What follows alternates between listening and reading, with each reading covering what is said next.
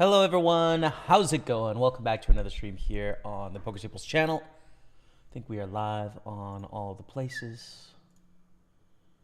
Yes, what's up? How's everyone doing today? Happy Sunday. Let's win some poker tournaments, yeah? Very excited to play cards today. Should be a lot of fun. We're playing everything we can on PartyPoker. Super 320, Super 55, Super 1, nope, there's no Super 109, Super 215, 109 Sunday Party. And then a bunch of filler 55, 109, 215s later on in the session as well. So that's the plan. Thank you everyone so much for being here.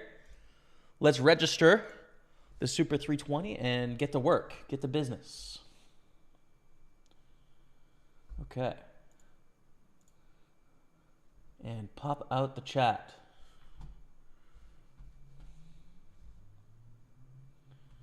If I can. Sweet. Okay, here's the brand new 320, 15K guaranteed. This is, relative to our buy-ins, it's a big buy-in, right? So it would be huge if we could actually get a result in this tournament. It has a big effect on our day as to whether we like re-enter or what have you, so. Okay, nice. Pop out the comments, sweet. Should be said, dude, Barney Boatman. Pretty incredible stuff. Barney Boatman winning EPT Paris. Iconic, an absolute legend of the game of poker. An OG. Pretty cool to see, dude. Pretty cool to see someone from that generation win a big live tournament like that. Very exciting to see it. Okay, Super 320 is in action. Good to go. Next up, 215 Big Sunday. All right.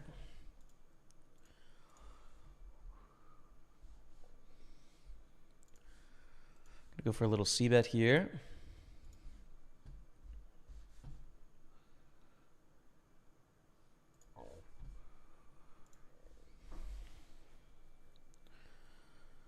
And we're just waiting on this hand to play out. We get called in both spots. I think we probably have one more bet, is my first impression. Probably have one more value bet here with our ace-10. It's possible we're behind, but not super likely. Most of the time, people are going to check raise with two pair, whether they should or not. And then also, like, ace-jack we're concerned about. Not really the rest. I don't think either have ace-queen. Probably going to get some sort of raising from ace-8 or ace-5 often. So I think we're looking at ace-9, ace-7, ace-6, ace-4, ace-3, ace-deuce kind of hands. We get raised on the turn. This is pretty uncomfortable, for sure. What are we ahead of? Draws. Definitely combo draws of 9, 10 of hearts, 9, jack of hearts, 10, 9 of hearts. But when we're behind, we're nearly dead. And it's really hard to bluff enough here. Even covering for the bounty, I think we have to give it up there. Dang it. Okay. So, 55 super going on over here. Good to go. And then the last tourney we're missing here, the 55 Masters. Those are the starting four. Still to come, we've got the Super 215, Super 33 right after the break. So we'll just kind of chill here as the stream gets going. And what's up, everyone? Pete Hall in the house on Facebook. What's up, Pete? Good to see you, man. First time watch it since first thing this morning. Great to see such a legend. Yeah, in such a legend. Take it. Ran good, played great. Love to see it. You really do. You do love to see it. I didn't see many hands at all, but I did see the results and kind of watch the end of it and stuff. And it's just exciting, dude. What's up, /Joe on Twitch? Nice, perfect for my second screen during a nice, cozy Sunday session. Let's get it, brother. Let's get it. Andy Hyde on YouTube says, LFG. Here for it, brother. It's game time. Thanks for being here. So we went with Jack 5. Pretty bad hand. Almost just a fold pre-flop. And then check fold, I think, is just fine. Okay, nice. We're live on YouTube and on Twitch and on Facebook. Everything is running. A7, a little too much there, a little too wide.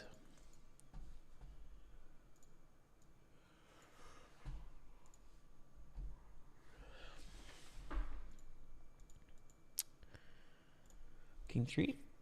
Gonna limp in. And fold. It wasn't a very productive week for me this week, chats. I don't really know why. Like, every once in a while I'll get that where I just get in a little bit of a slump. I kind of felt that this week. Didn't accomplish as much as I would have wanted to. But, you know, that'll happen sometimes. I'm going to 3-bet ace-queen. What I did get to do, though, which was really nice, is it got to 6 degrees one day in Montreal. So nice outside. So we went for a walk to downtown, picked up some books, walked with our dog, and it was just so nice to get, like, you know, solid hour walk in and some time outside in the open air with my fam. It was like, yeah, this is this is the stuff. This is what we have to look forward to, you know. Ace queen offsuit against the cold 4. I'm gonna fold. Could be getting exploited there, but probably not. It's fine, I think, to just give it up. Gluckte, thank you, BNK. What's up, God's Plan 718? Good to see you in the house, man. Welcome, welcome.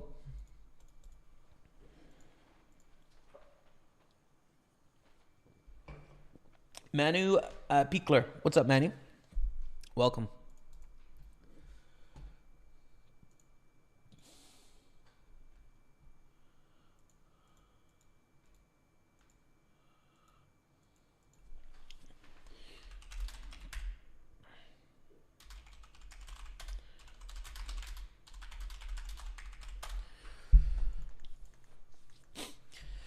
Open, get 3-bet, gonna fold the queen 8 suited. A lot of folding to aggressive action so far today. It's, you know, it just is what it is sometimes. Speaking of OGs, Brainy Poker 14, what's up, man? One of the true OGs of the stream, it's true. I'm here, buddy, we'll be sweating today. Been a while, best of luck. Day 1 viewer of yours, big Sunday vibes ahead for us. Let's get it done, man. Let's go. Aloha, James. What's up, Howie Kim? Welcome. Welcome, welcome, one and all. Okay.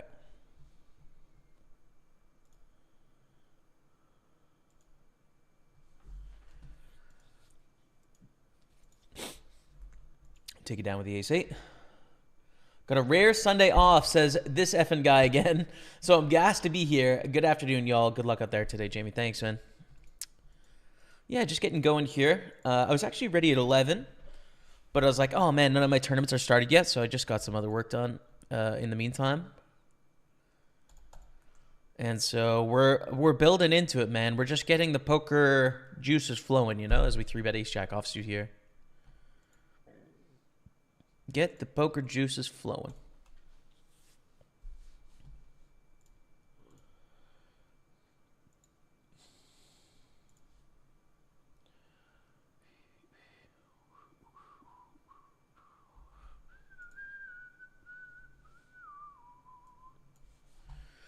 We go to a flop. Okay. Do 6-8.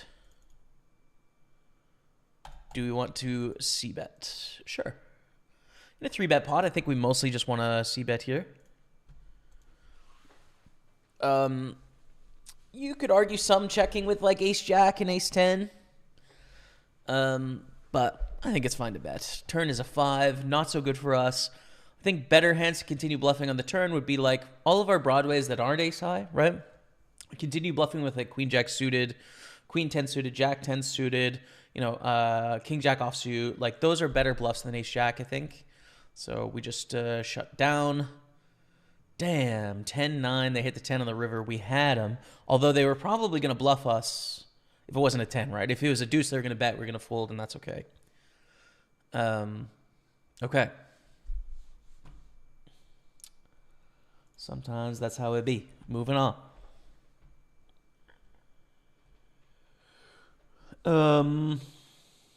Howie Kim. Hey, James, I play on Poker Bros. What's the best poker site? PartyPoker. If you're in a place around the world that can play with us on PartyPoker. Not every place in the world can play. We're pretty restrictive in terms of where we allow people to play from. Just, you know, the interpretation of laws in various countries, etc. But if you can play with us, I think you'll really like it. So check it out. Sean Alcock, good luck from the UK. What's up, man? I'm going to call with Jackie Suited. Hey, man, do you sell your share? Sometimes. I haven't in a while, but I do sometimes. Hoang, Nguyen. I don't have anything today. The problem with like selling shares is I need to find big enough tournaments where I could sell it, you know? And, you know, I could play some tournaments on other sites and stuff, but generally, you know, like on PartyPoker, I could sell the 320 and the 215. I could sell a little bit of action in those. I generally don't, though. So I don't know. Maybe I should more, though. I don't know. It would just be like good for people to be able to grab a sweat or whatever, for sure. Maybe I should sell a bit more. All right, we win Jack 8. Beautiful stuff. 7-8 suited here in the Super 320. It's a nice hand, and then also a pretty sneaky hand if you play big pots, right? When the flop comes like 7-7x, you get a lot of money because, like, how do we have a 7, you know? We get a squeeze here. I think we should call.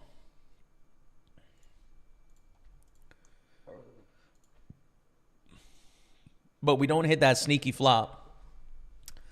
We have a bottom gutter, and it's not as valuable because, like, king queen is going to be in the squeezing range, right? Like, we had the lower gutter. We had the backdoor flush draw, which is nice as well.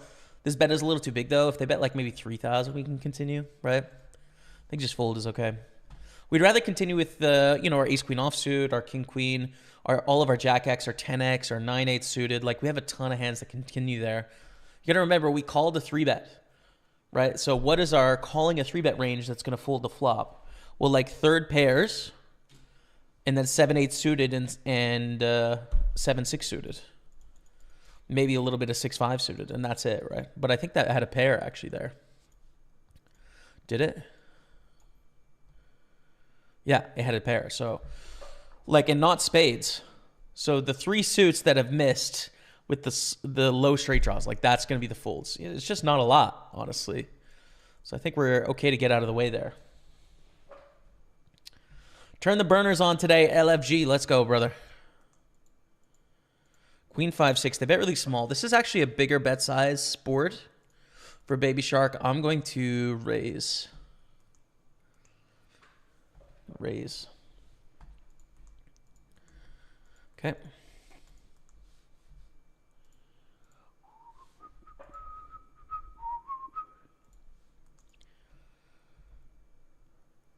Jamie the Grindmaster, good luck. Thank you, Brendan Wilson. Thanks, man. Don't feel like much of a Grindmaster this week. I just didn't get a lot of grinding in, dude. But, you know, we're here. Hopefully we'll get some wins today. It's break time, but we just started, so I'll hang around on the break.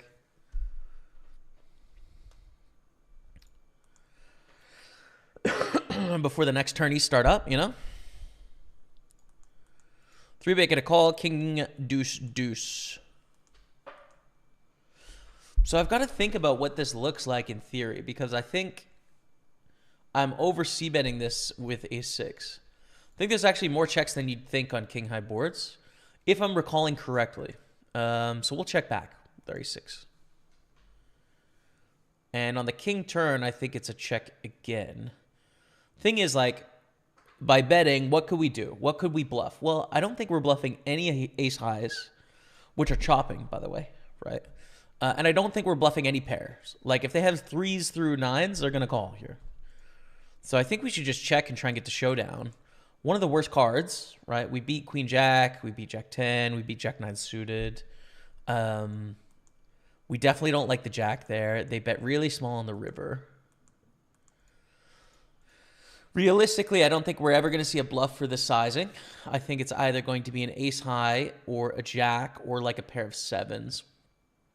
So we'd have to call 3,000 to win half this pot. Right? Money back, basically. We're hoping for a chop. 3,000 to win 5,000. I think it's unfortunately too likely they have a better hand. Just going to fold. I think, unfortunately, with the odds of the chop, you only get your money back. So it's like half price. I play on Poker Bros too due to living in New York. Yeah. Can't play with us in New York, unfortunately. Hello, sir. Good luck, Jamie. Can you feel the end of winter coming? Yeah, dude. Got the first big walk in this week. So nice. It's been really cold the last 2 days. But now you make me want to check the forecast. See what's coming up this week. Oh my God, it's going to be 10 degrees on Tuesday. And 9 degrees on Wednesday. Oh my God, dude. 11 degrees on Saturday. Dude, that's huge, man. Let me switch it to Fahrenheit for the Americans. So you know what I'm talking about. It's going to be 51 degrees on Tuesday, Fahrenheit. 52 degrees on Saturday. Oh my goodness, dude. That's huge. Like just for vibes. So big, so important.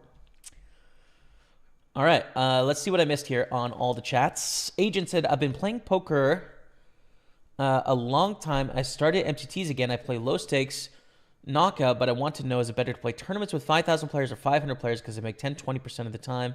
Make it in the money 10-20% of the time, but I still lose my bankroll over the long run. So cashing percentage is not important to look at, right?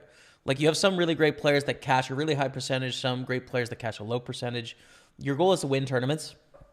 So ignore cashing percentage, right? I think the more players in a field, the more variance you're going to have.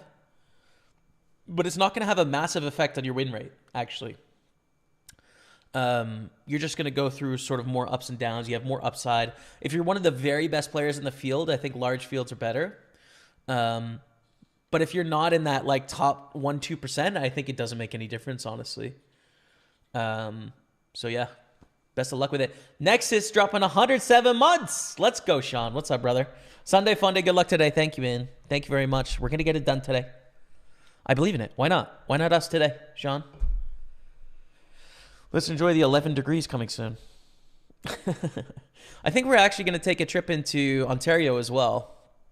I know Sean lives in Ontario, which is what reminds me. I think next month, my sister and Rebecca and I are going to spend some time in Toronto for about a week or something. So I might miss one Sunday next month of streaming, but, you know, to be determined. If anyone has any recommendations for stuff to do in Toronto, let me know. I guess my early impression is like I'd love to just check out some of the neighborhoods, go for walks around in the city, check out some of the neighborhoods, maybe some of the art stuff like museums. I don't know if there's a big sort of physical art scene in Toronto, but that'd be cool. Don't have any other plans beyond that, though. Like, I'm definitely not going to a Leafs game, and the Blue Jays aren't playing yet. I could go to a Raps game, I guess, maybe. That'd be cool. Yeah, but let me know. Toronto people.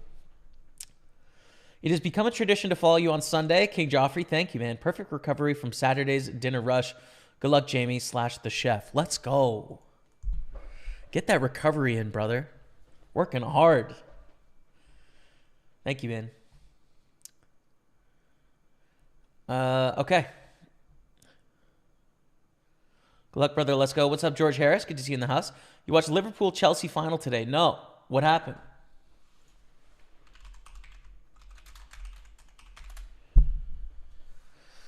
Liverpool wins the EFL Cup. There it is. You hate to not win it as a Tottenham fan, but you love to see Chelsea get smacked around. Gotta love that. Got a new monitor. I want to connect to my laptop so I can play more tables. I got sound but no picture. So frustrating. Oh, man. I'm having tech problems too, dude. I've got this TikTok / Instagram reel. Should probably start putting it on YouTube as well. I don't know why I don't. That I've been trying to make, but the green screen effect is gone. I've spent like 3 hours trying to figure out how to fix this thing. It's so annoying. I'm just going to have to figure out a different way to do it. Chris Mosier on Facebook. Good luck today. Thank you very much, man. APNYNAM in Cyrillic. Hello, Jamie. Hello. How are you? Welcome. Almost 9-year sub. That's crazy. It's been a moment, dude. It's been a moment, Frankie. Hi, Jamie. Hi, and good luck, everyone. Thank you, Endos67 on Twitch. Appreciate you. We're going to be all in with Ace King here with a $75 bounty in play. This is the dream. Lafal 10 is a senior, by the way. We play with them often. But I hope this senior's got Ace Queen today. Double digits, true. True double digits. Ship it. Ace, king, queens. This is bad news, dude. Terrible lineup. 3 or 4. Just the berry or the king. No! Brutal, man. This is what I'm saying. Like, this tournament carries a lot of the variance for us on Sunday. But we'll try again.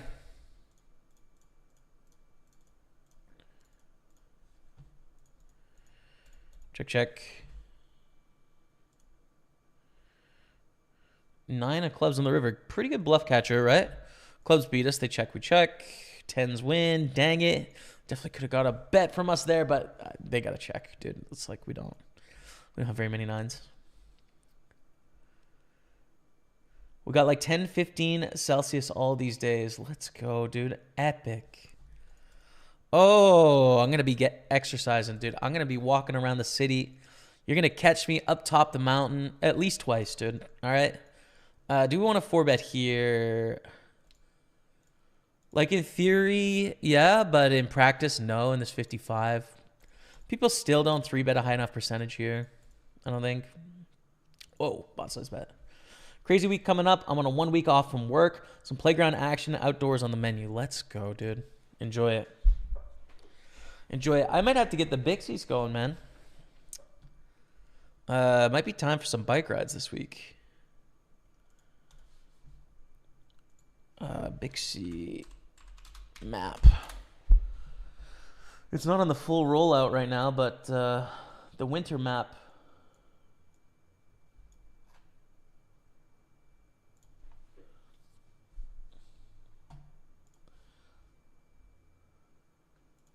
It's probably okay at the moment for some bike rides. I miss biking, dude. Biking's so fun.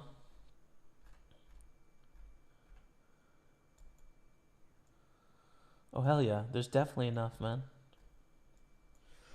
There's definitely enough for some great rides. Ryan Fack dropping the 11-month resub. Thank you, Ryan. Appreciate you. Gets the love of the chat for Ryan Fack. Thank you, man. Jays game. There's no Jays games in Toronto next month. The first one's in April. We're going to be there in March, so I did look for that, though. I would have loved to go to a Jays game. Good luck from Beirut. Thank you very much, Wadi. On Facebook, thank you.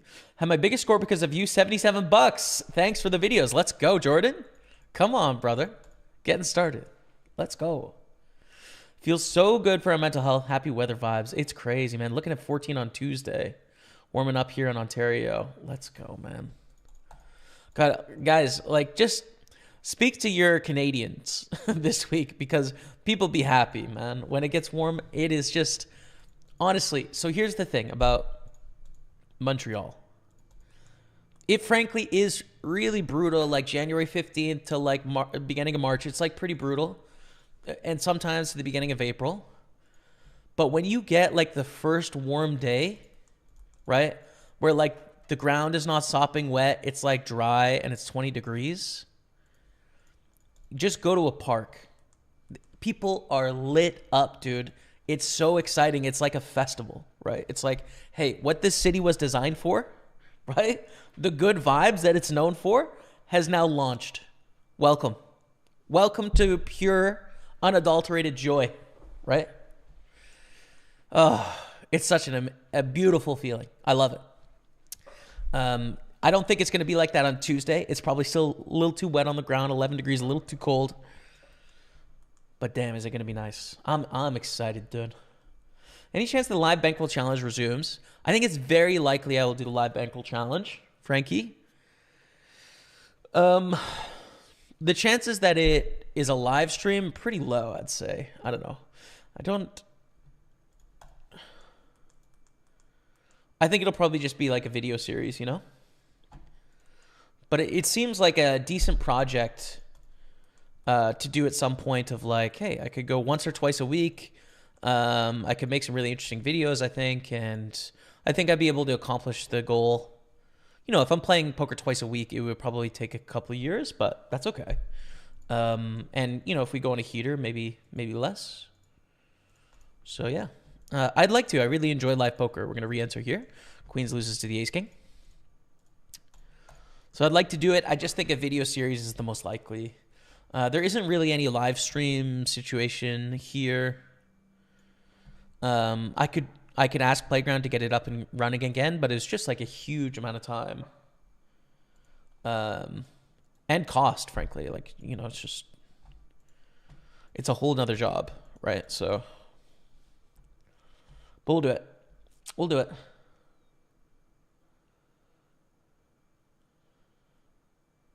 Is your brother richer than you now? Excuse me. We're not comparing notes like, hey, how much money you got, brother? Here's the thing. Like, at a certain point, the bankroll starts to deviate from life rule. You know what I mean?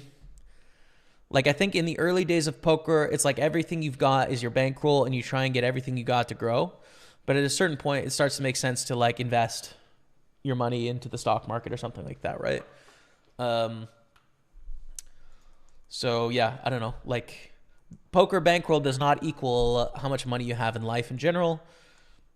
It just doesn't really work once you get to a certain amount, I guess.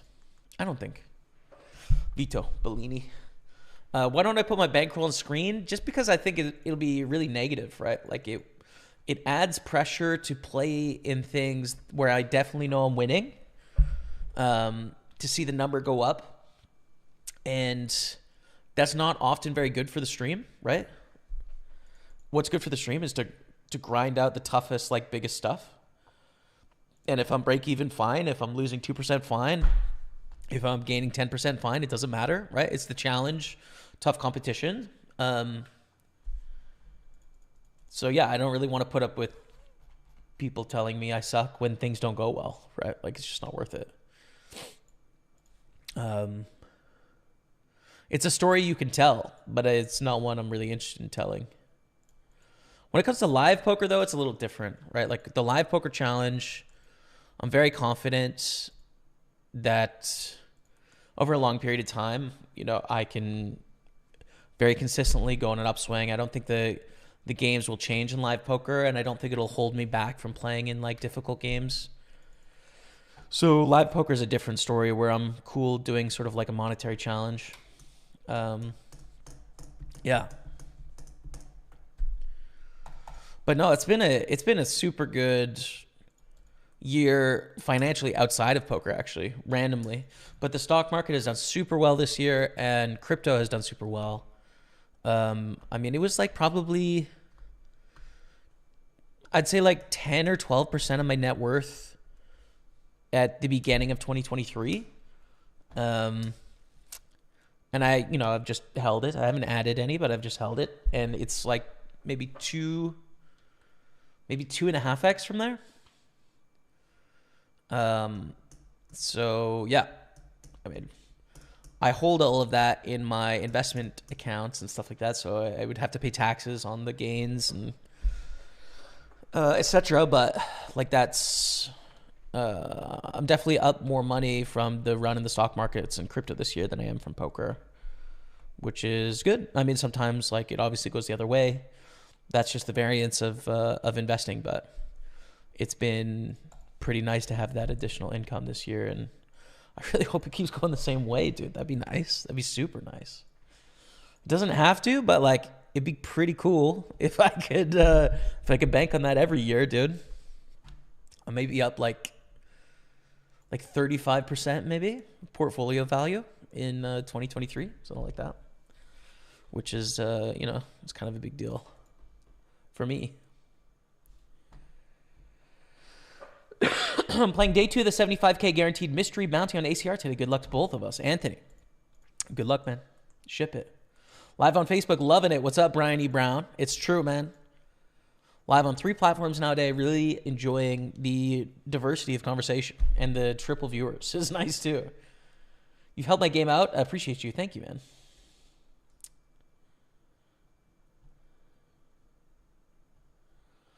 Watch UK legend Barney Bowman take down the EPT in France.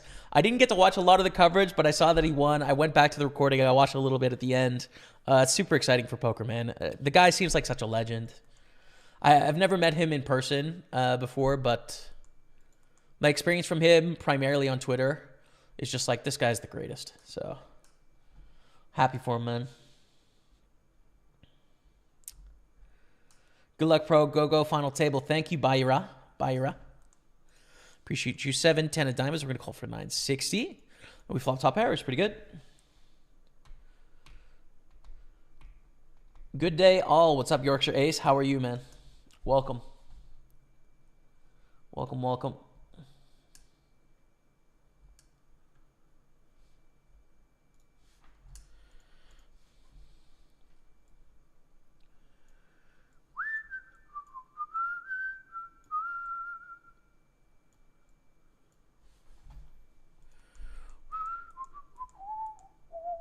Just start with a call. This is a really big bet size. We don't really want to see that.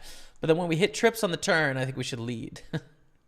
Sure looks like we have a 10. But the thing is, dude, there's going to be some club draws, right? Out of the three of us, someone's got to have a club draw here. They call. We're going to go for it on the river. Like, no, it's not a bounty, but I don't know. We have trip 10s. Like, should be good enough. King 8 of hearts. Definitely didn't expect the King 8, like the backdoor flush draw there. Not a huge part of their range, I'd say, so that's okay. We lose the pot, but no regrets. Not going to jam 6-8. Don't think it's going to make money. We're going to call it Jack 9, though. Start with a check. Hello, and good luck at the tables. Thank you. Thank you, Donk.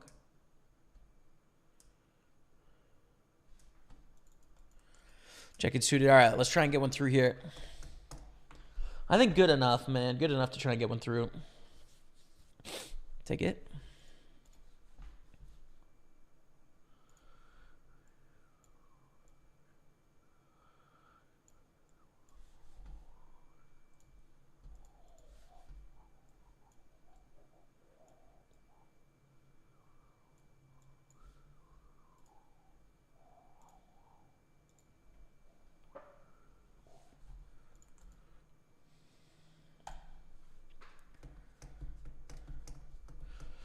The most you've won in 1 year online? I don't know, actually. My biggest online score is 105K.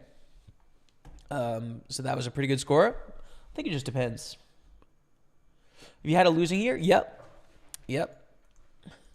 I've done so, but I think my approach is a little different now than it used to be. Slorby, in that my career largely changed from like, all right, how much can I win at the table? Which was true from 2010 to 15-ish, 2014.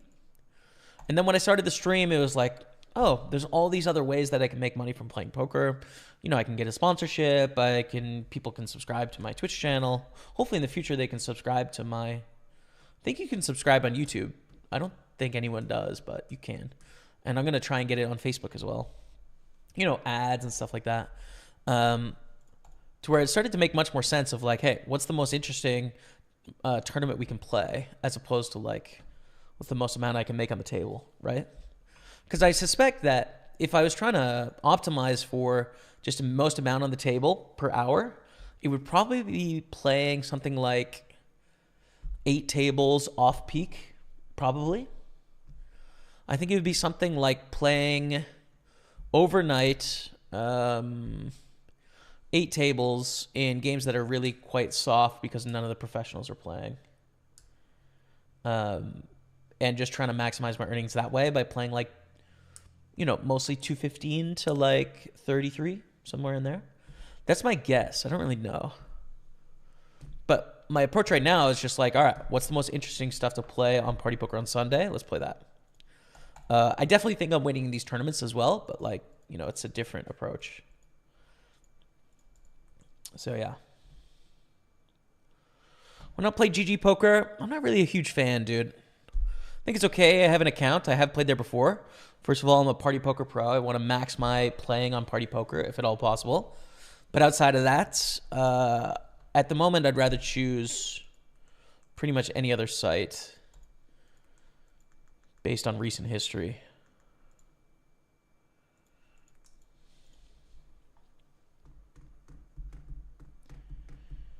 Muggy W. Let's go. What's up, brother?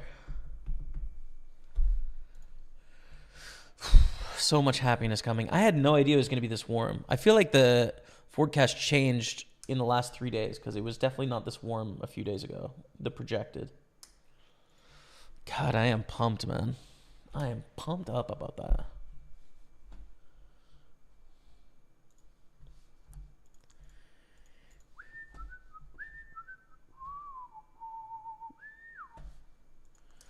Or six suited is not good enough. Hey, man, greetings from Hungary. Keep up the good work. Thank you, Rohax Esteban on Facebook. Thanks, man.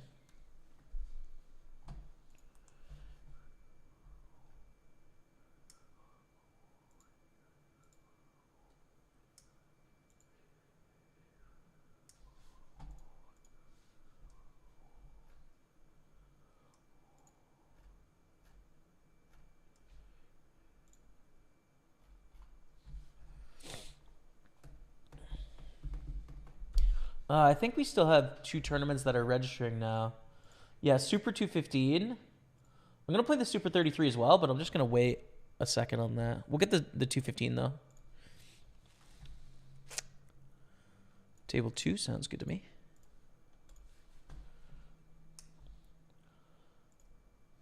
And the buy-in is bigger than that. There we go. Super 215 in green.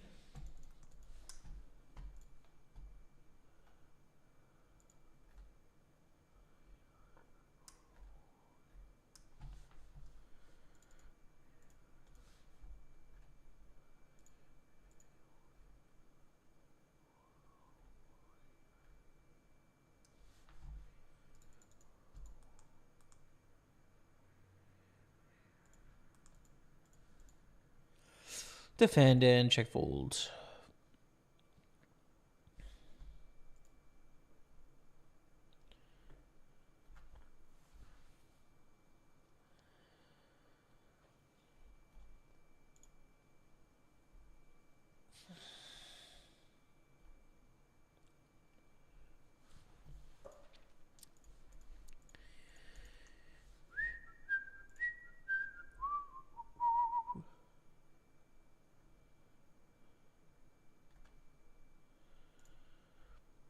Is there a dark mode on Twitch for chat? I know there's like a dark mode on my thing, but when I pop it out, I can't see the dark mode, which is kind of lame. It's all right. Here we go. Ace-10 suited. We raise it up. 37-8. Beautiful hand in the 215 Big Sunday.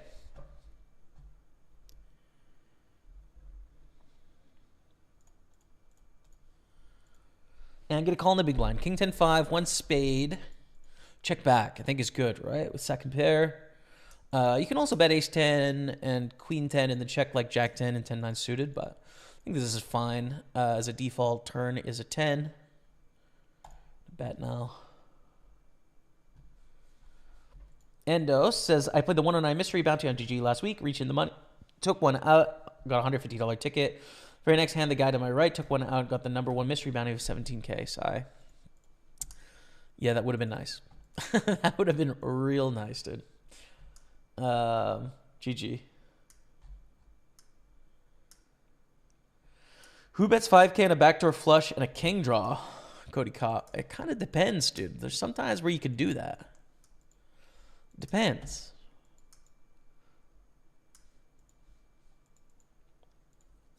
Like right now I'm betting 10 high with a backdoor club draw.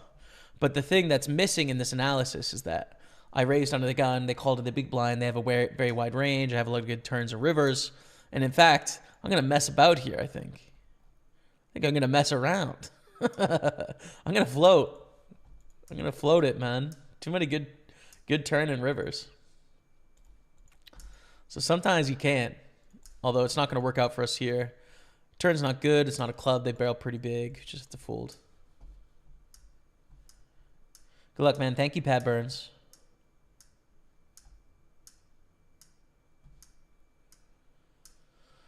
Time 94. Why PokerStars feels dead nowadays. I know PokerStars was one of the top websites back in the day.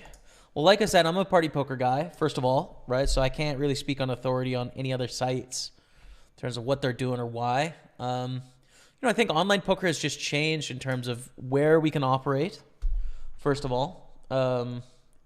The amount of countries we can operate in has gotten smaller over time.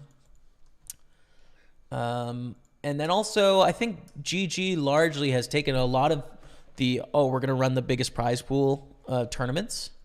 They've really captured a lot of that market share in my eyes. But they do it in a way that is not my favorite and seems also a little risky from the outside. But yeah, I don't know. I still think there's lots of money to be won, right? Like there's a huge amount of opportunity in online poker. It's still a great spot. I think it's still really enjoyable. But yeah, I mean, the field sizes aren't as big as they were in like 2010, right? It's changed a bit since then. So no action with the aces, which is too bad. The eights, call in position, check, check, flop, check, check, turn.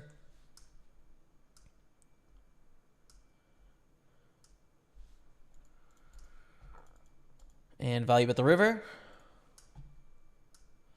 Where you live in Canada?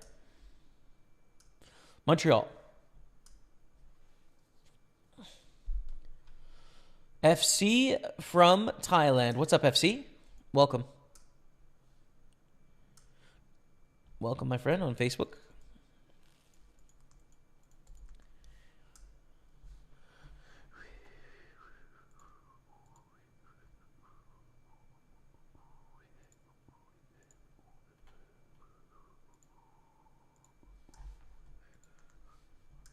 I saw you last on the stream, but you busted right after. Didn't respond. Talking about game integrity and GG. I was curious if you had any specific concerns about GG or no, or privy to the info. There was a recent, I'm gonna say allegation just because I don't want to be sued about anything. But there was a post recently on the 2+2 forums about some win rates from people playing in cash games, and the win rates were mathematically near impossible, right? And sort of came out that someone was able to exploit the software with a new update that they had where you could thumbs up or thumbs down something. They were able to exploit to get basically the equities of hands before the showdown. So this is like, it's not being able to see the cards, but it's very similar to being able to see the cards.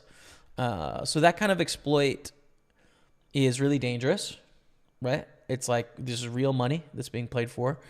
It was found by players by searching win rates, right? By players. It wasn't found by GG Security. It was refunded for one player, but then there's other suspicious accounts, and there was sort of no discussion about that. So I think like the fact that the development of something like that can happen, and it is pushed through without the game integrity being of the highest importance is a problem, right? Like I don't think that's the way that development should work in poker companies. Is the first thing. The second thing is when you look at all of the high stakes regs on GG, none of them are winning. In cash games, of course, but like in tournaments, all of the high stakes crushers are just losing money in the fields. And why is that? Well, it could be game integrity concerns, right? It could be people that are sort of exploiting small field sizes through collusion or what have you. It could be real-time assistance. It could be that those regs are no longer good, of course. It could be the structure design in terms of the way that they design structures. But it doesn't give me confidence in playing high stakes there. And there's no need to play small stakes there. I'm a party poker pro, right? Like I want to play on party poker. The third thing is I think their approach to business is very risky, and it has a chance to blow up in their face in regards to where they operate. They seem to kind of operate in any country for any reason they want to. Excluding basically the US, they push the boundaries in every way, and they must be doing some things that are not above board when it comes to payments, because there's a reason why all the other poker companies don't do things that way, right? Like, so they operate in like Saudi Arabia, I would love for us to operate in Saudi Arabia, but the interpretation of my company and other poker companies is that they are unable to. So why is this the only site that thinks that they can? It's not a desire. It's like a difference in policy. And then the last thing that I don't really like is their business ethos is very sort of cutthroat and exclusionary, in my view.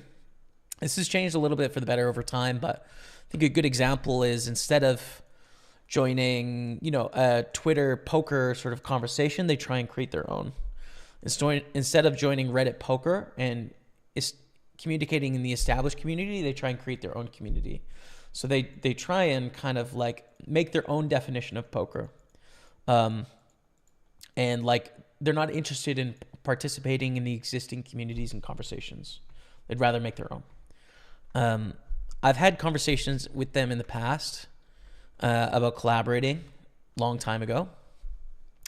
And the discussion I had was like pretty brutal, right? It was like super not inspiring, like one of the worst meetings I've ever had, honestly, in that they were extremely rigid, and I just got the sense that they would like to use up resources as quickly as they can and then kind of spit them out and move on to the next thing. And that is just not interesting. I don't think it's good for poker. I think it's all about squeezing every dollar you can in a short period of time and then moving on, right? So, I don't know, dude. Like, comparatively, I love what we're doing at Party Poker compared to that. Obviously, it's a very different company with different goals. But then if you compare them to other companies, like Stars or 888 or even the sort of unregulated ones in the US, like the preference to me is just clear, like I don't believe in what they're doing. That could change, right? And like maybe I misunderstand some things. So, I'm not writing them off forever, but it's just like I really don't like a lot of the directions that this company's going in, That's my take on it,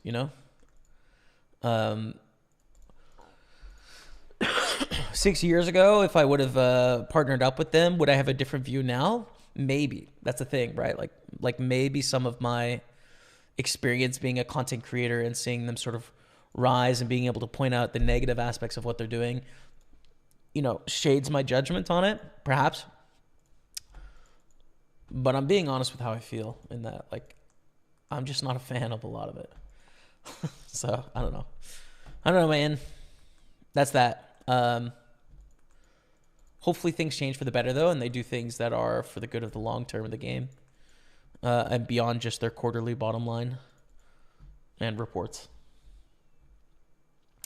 So, during that long rant, we got a big bout of support from Cody Kenneth.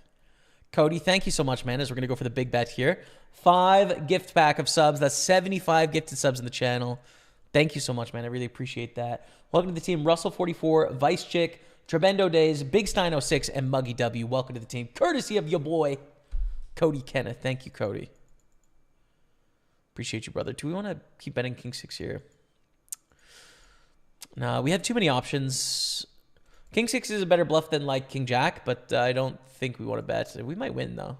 Let's go. Let's go. Thank you very much, Cody. Appreciate you, brother. Welcome, everyone, to the team. Do you prefer joining a tournament right after when it starts and the late reg is 160 minutes long? In a freeze-out tournament, I like late registering. In a knockout tournament, I like early registering. Basically.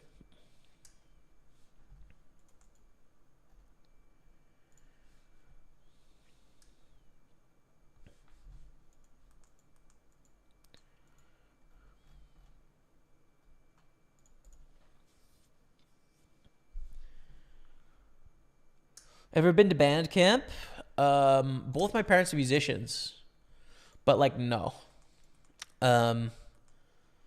You would do this like musical sort of like seminar kind of thing at the beginning of playing in band in like grade 7. They're kind of called like boot camps where you do like a 3-hour little seminar to learn your instrument and stuff. But never been to like a full-time band camp. I am really into music at the moment, though. classical music. Like, I'm learning a lot about it. I'm taking a course with my dad, who used to teach a course at the University of Lethbridge. I think it was like Music 1000, but essentially the premise of our course is learning to listen to music and appreciate it on a higher level in some sense. So I'm learning a ton. Music has always been some part of my life, right? Like, both my parents being musicians, they played in groups. Like, I'd go to concerts when I was young. I know some things about it, but like, compared to the people really in the know, I felt like I didn't know a lot, right? Like, I couldn't listen to a piece of music and be like, oh yeah, that's this, right? Can't do that mostly. And I'm starting to fill in a bit more of like, oh, that sounds like this composer. It sounds like this composer. Or that's Beethoven's Fifth Symphony, which is one we talked about last week. Ba ba ba ba ba ba ba ba. You know that one? Beethoven's Fifth Symphony. We talked about that last week. It was really great. Pretty sweet. And I went to a concert on Friday, actually. Classical concert of the Orchestra de Metropolitain here in Montreal. It was pretty cool. So yeah, I don't know. Like, I would definitely be into a Bandcamp now. I think I want to buy a piano. So I'm going to wait for my tax return before I buy a piano. I got a spot for it in my living room. And just kind of digging the music, dude. Like, I do have a desire in the evenings after the day is done, and like, I might be tired, or I don't know. Like, sometimes I get a little sad that the day is over. I'm a little mentally exhausted at the end of the day. That's kind of like when I want to just sit down at the piano and make some stuff and like pour out some of that, into the keys. So yeah, that's a long answer to sort of a non-question, but this is a little too wide to 3-bet. Seeing you live is a joy. Thank you, Klaus. Even when it's EPT Paris, bruh. EPT Paris, I mean, definitely the coolest EPT in my mind. Pretty cool. Every morning on the way to work, seeing your game on Twitch, you were the last room because of your explanations and the decision why to do what you do in the hand. Thank you, man. Appreciate you. The rake jump overnight for 5K was messed up. Oh, yeah. The rake on GG is like egregious, brutal as well, for sure. We stream on a delay. Yeah, Jonas, yeah. You live in your mom's basement? Not at the moment. I wouldn't rule it out for the future. I'm going to have you as my background noise for the session. Loving it. Dimitar, good luck, man. Thank you, brother.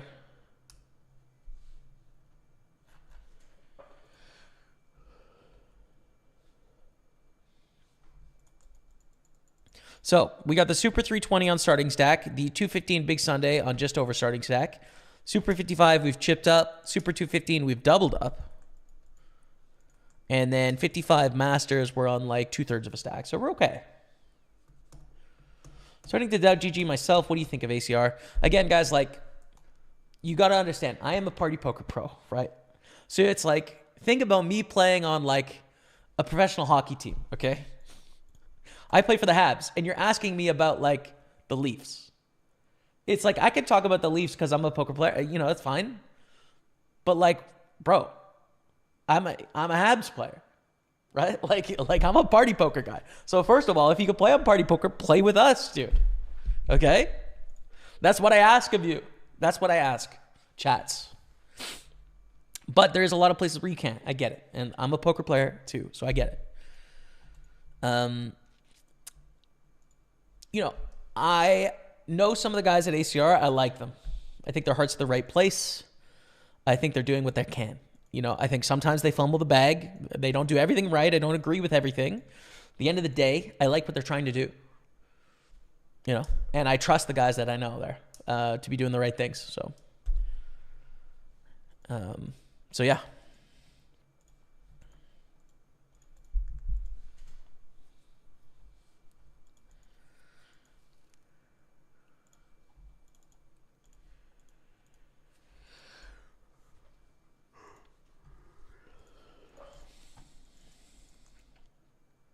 Call.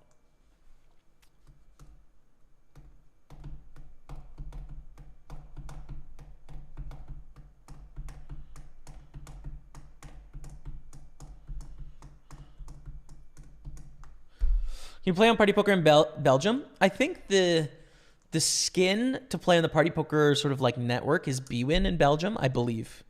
So I think the answer is no. This overbet is a big problem.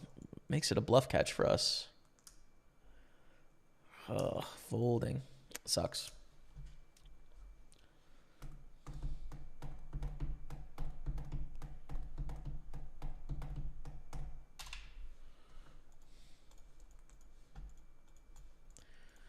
Limp in with 10-8 in the small blind. Big raise. Folds. Fine. So much folding today. I'm not happy about that. Prefer to not fold so much.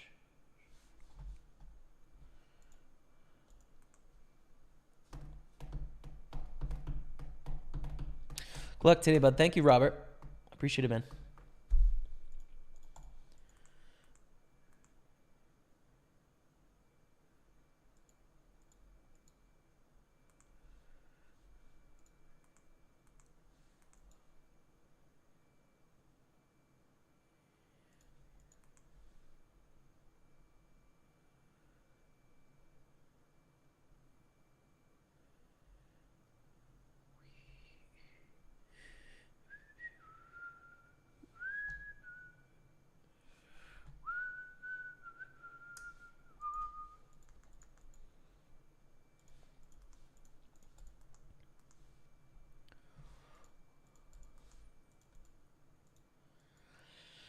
A little too wide with the 6-4 clubs.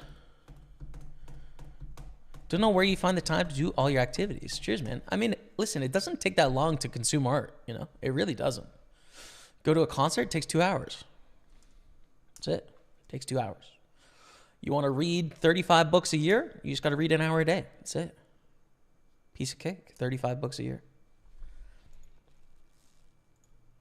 That's only like 8 hours a week, dude. I mean, well, here's the thing. So I don't really watch any TV or movies. I did watch my first movie in a month last night called Maestro. Bradley Cooper movie on music. Very topical. We're going to read Jim. On Leonard Bernstein, the conductor. But yeah, other than that, I haven't watched any TV in about a month. So I don't know. That's a decent amount of time, probably. I feel like the average person watches at least an hour a day of TV. Am I right on that? I mean, I spent a lot of hours on social media. Like, I could cut that down to 0 and do so much more. Could like double the amount of books I read. Easy. If I cut down on social media, but I don't know. You want to stay connected to the world. At least I do. Although it is depressing, man. I don't know. I get depressed on primarily on Twitter, but it's pretty sad. Sad vibes up there.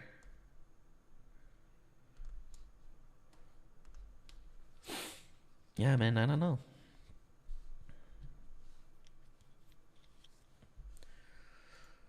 But I also don't have kids. I don't have a commute for my job. I get to make my own hours, which is cool.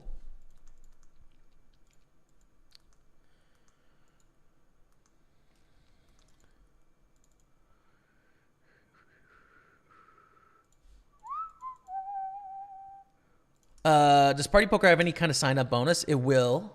It'll depend. The terms of it will depend on your country. So I don't have a specific one for you, Tree Dog Poker. But if you just Google it, there'll be like sort of a welcome bonus of like tickets over the course of 5 days or something like that. So yeah, it'll just depend on your specific country what the terms are. But yeah, try it out, Tree Dog. Jimmy, do you know why some U.S. states that allow sites like PokerStars, once again, just dropping the Party Poker name out there, don't allow these residents to play in things like the Sunday Million? So the U.S. states that have legislated poker, we have to fold ace jack here, have their own player pool. So like in Michigan, I don't know if there's Party Poker. I think there is. But there's definitely BetMGM, there's PokerStars, there's other sites as well. You can play against other people in Michigan there. There's some states that share liquidity as well, which is kind of cool. New Jersey is a good example, right? Like New Jersey, you just play against people in New Jersey. There's a Party Poker New Jersey. There has been for 5-6 years now. But it has to do with U.S. Banking laws, UIGEA, like anti-money laundering laws, essentially, where you're not able to play with people outside of the country. Hopefully that'll change at some point in the future, but that's why. It's like its own sort of site and player pool.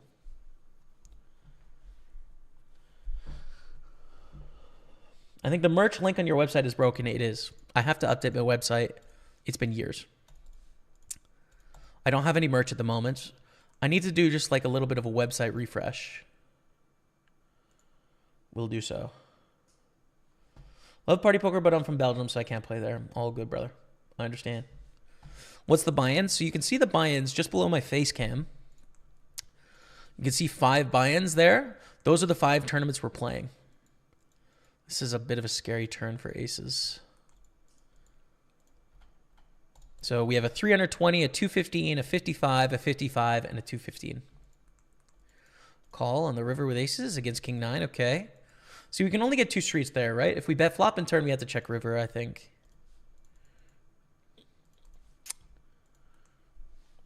Raise up jacks the very next hand.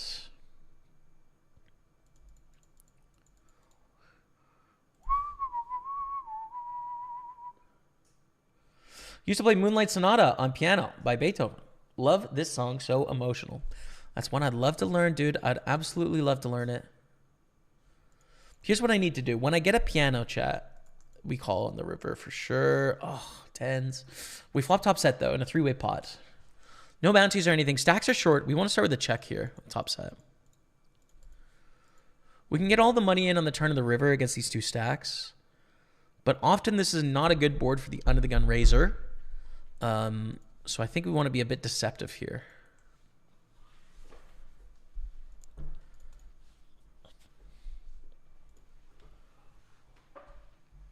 Hello from sunny Florida, Jamie. What's up, Darren? Welcome. Big bet we're going to call. Jimmy, you're an inspiration for Brazilians too. We really like your game. Good luck. Thank you. Vamos, Brazil. Much love.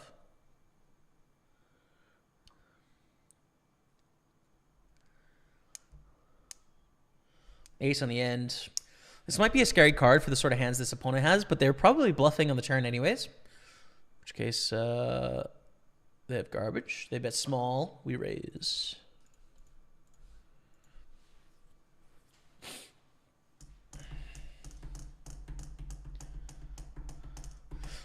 Yeah, what I was going to say, dude, I should, if I get a piano, I'll put on a concert for you guys, okay?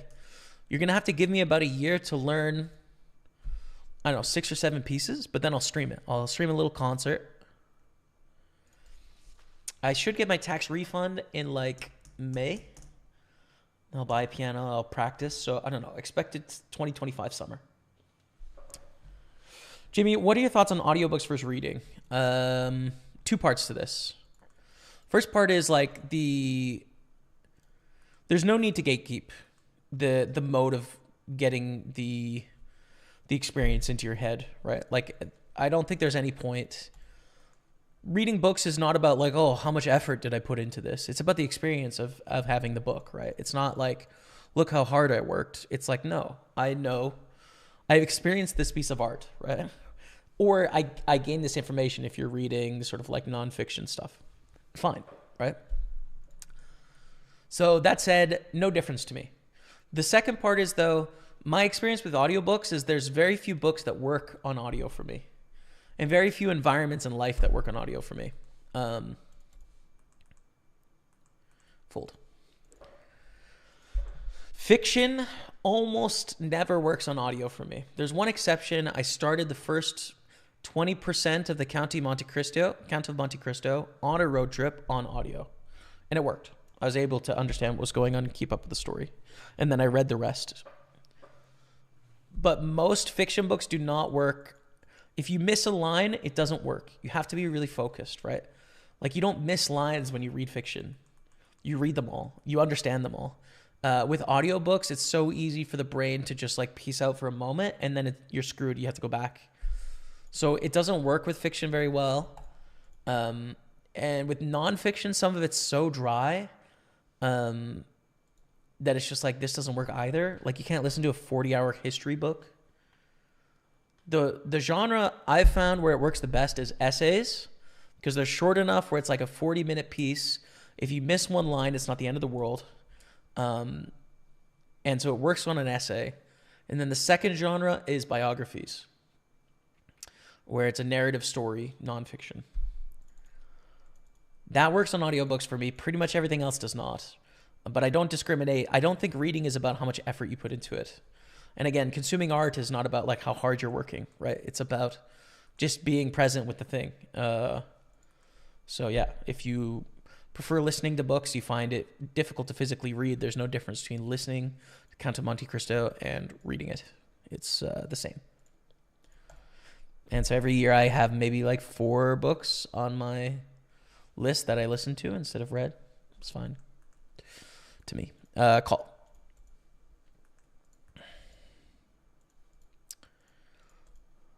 Wow, interesting spots, right? Straight flush draw and just a flush draw in a 3-way pot, though. Raise from 30. Well, it's going to be 8K to win 23K in position. 9K. With some implied odds. Must call. Hit it. Nope. Priced in here.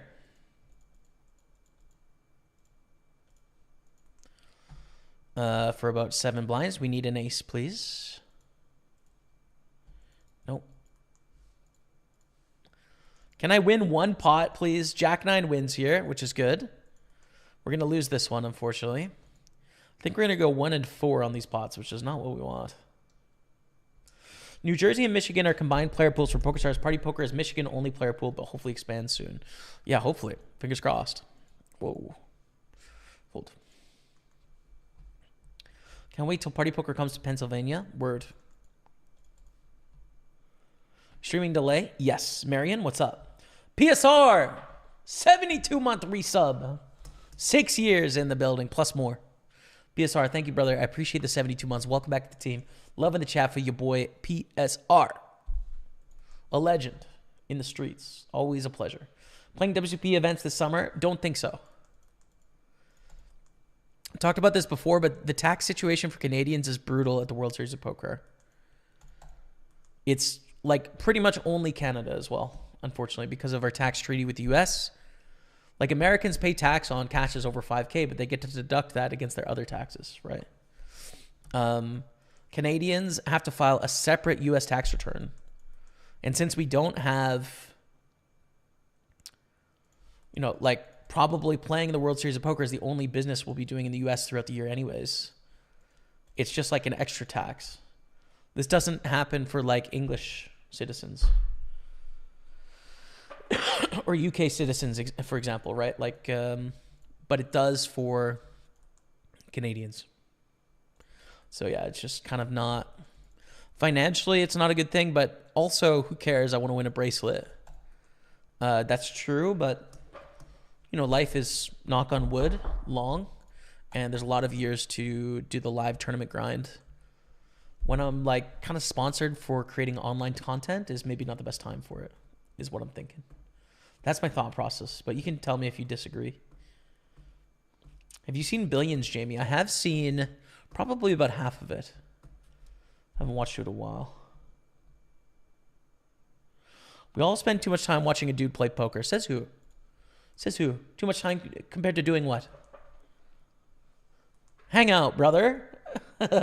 What's up, boss? Have a day out there. Thank you, Brendan Engel. Thanks, man. I bought my daughter a nice Yamaha electric piano for Christmas. There you go. Amazing. I hope she loves it.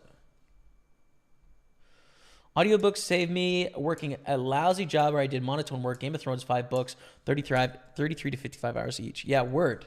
So I'm not super into like fantasy books, but if you were, I think it would work really well in that format. For sure. I think it would definitely work really well. So I think that's the thing. If you're into like fantasy books, Audiobooks would be great. Right now, I think I have like 8 or 9 credits on Audible, and I just don't really know what to get with them.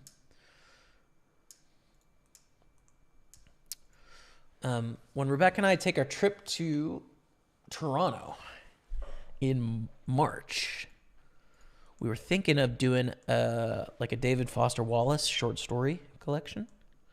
Maybe like Oblivion. Thinking that might work well. So, yeah.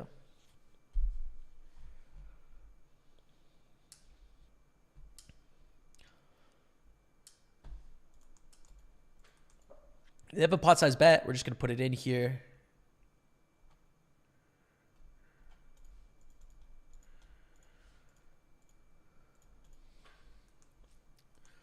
They might have an ace, but the pot is small enough where we're going to be all in with our second pair against their range of hands, all their possible hands here. Take it down. We also win a pot with ace queen, so it's nice to win a few pots there. 1.5 stacks in the 215 big Sunday. And min raise. We can call on the big blind for the min raise. What's up, Nick Johnson? Just joined you, buddy. Any advice for me losing focus after a few hours playing? It's a tough one, dude. It's a tough one. I think trying to focus on specific things might be helpful, right? Like, don't focus on, can I win all the money? But, like, can I make good decisions? Can I beat my opponents by being sharp with my decision making? Stuff like that might help. But it's tough to say, man. It's challenging. I've been there. Some days I start the stream and I start playing and it's just like, dude, I'm not into it. It takes me an hour or two to like, all right, focus. And then you're making sharp decisions. Sometimes I have it. Sometimes I don't. A perpetual aspect of playing poker is like, especially when you play a lot of poker to where it doesn't feel like it's a treat every time you get to play, right? Like I remember before I'd played for several years, it was like, dude, every time I played, I wanted to play.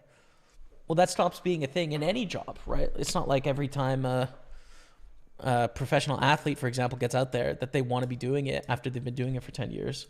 I'm sure that's true of people in more conventional careers. At a certain point, it's like, well, this is part of who you are, is trying to, perform to the best of your ability in this thing. But like, you also have to fight against yourself sometimes to like focus up and get in the zone for sure. So yeah, man, I'm with you. I'm with you on that. It's going to be break in 1 minute, by the way. I'm going to play you guys a brand new highlight from this week on Twitch, YouTube, and Facebook. It's just a 5-minute break. Once an hour, we play a break so I can grab a drink of water, stretch out, and we get back to it. We can call here in position multi-way with the threes. Actually, I have threes on 2 tables.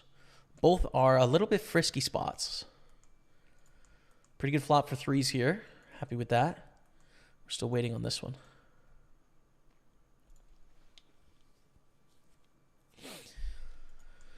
So we go for a small bet, and then the threes here totally missed on this flop. Brutal. Fold. Here we get check raised. Do you want a fast play here or just call? I think fast play. They make it 13-6. I think folding is not an option. So we're going to go for it. Whoa, king, queen. That's crazy. All right. Take it down, 62,000. In the 55 Masters.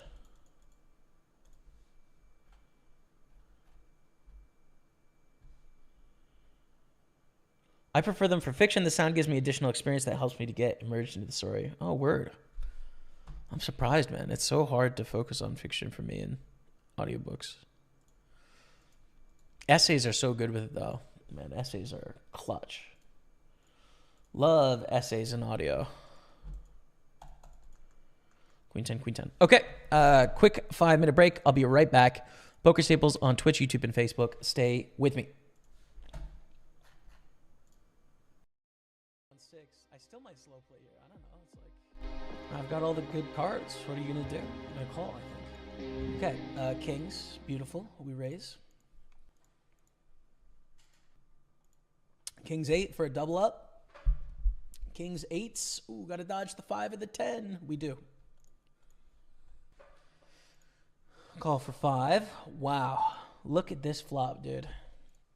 Dry enough that we don't want to lead. On different board textures, we could lead. Like if it was 5, 6, 7, like yeah, we lead. But 5 or 10, 7, 5, no. If it goes bet call, we raise. If it goes bet fold, we call. All right, sweet.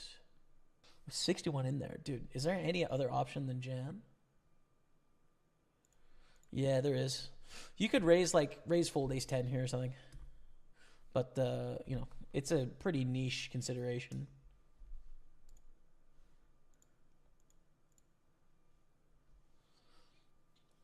Sweet. Ship it. 245 and our first bounty for 50 bucks. We're in a very good spot now to where we're probably going to cash the tournament. We still got work to do. But yeah, 15 of 18 it says. We must be better than that. No, yeah, we are. 7th. 7 of 18. It'll update in a second. And on the soft bubble here. 10-4 against Yorkshire Ace. On the bubble, got a jam here. It's an any two, $100 bounty. 3 off the money bubble. Got to ship it in there. Wakes up with the 5s. Diamond. No. We double up, friend of the stream. No $100 bounty for us. Okay, moving on. We open jacks. Yorkshire Ace calls. Oof. 2 off the money, but we've got a dangerous jack-jack. Poker's work. This is what I do. It's my job. I guess if we're going to check call, it'll be something like this.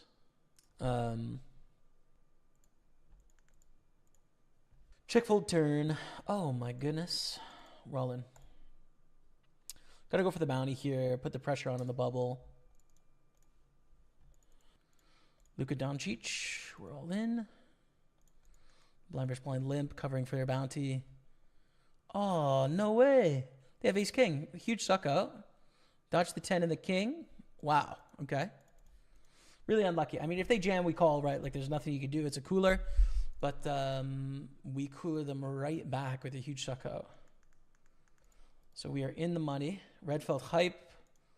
At a certain point, those hands become monster hands when you're really short. See, now I've got a little surfing in the USA in my head, though.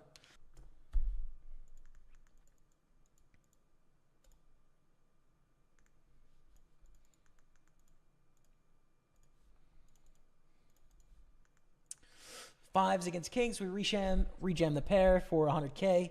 They've got the goods. Fair enough. Nothing to be done there. Just lose and be sad about it. FT, baby. The final table coming up. We're down to 9. We lost someone. We lost the one opponent who hadn't got a bounty yet, which is kind of nice. The smallest bounty is good. Final table height of the Super 215 on Party Poker. Coming in 5 of 9, 271 in the prize pool, plus 188 in bounties. You can see the payouts in the bottom left, but in a small field tournament like this, it can be up to triple for first place, right? Like it's pretty much at least double and sometimes up to triple. So anywhere from 3,000 to 4,500 is what I expect for the win here. And why not us? Let's make it count.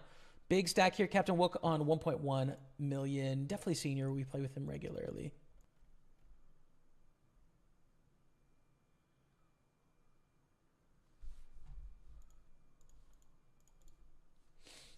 Queens against ace queen. Takes out a 1,787 bounty. The chip leader gets richer. We're down to 8. 309 cash. Let's go. Got some good chances here. And this is a nice hand to have. Hello, everyone. We are back in real time on all 5 tables. Let's get it done. 55 Daily Legends Masters chipped up. 215 Super we've chipped up as well. The 320 Super we're half stack, but alive. 215 Big Sunday, we have 1.4 starting stacks. And then the 55 Super we've chipped up slightly. That's what's up on our 5 tables. Thanks for being here. Greece supporting Jamie on Facebook. Thank you very much, my friend. Appreciate you. Good luck to you and good luck to me as well. Thank you, Taryn Fournier.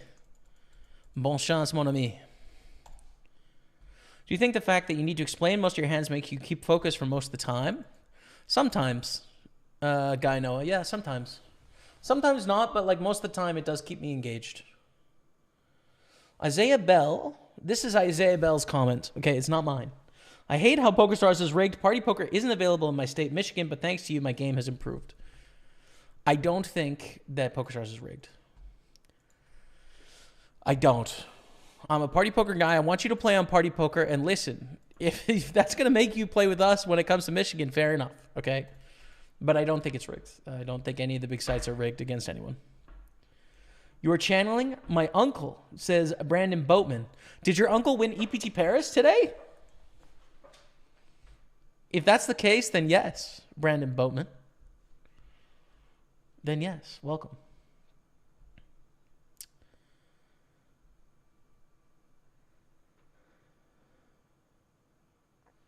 Why is it always the Brendan, never the Braden? I don't know why I got that wrong, Braden. I'm sorry, man.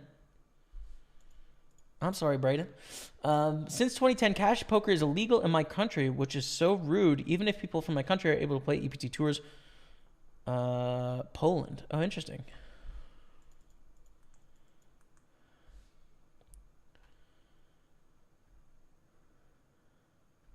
Hey, Jamie, how's it going? Says Count Bluffula. It's a great name. Count Bluffula. Yeah, good. We're chilling, bro. We're trying to run up some stacks right now. Having a good day so far. How about yourself?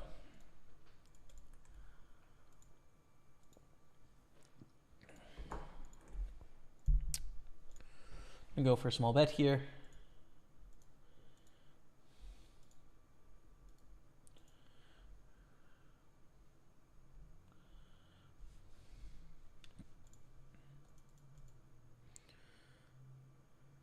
Go for a larger bet here. As a semi-bluff, 9 on the river. Do we want to bluff? We want to bluff Queen Jack, Queen 10, Jack 10. I want to unblock hearts as well. I think I'll give up here. I guess where I'm going to make the designation is 2s and 3s without a heart. Queen Jack, Queen 10, Jack 10 without a heart, probably. Seems fine. I'm featured heavily in this highlight reel. Let's go. Always a pleasure to play with you when we're running deep.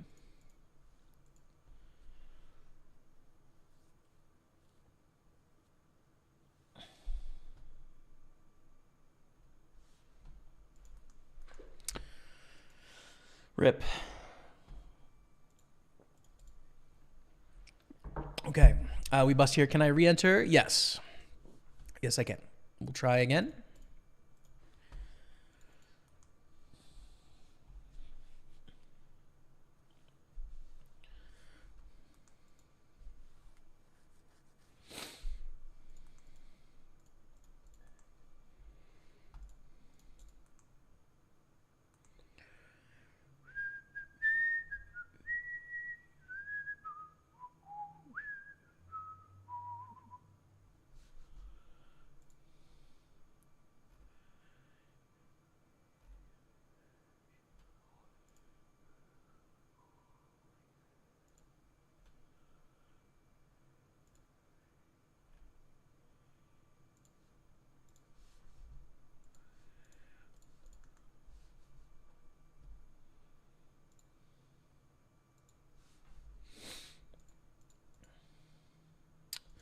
So it's too thin to go all in pre-flop, I think. So I'm just going to call. I'm going to call, take it to the streets.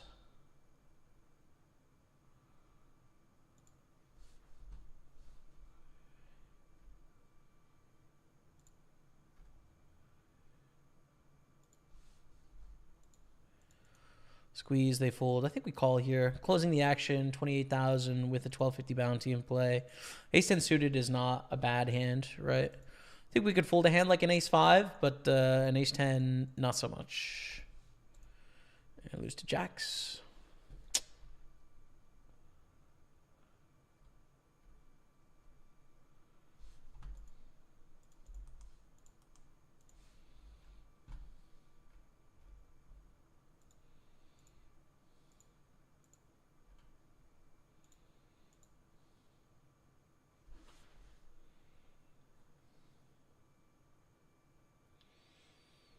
Jim Gertzos, I think you'll like it, man. Yeah.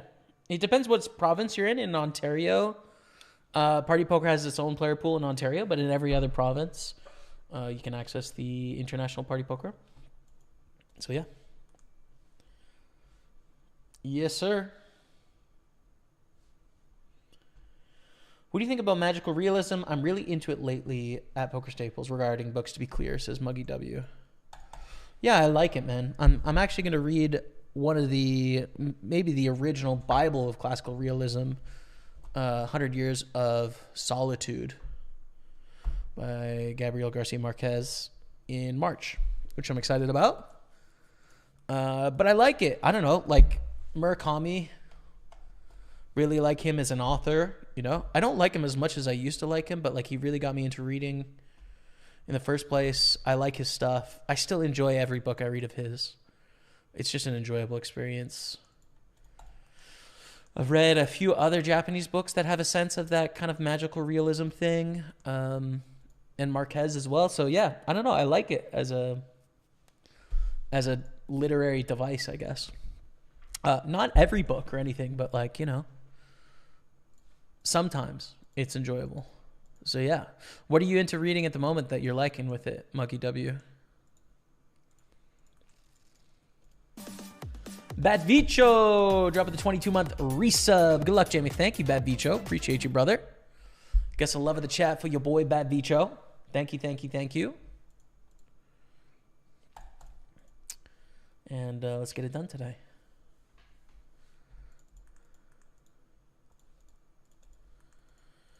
Fold on the flop when we're three ways with the under pair. Going to raise up fours. Really hoping online poker will be legalized in New York. Can't play live poker / cash games, but not online. Word. Yeah, man. It is a frustrating state of affairs in a lot of states in the U.S. You're going to play any of the Playground WCB events in April? Is it March or April? Probably stop by and check it out, man. I don't know when or what, but I probably will do something. I actually have no idea if we're related, but I have met him in Vegas a couple of times. Got a laugh out of our last names. Fun times. There you go. Legend.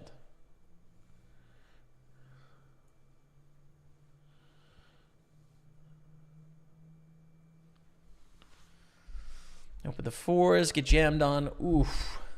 I think this is a call with the pair of fours. It's just barely a fold with no bounties, but with bounties, I think we have to call, covering the existence of all the broadways and stuff. Like, just got to do it. But we're not flipping like a champ today, dude. I'm not channeling my Barney Boatman.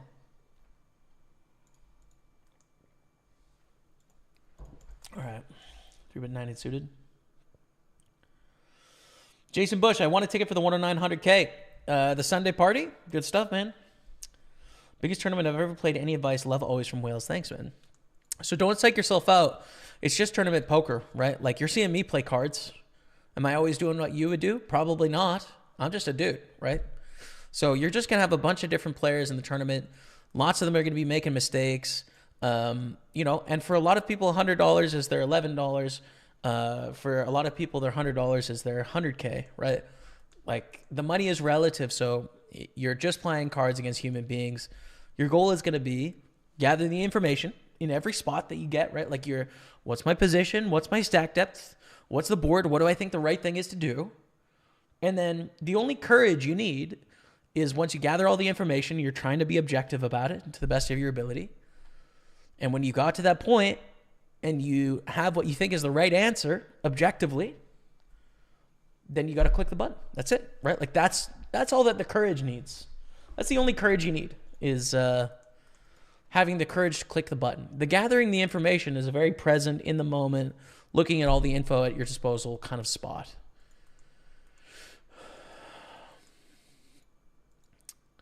I don't know if I should exploit folds here or call, but...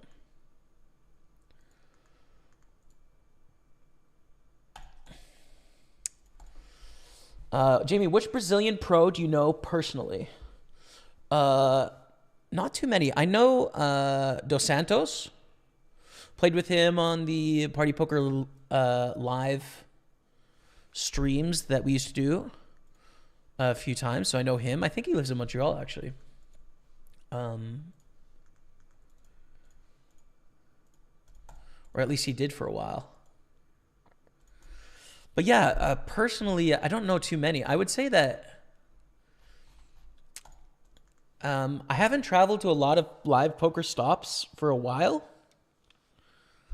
For various reasons. I mean, COVID and change of career, and then also some personal health difficulties. So we're going to re-enter here, the Super 55. And that's often where I think that you get like community is live poker tournaments and stuff like that. I don't know. I used to have a bit more of like a group of poker players that I chatted to and I hung out with. We kind of fell out and or lost touch in some capacity. And so I don't really have like a large community of poker pros that I'm close with. For better or worse, unfortunately. But true. So I know of a lot, but I don't really have any Brazilian poker friends, I don't think. I don't know what the heck to do with eights here. Call, I guess. I don't know. It's a really tough spot.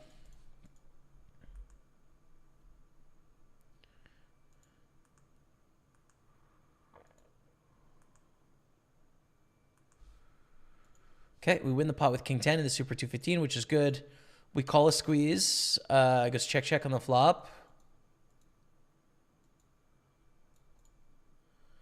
I really don't know what to do here. Like if we check, we're keeping a little bit more strength in our range, but we kind of are allowing them to play perfectly against us. Like the alternative is checking to try and induce a bluff from ace queen ace jack, I guess. I take it down. 1.5 million, that's chill.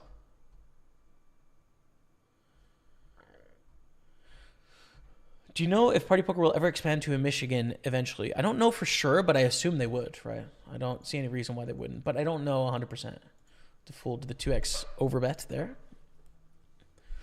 The way you pronounce your name and how you spell it didn't sound right, so I Googled it. Result, Jamie or Jamie, I before M or M before I. Jamie is a common name for both boys and girls. On the other hand, Jamie is not an English name.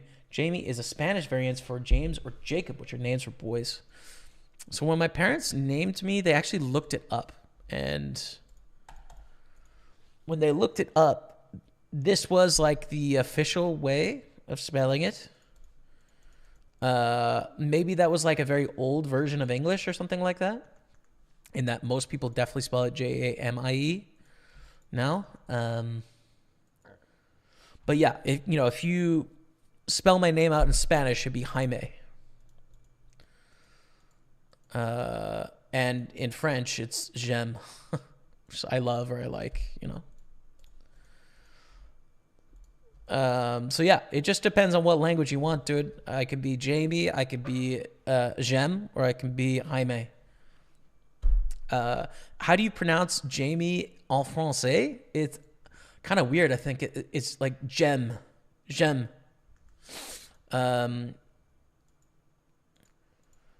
Yeah, I didn't really get a good answer on that because, like, obviously when you say your name to someone in a different language, you pronounce it slightly differently.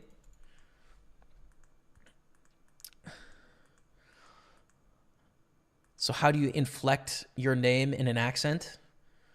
It's a little weird with my name specifically.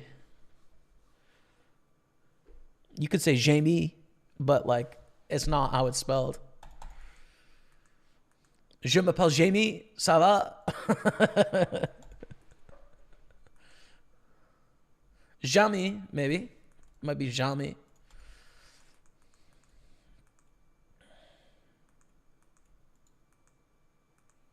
Jamais.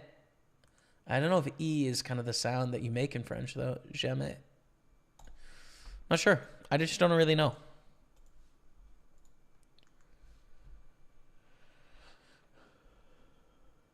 You, sir, are a Spaniard. Yeah, I might be.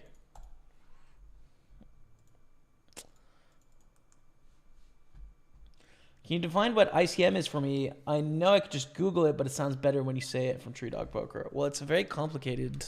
It's a model. It's a model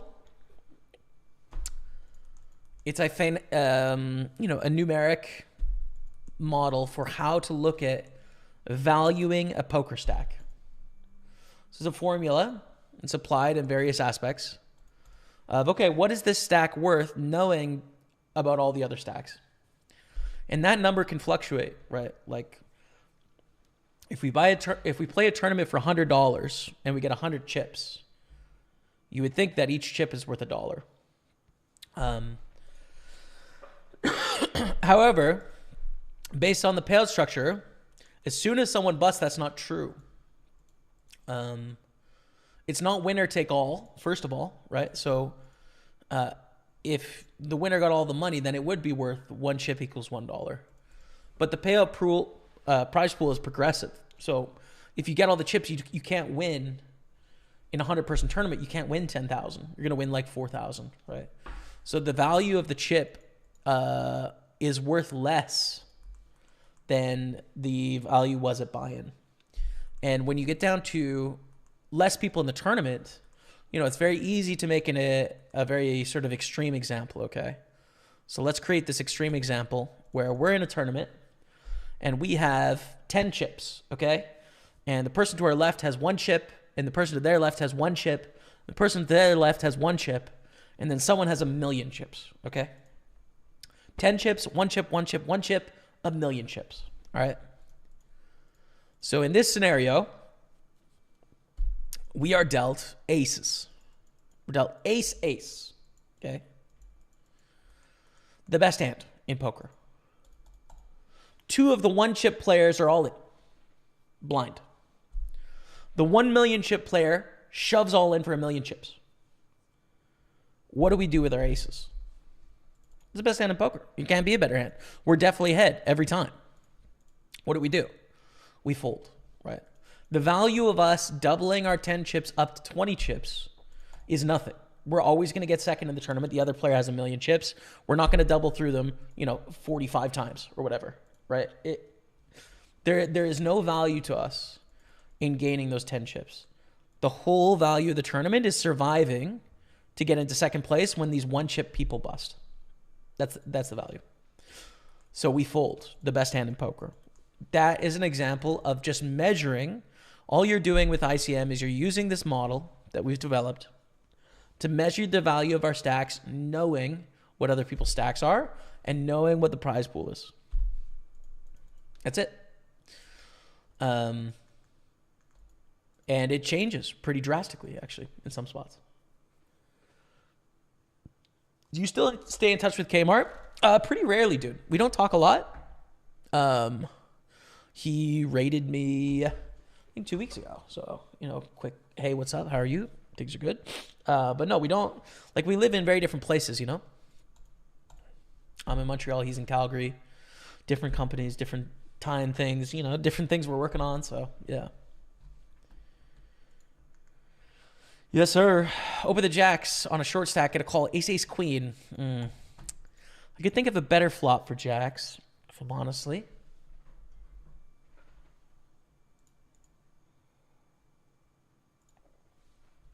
Gecko drops as Jaime. Could be. Je m'appelle Jaime. Et tu?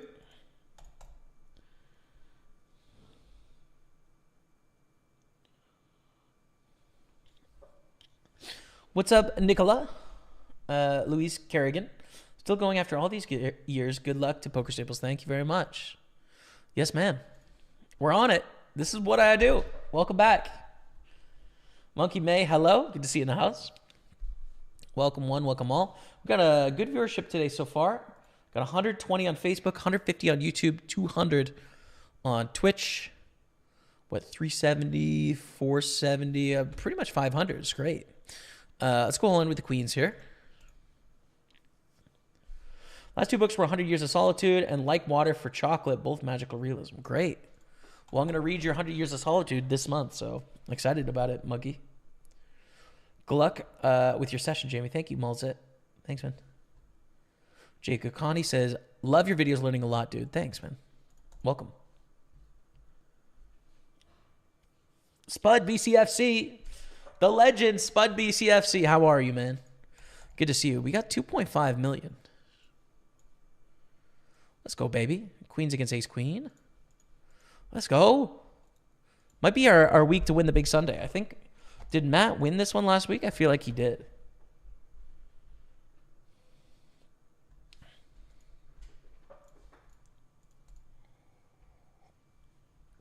I feel like he did. Could be wrong. I think so.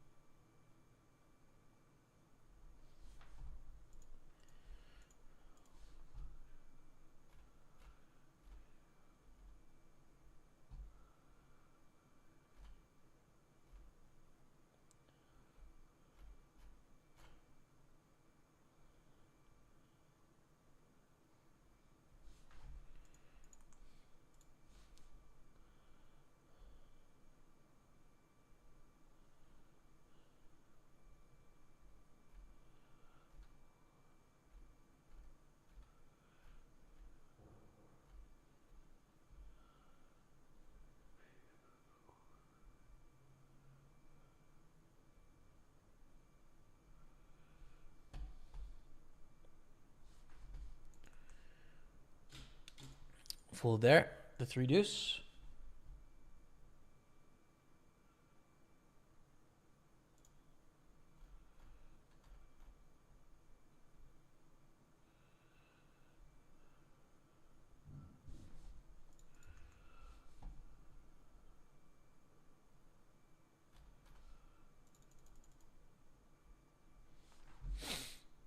Barney Boatman, man. What a legend. Happy for the Barney Boatman. That's a great way to explain ICM. Cheers, Daniel.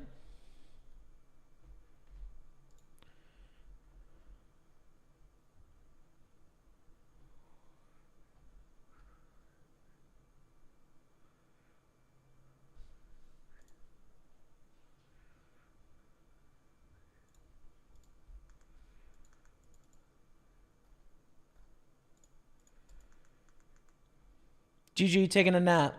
You're taking a nap or the site GG is down? Taking a nap. 7's all in against the 10-9. Rip. Not how we want to lose an all in, but it's fine. It'll happen sometimes. We do have room for another table. I think we're missing Super 33. 109 Sunday party, though. Gotta get that one first, man. It's too good of a tourney to get in too late, you know? So the 109 Sunday party going in on table 6. In a lot of ways, our main tournament on Party Poker every Sunday. And here it is. We just changed the table 6 buy-in. There we go. Sweet.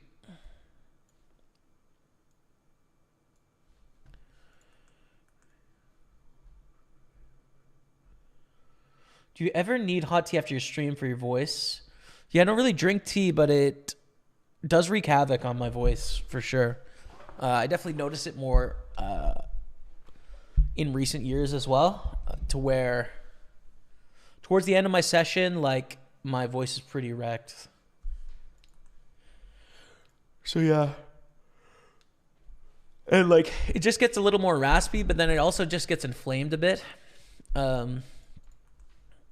To where even like breathing is a little bit more sharp towards the end of it. It just wear it out, man.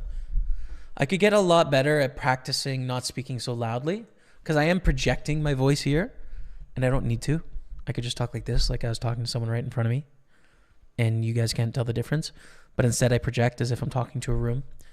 Maybe I should just practice speaking as if we're having a conversation right in front of each other. Do you guys prefer it? Do you guys prefer when I do it like this?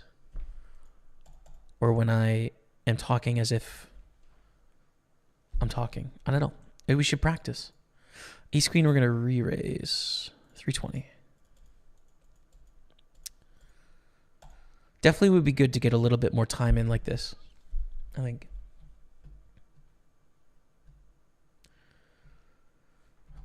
All right. 3-bet ace queen, get a call, 10-5-3.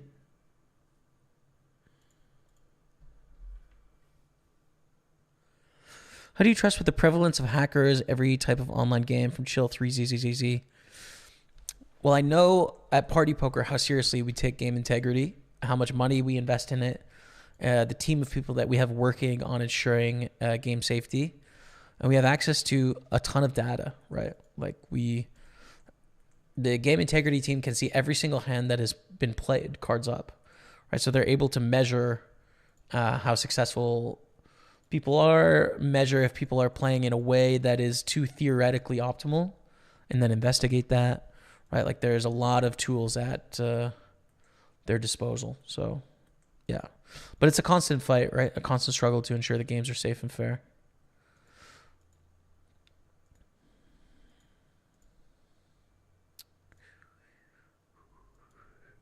Pretty close with ace queen, I think, on the turn, but we'll fold.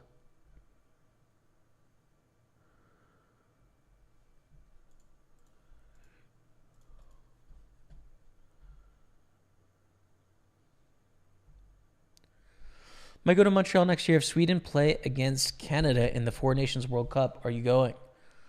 Epic, man.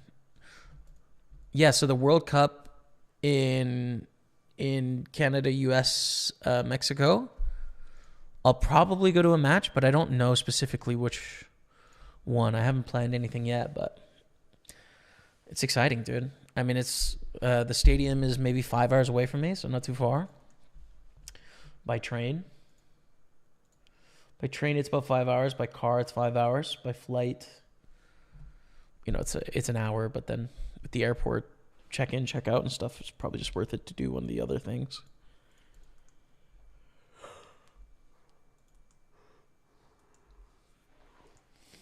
Raise up queen 10. Tuning in late. What's up, Patrick? That's all right. We're chilling. Early days. We got 2 million here in the Big Sunday. That's our best stack right now.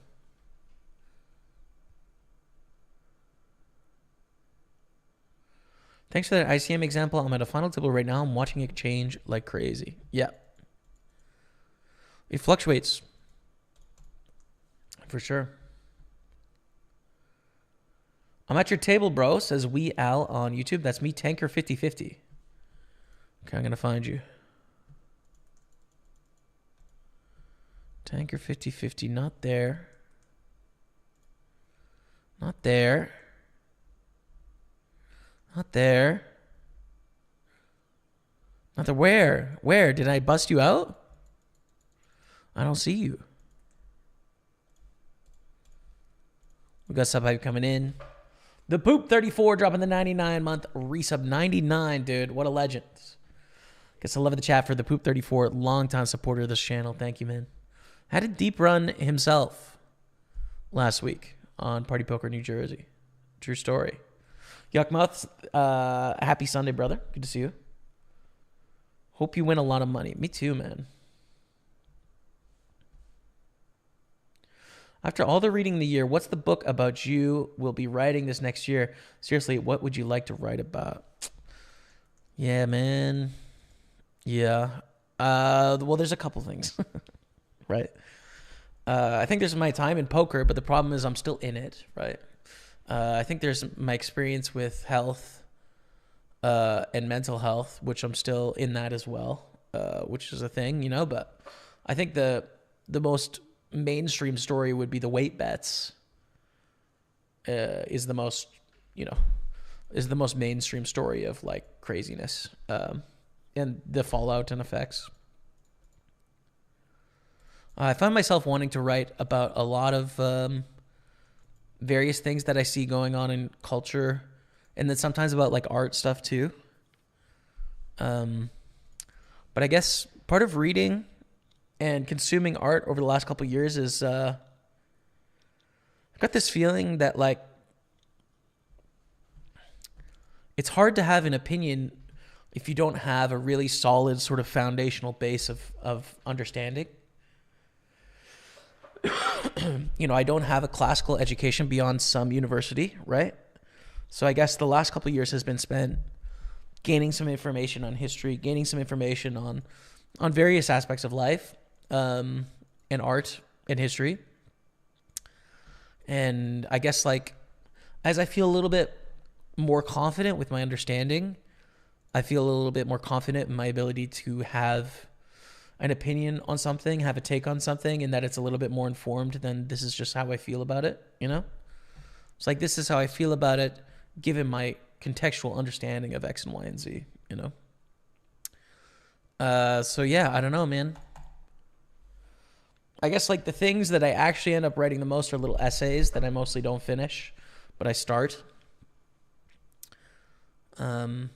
I think a biography at some point is something I'd hope to write. And I've honestly never tried to even write fiction, but I read a lot of fiction, so I should probably try a little bit and just see what it's like,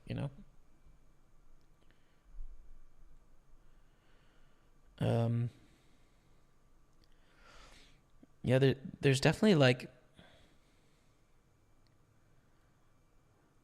it's an interesting time for me as an individual. I think I'm definitely changing as a person quite a bit. I have changed quite a bit, but I'm also changing more, and yeah, that shift in personality is just different, dude. I don't know. In some ways I feel like rebellious, I guess, which I haven't felt in a long time. But yeah, I feel a desire to be degenerate sometimes, rebellious, to hold up the middle finger a little bit more often. And yeah, so it has an effect, and it's coming out a bit more, I would say. I don't know. Yuckmouth dropping the 11-month resub. Welcome back to the team, Yuckmouth. Thank you, man.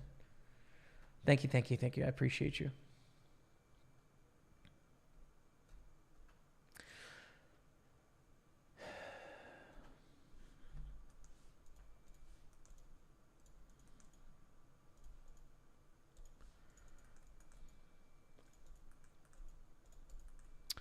Call with the king 8.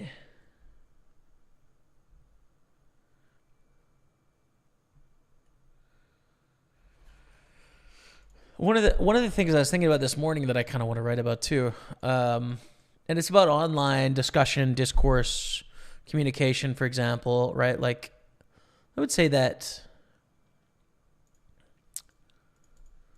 as online stuff has become more fragmented, you've seen it in poker, right? Like poker communication, for those of you that have played online poker for a while, it was really like 2+2 forums was the spot for people to chat about poker.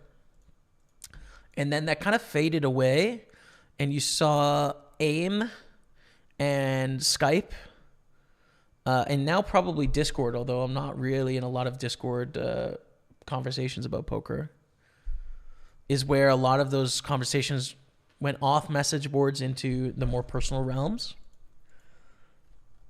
And I think those things hold less relevance now than they used to, right? I'm sure some people still use Skype, but like, seems pretty rare. And so there's been a bit of a breakdown in poker of like this sort of shared conversation.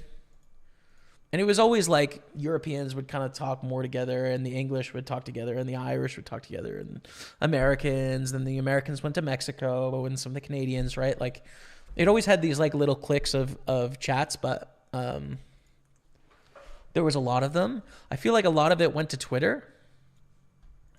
And then some communities like the German/Austrian community like just didn't follow, So like there's a lack of connection there in my head. And at least from my view, like Twitter is just becoming kind of progressively worse. as a place to chat and discuss. I don't know. It seems more inflammatory every single day. And the takes seem to be like not matching how I feel about things increasingly more and more and more. And that could be a product of me, or that could be a product of the poker community. It's probably both, right? But yeah, there's just like a lack of community sort of feeling that used to exist there, to me.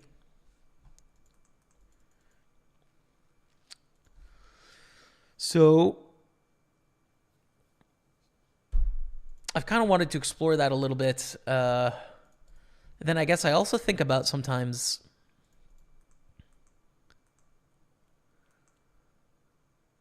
like how to even have conversations online.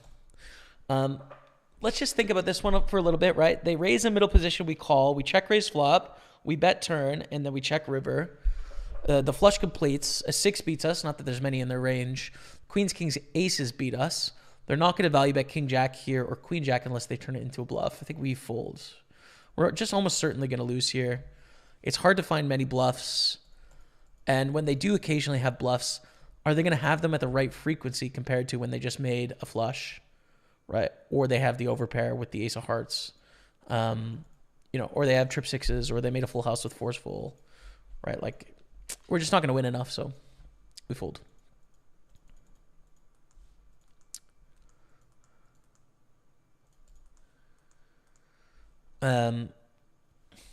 Yeah, I don't know. Like, I see stuff online all the time, and it doesn't really matter which side I, share a perspective with. It really is kind of irrelevant.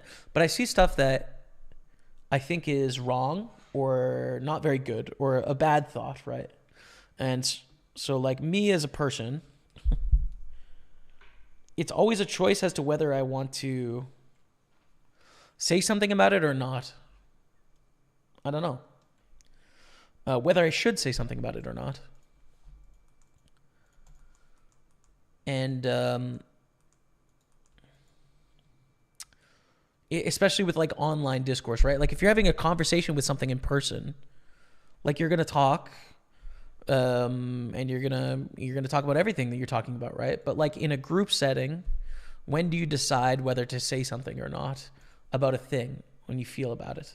I think a lot of people are just modulated by their emotions about it, which is probably fine and the right way to do it. But D-Nigs tweeted something the other day, and I kind of disagreed with it and kind of was like, well, I think this is ironic because of this, right? Like this is kind of wrong. And, someone pushed back and said, this isn't important, right? This isn't important. And I like, this is a perpetual struggle for me. And please chime in if you have a framework. I have no idea what's important. I have no clue what's important. I'm just kind of winging it, dude. Deciding what to have an opinion on in a social sphere and how to go about doing that. Do you want to be pragmatic and try and affect change? Or do you want to be honest to your emotions and perhaps more dismissive, right? Is it outward facing or inward facing in terms of the way that you say something? I have no clue. When I play Valorant, every single day when I'm tilting in a spike rush and I'm like, can we get this, whatever? It's always like, why do you care? That's always the response. And I can understand, I guess, like sometimes being a little abrasive to people. But this is what I was kind of talking about with this rebellious thing that I'm feeling a bit. Is like, man, I just don't know if I give a fuck though, It's just kind of like, yo, if I'm pissed, I think I'm just going to be pissed. And I don't really care as much as I used to if it rubs people the wrong way, And what am I going to care about? Well, probably as much as I can, I think. I think that's more interesting, anyways, to me. But I don't have a framework for deciding that, for deciding when to say something and when not to say something, beyond just like turning inwards and seeing if I want to. If I turn to logic, I come up empty. So I don't know. I want to write about that. I think about that all the time. Probably going to start talking about poker as our viewership is just tanking into the ground. But been thinking about that aspect of being a human being, you know, in a social sort of public sphere, online, where you're talking to more than one person at once.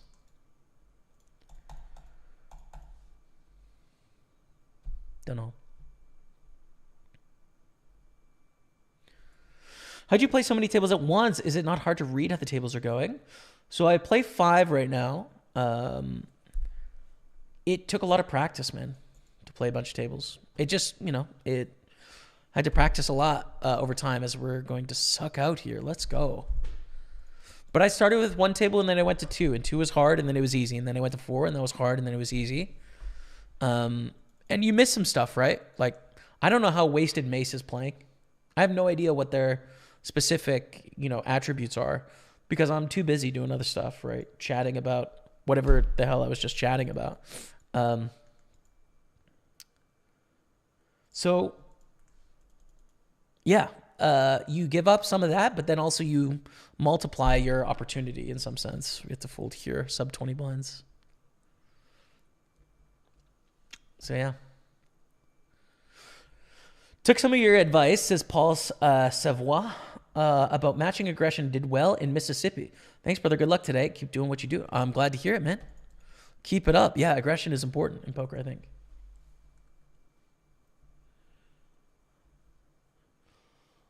What's up, man? What's up on YouTube? I don't know how to see your name, but welcome. Whisper final table hype. Well, we got to get one.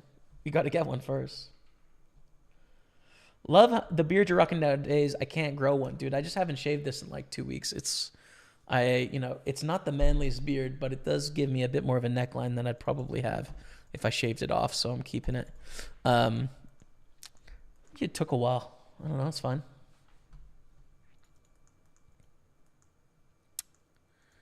It's all right. Fold. Want to throw it in the mix. Luke Brooker, the health story is a long one. You can go to my social media for some context. We've talked about it in recent weeks. It's a long aside. But yeah, health has been extremely variable over the last 7 years or so.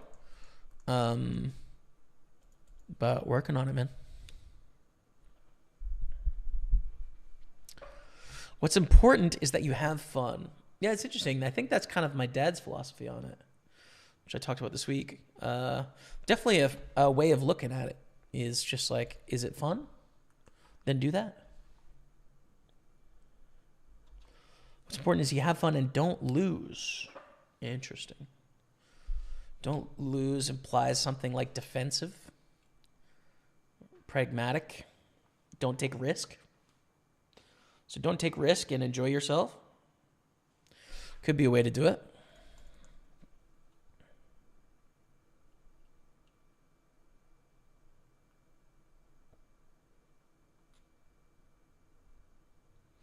Don't have to win, but not losing is better. Yeah, I mean, see, it is counter to I'm choosing to live now, but you might be right, dude. You might be right about it.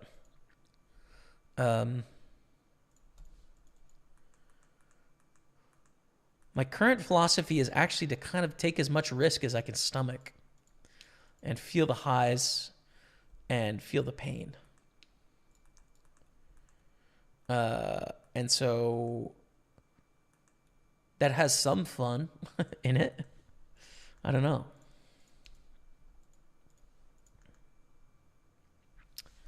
It's a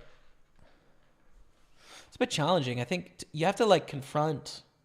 This is what I mean about writing, and I think writing helps some of this stuff, but to have real clarity on how you think about things, you have to kind of confront your values and what it is you're doing and what it is you believe in. And I think it's challenging, right? It's easy to kind of get nowhere because to not get anywhere. In a never-ending search for sort of clarity that's not coming, you know?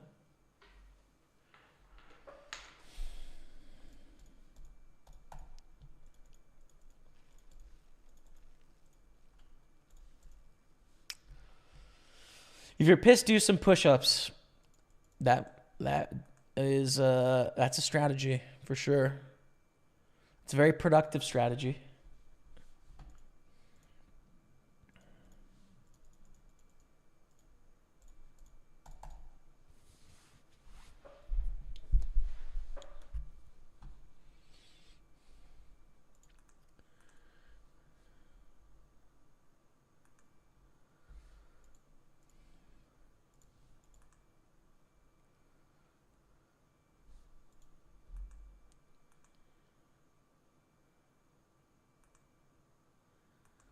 Wasted Mace here. What's up? Friend of the stream, Wasted Mace. Good luck, brother. Friend of the stream in the 55 Masters.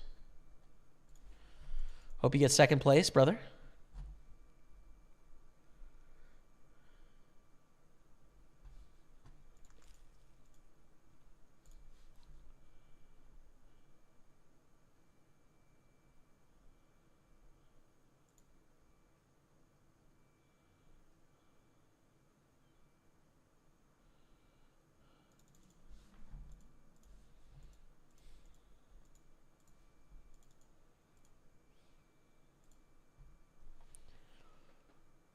Great to hear your thoughts on all this stuff, mate. Love is all over. We should be thrilled when something gets us excited. Yeah, man. Certainly never a problem for me. I don't know how you guys feel about it, but like, the movie I watched last night, Maestro, had this Leonard Bernstein line, and it's exactly how I feel about life too, which is just like there's so many things that he wants to do, right? Is how he feels. That's how I feel about life too, man. There's about 5,000 things I'd love to be doing. And I think I'd be having fun doing all of them. I don't know. Like, just seems like there's so much exciting that there isn't enough time to do all of it, right? Like, you have to kind of choose what you're going to spend your time on. But there's definitely no shortage of excitement, of possibilities, you know, things you could do. Grant Wheeler, yeah, just Sunday this week. It'll sort of depend on what the schedule is.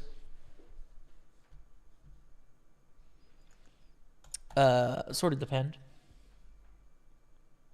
Sunday worked better for this week. Do you find you play better when you play more tables because you maintain a level of focus? I don't notice much difference between like one or two tables, honestly. I think I start to miss more things when it gets to like 7 tables, miss some more things. I also fatigue faster. But the difference between 1 and 2 tables is almost nothing for me. When I am in a rare moment of playing off stream on my PC, I'll often like turn on alerts and do something at the same time, honestly. Yeah, so I don't know.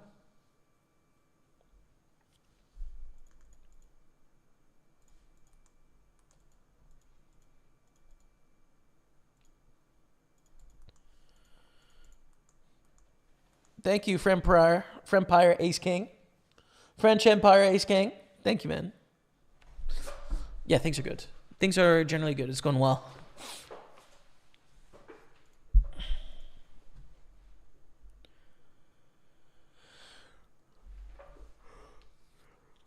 Hold. No. God, I think we've lost about 4 flips today.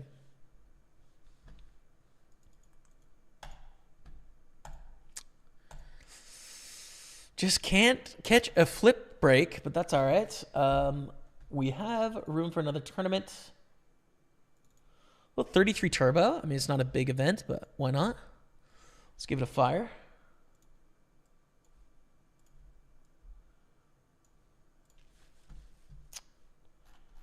Table 4.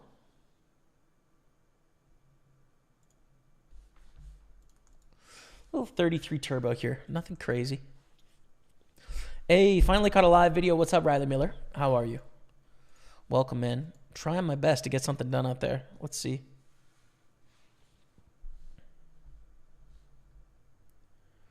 Like how you analyze things with a curiosity mindset. Thanks, man. I am certainly curious about the world. There's so many different ways to think about things. Look at them, you know.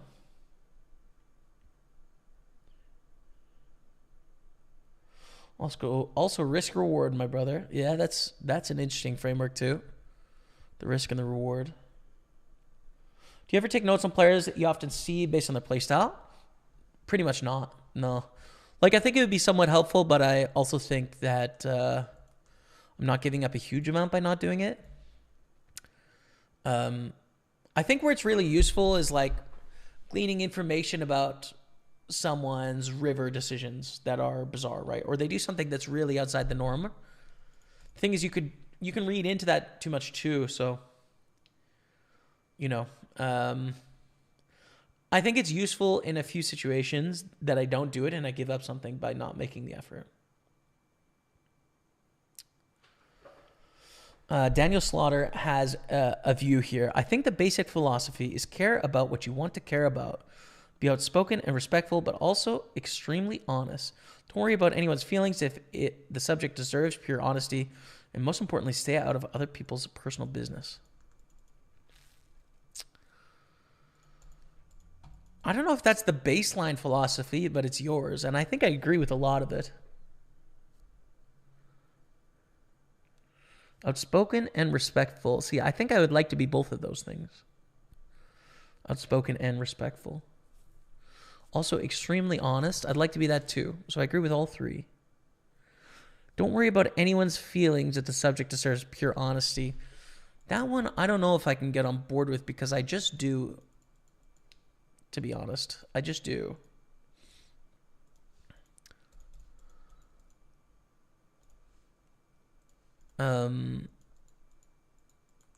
Yeah, I do think about that sometimes. And most importantly, stay out of other people's personal business. Well, I'm less sold on that. I don't know. I want to be respectful and kind and not hurt their feelings, but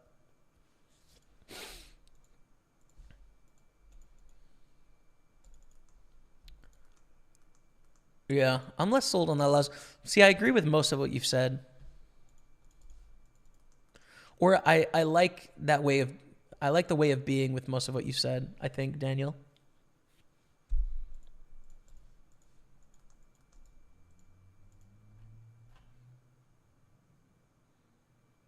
Check back here. It'll be queen 9.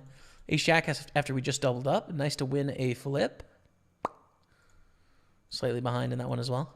Do you want to jam ace jack? 24 blinds. Probably not. I think flat is better. I think jam ace queen. Offsuit is good. 3-bet ace king. Ace jack. We're probably not going to get called by ace 10. It's just kind of that middle ace hand where it doesn't make a ton of sense.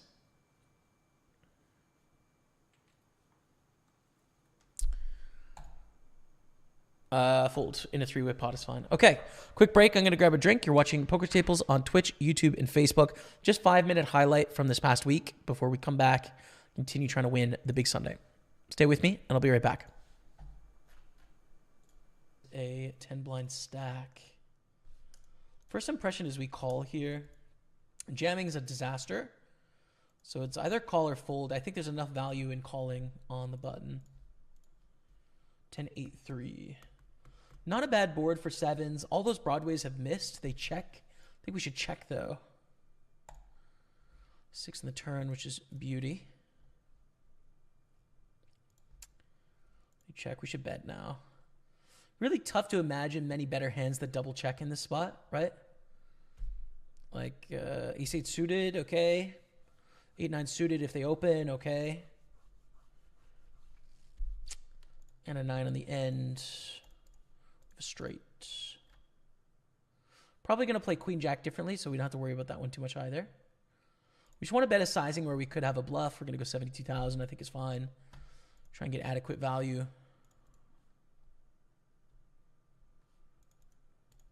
If they jam, it's pretty brutal, honestly.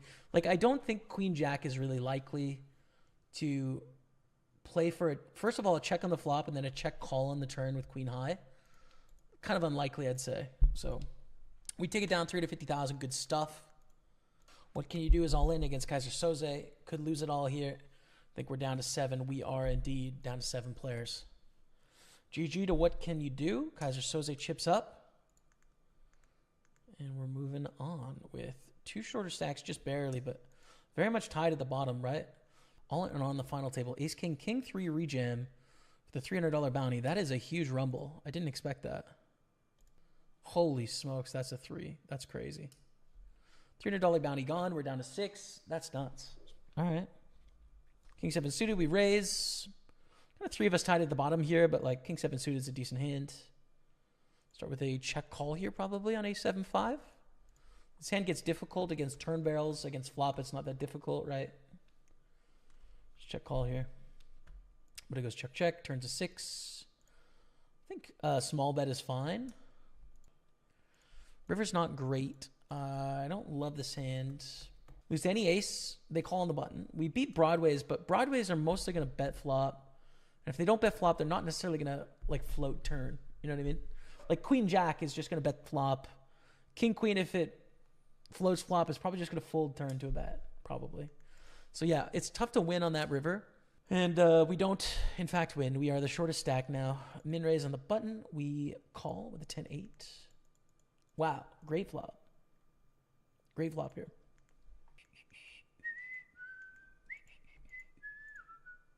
Straight. Straights are good. Start creating some live poker content. Raise King Jack. I'm great. Chilling, playing Overwatch 2 and cheering you on. Well, thank you very much, man. As I flop the nuts, the absolute stone nizzles. We got to check back here. So hard for our opponent to have anything. We have all the cards, right? Like, what are we going to do? Got to start betting on the turn. I'm not going to bet big. Again, I think they have a trash hand, probably. We have to hope they continue with a gut shot, with an ace high, with a 9. I don't want to bet big here. So, yeah, we just go for a small bet. Nice. Sweet. Are we in third place? If they jam, we are indeed. Let me check. Okay. Lame. They check fold. That's lame, dude, but whatever. We take it. We take it up to 441. That will actually put us in third anyways, even if they don't call here, which I don't think they will. It's not a bad steal hand, but 10 blinds, 2 reshove hands, and the chip leader can mess with us. I guess we fold. Stay patient. It's the nuts when you're under 100 blinds deep. You know, maybe not if you're 500 blinds deep, but like 100 blinds, Gucci gang. Wow. Jacks, 10s, King 8. Wow. Jacks with a double busto. We're down to 4. 672 plus our bounties, 188. So 850 cashed, and we are kind of tied here near the bottom. All right. That's sweet. Good. I think I have the coolest piece of poker software. What's up, chat? We're back in action on our 5 table. Thanks for being here. Everything on Party Poker today. 33 6 max turbo, 215 big Sunday on 22 blinds. This is pretty good. 109 Sunday party, 55 daily legend masters, and then the super 215 with 2.2 starting stacks. No bounties, but in a good spot here as well. So that's what's up. Thank you all so much for being here. And let's get after it. I have a question about what's your setup. Can I move this camera? Kind of. So this is my main screen, right? It is 42 inches across. And then there's a side monitor right there. And then there's a side monitor right there. And then we got a mixer back there. Some random stuff. And that's me. What's up?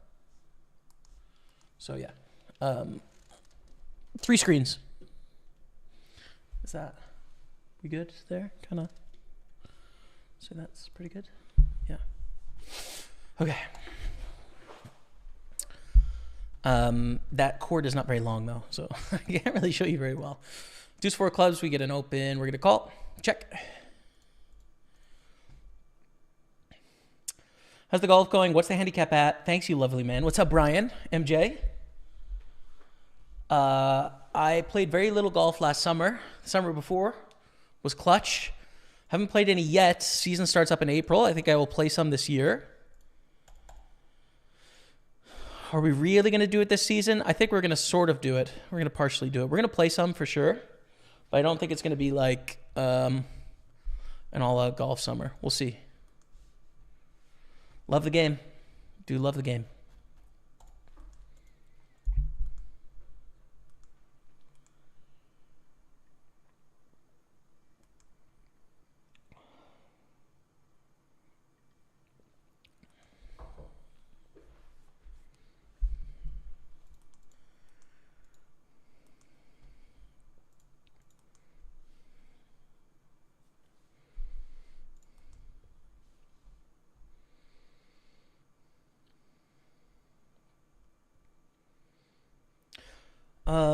How many days a week do you play? It just really depends what's going on, man. It really depends what's going on. This week it was just Sunday.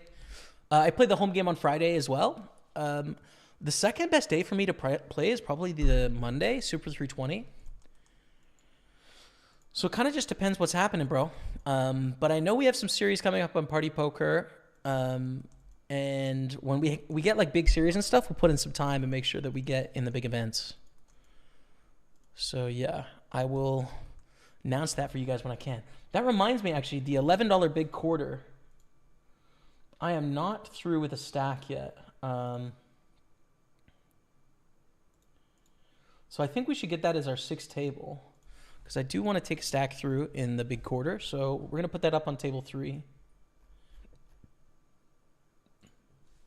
Just $11 buy-in. You take your stack through and you're in the money. Day 2, I think, is in May. So it is a 200,000 guarantee.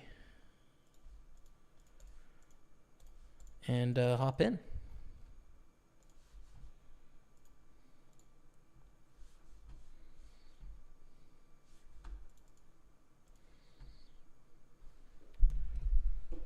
Yep, it's overwhelming. Lamau, I feel like I've started working to grieve the lives I'll never live. So many people I love all over the country whose friendships never be able to flesh out. Yeah, that's a thing too, man, for sure.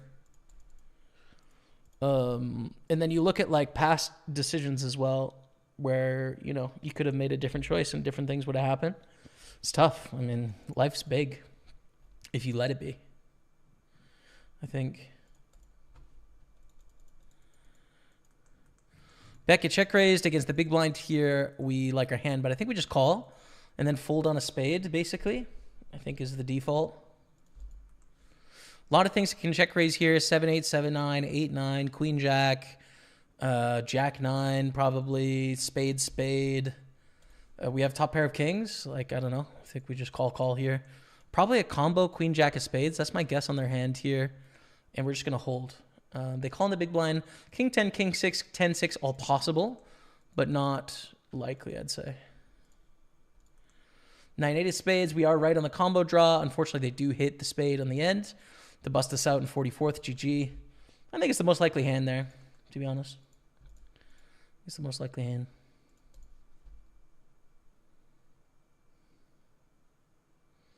Mikael Munch, thank you very much, man, and good luck. Good luck out there.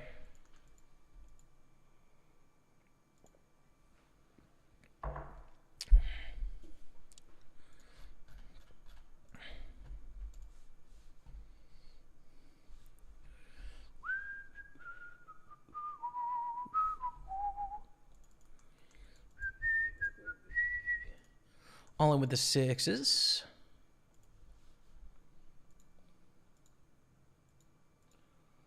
$109.7 max bounty is going to go in on table 5.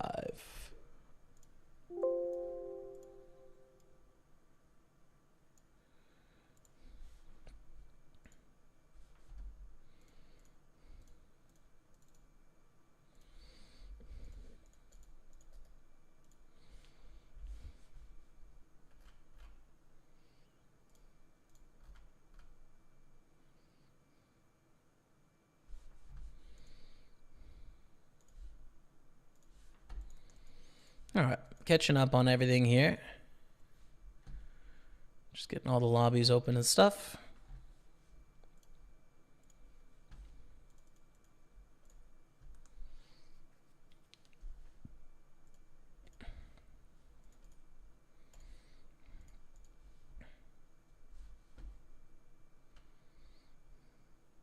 Screens for days. It is, I have a full, like, you know, it's probably about 160 degrees of screens going on here. It's definitely a lot of screens. 42 in the middle and then 24 or 26s on the side. Call for sure with eights. Ooh, just aces there. But definitely calling the river with that hand. For sure.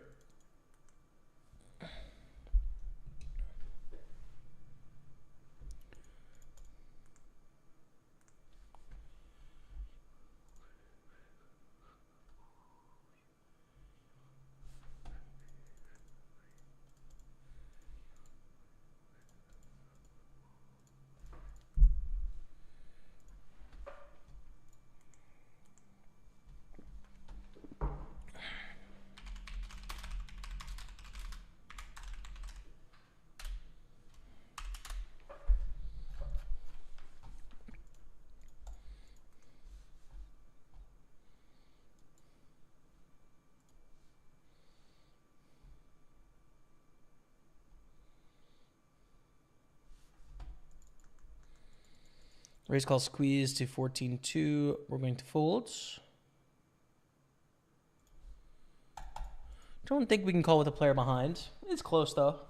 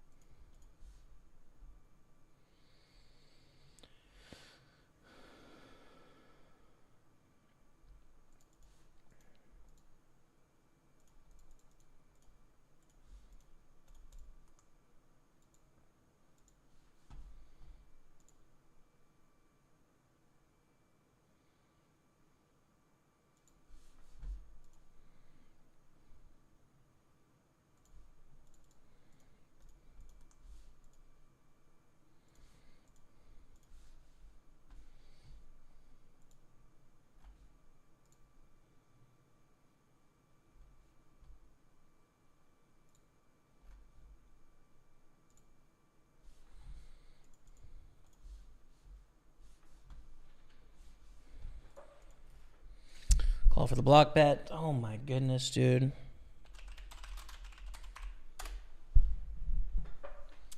Oh my goodness.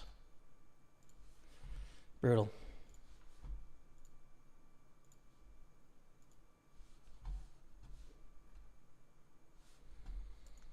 Ace queen. Offsuit, we're going to 3-bet.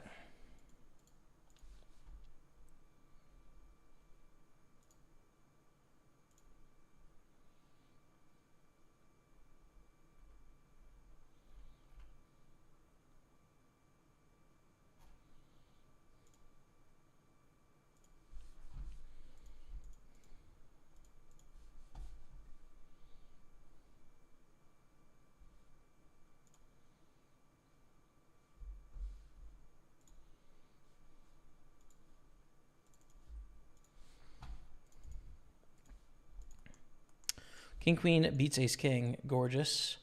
And here we have 4-bet jammed on for way too much to call with ace queen offsuit. We fold. It's really hard for people to have an appropriate 4-bet bluffing range. It's just tough. Tough to do. You've got to assume that your opponent is 3-betting appropriately and then is going to adjust or going to call off appropriately. And it's just like, it's too much to assume in most scenarios, you know?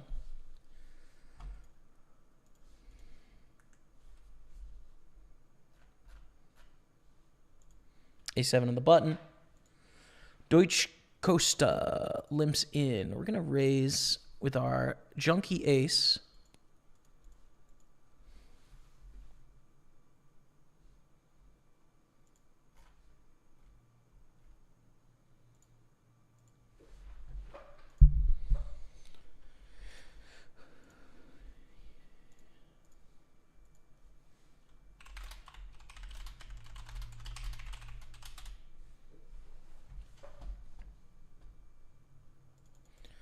Let's see how it plays out. Okay, we're going to call it Ace King 8. I'm going to go for a small bet. Likely the best hand. I think the ace with the medium kicker is probably a 2 bets kind of hand. Now that we have 2 pair, it's a 3 bets kind of hand. But what I mean is you could bet flop and turn, but then check, right? Probably.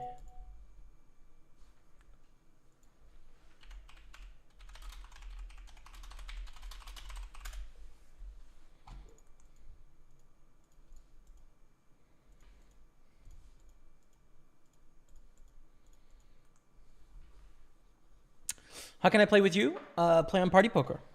And then we're in, Sam.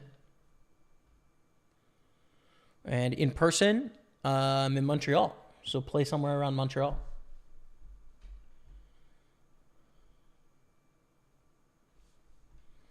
Nice, Edward Wirtz. Good luck, man. In that 200K PKO. Good luck, man.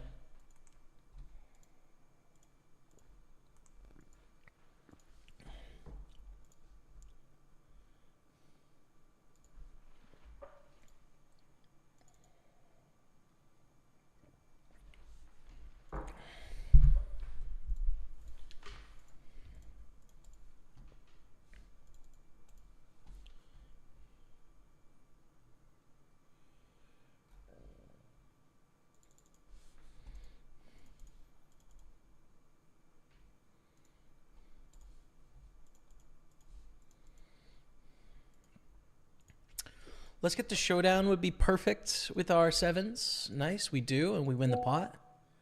Very fortunate.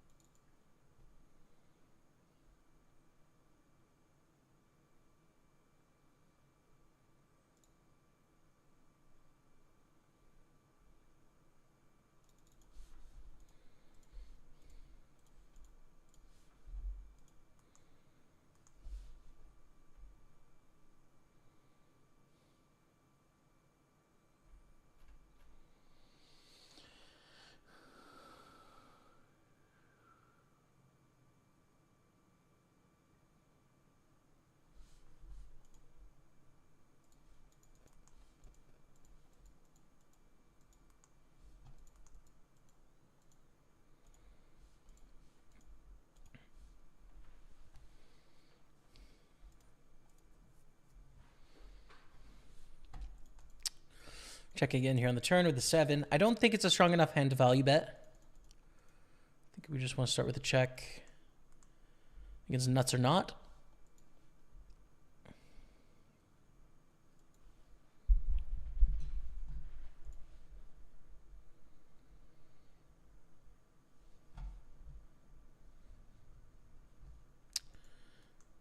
And they're on the tank. They're deciding what to do.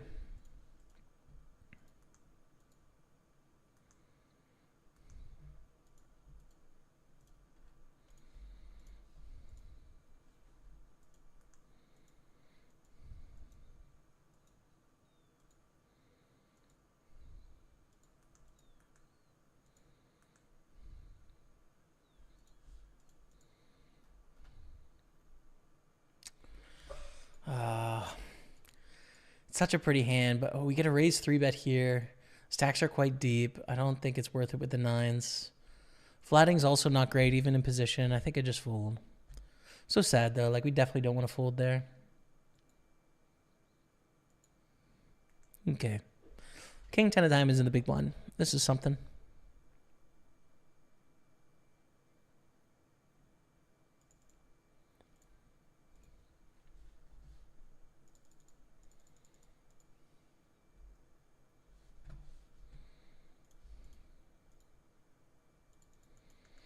think we're going to call with this trashy hand, but there's a $25 bounty in play.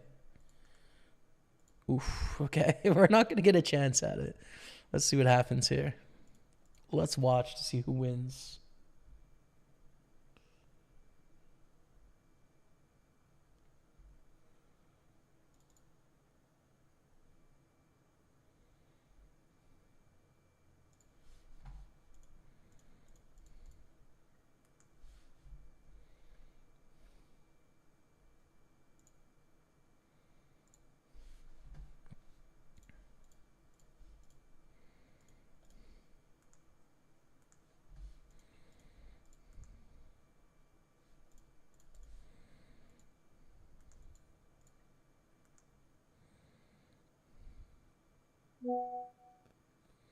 Hold.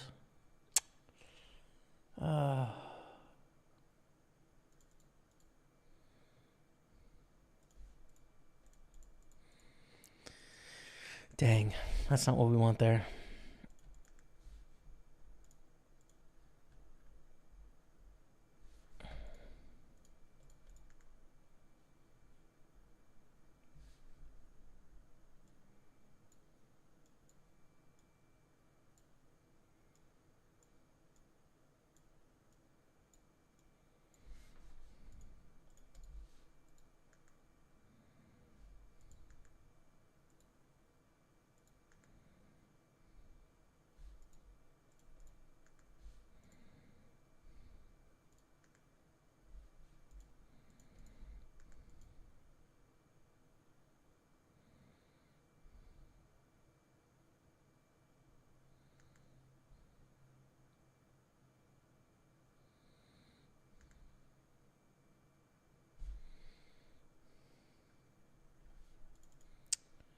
Okay. Do we want to bet any bigger here? I think I'm going to, actually. I'm going to bet 8,000. I think this is bigger than standard, but I kind of want to get a lot of money from our hand. And I think there's also a lot of hands on a Jack-10 low with a flush draw where they're going to be willing to call some bigger bets. Like all the straight draws, right? Like King, Queen, Queen 9, and 9, 8. All the Jacks and 10s, of which we beat all of them except for one Ace Jack. And all the diamond draws. So went for a big bet there. Didn't get a ton, but that's all right. We're going to raise King Deuce suited. A bit of a frisky raise here.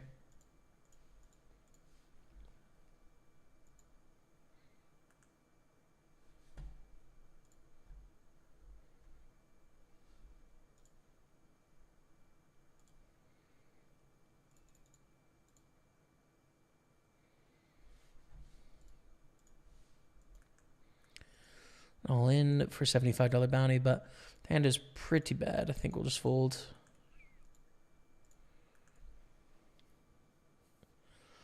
Kalash, do you play on GG Poker and PokerStaples as well? I have accounts, but not regularly.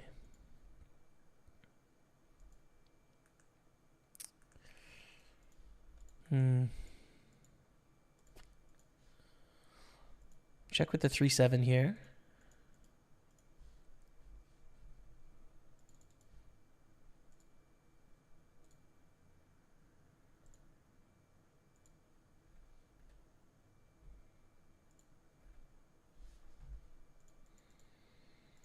And call the super, super small bet is fine. Spade on the turn. Okay. Call again. They're giving us a cheap out to call with the 3. Make a flush. I'm going to lead on the river.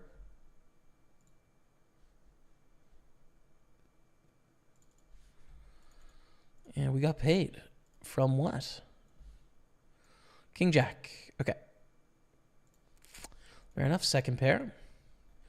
Let's put in a 3-bet with Ace King.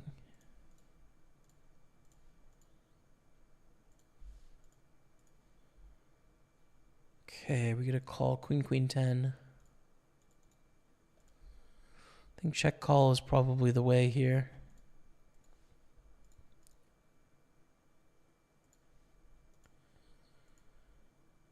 And then check decide.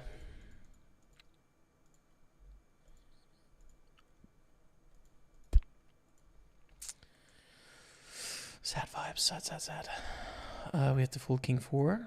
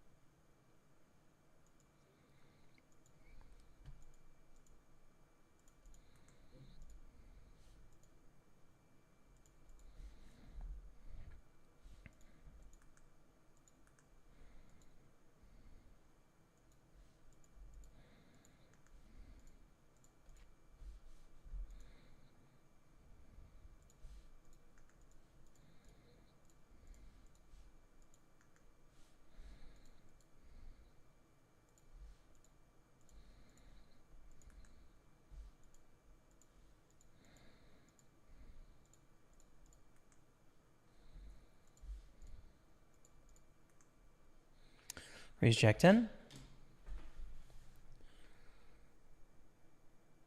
Yes, Patrick. Yeah, I do pay myself a salary. Exactly.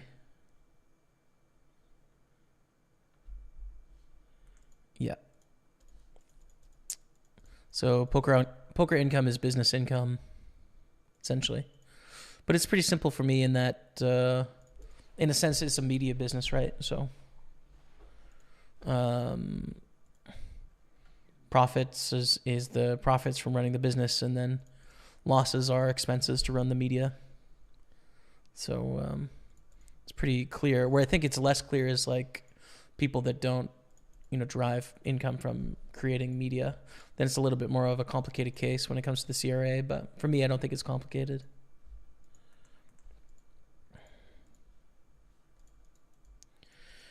All right.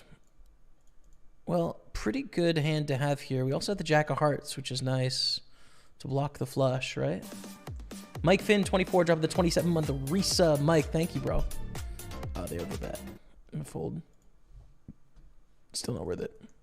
Mike, thank you very much, man. I appreciate you. 27 months. Welcome back to the team. Gets a love of the chat from Mike Finn. Thanks for the support, man. Appreciate you. Okay, well, that didn't go well. Still have some more coming, but let's chill. I'm actually going to put the big quarter down there. Which is fine, I think. Fits in. Yeah, nice. All right. Ace Queen, we raise.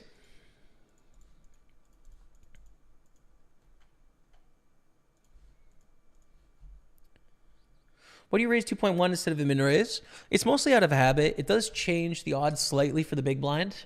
I also think when you make it a non-rounded, easy to perceive number, people freeze up a little bit more. So it has a small effect, but mostly it's just out of habit. Some people you'll see will raise to 2.3x a little bit more than I do, and that's changing again the odds for people defending in the big blind. Wow, aces here, but a big side pot against eights. So we do get a $50 bounty here. Pretty sick. Okay. So our first bounty in the tournament, I think we come out ahead in this hand, I would say.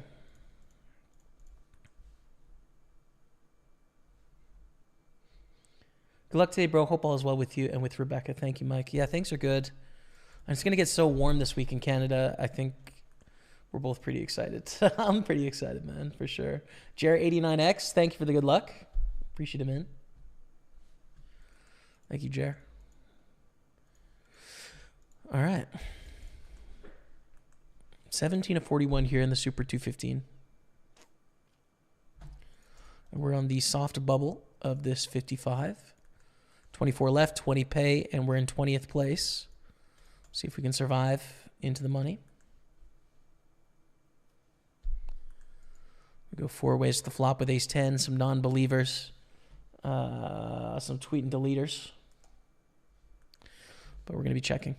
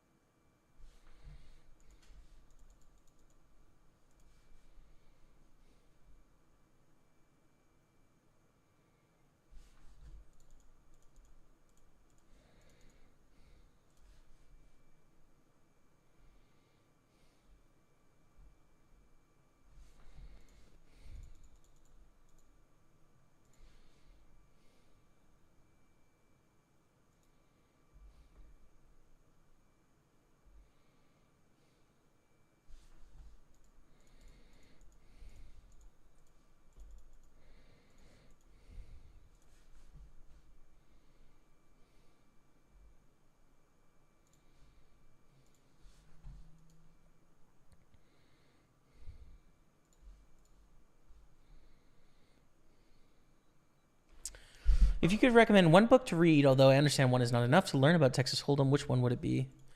I don't have a good answer to that question yet. I'm in a poker book club this year that I'm running. We're reading 15 poker books in 2024. We've read 2 so far. Next month, we're reading what's the title? I'm blanking on it. Need to find it right now, just because I need it. So it's on my Twitter. Sec. On with ace-10 here on the bubble. The Truth Detective, which is a brand new release by Alex O'Brien, and Elements of Poker by Tommy Angelo, which is a mental game book. So I'd recommend join our poker book club. It's free. It's run on Discord. We talk about poker books as we read them. Right. This month we've been reading Mathematics of Poker. No one in the club has gotten through the whole book yet. It's a very challenging, very dense, very difficult book. I'm going to be going through it at a higher level over the next 6 months, trying to really understand it and break it down. But yeah, it's been super challenging. So if you're mathematically inclined, check out that book for sure. If you're not, it's tough. It takes a lot of effort. I don't have the be-all, end-all Bible for you, but we're going to be checking out a bunch this year, so maybe I'll have a better answer in 12 months.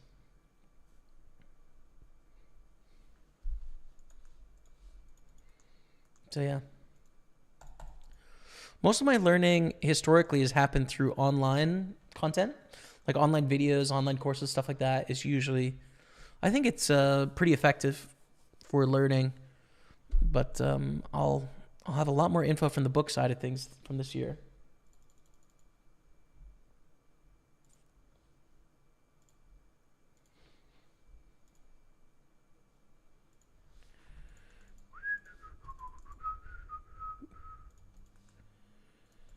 So we are very short now, still in the bubble, which we lost this all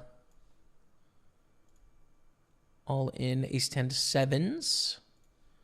But we're still alive, so hopefully we can find our way into the money in the Masters. Just 3 off the money here.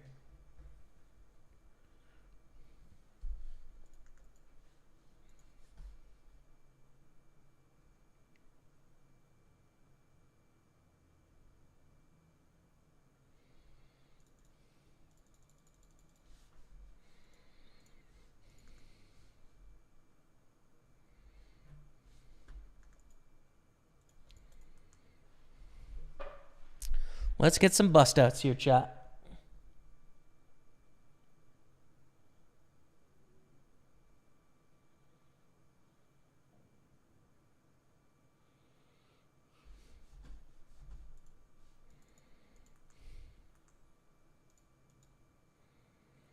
Can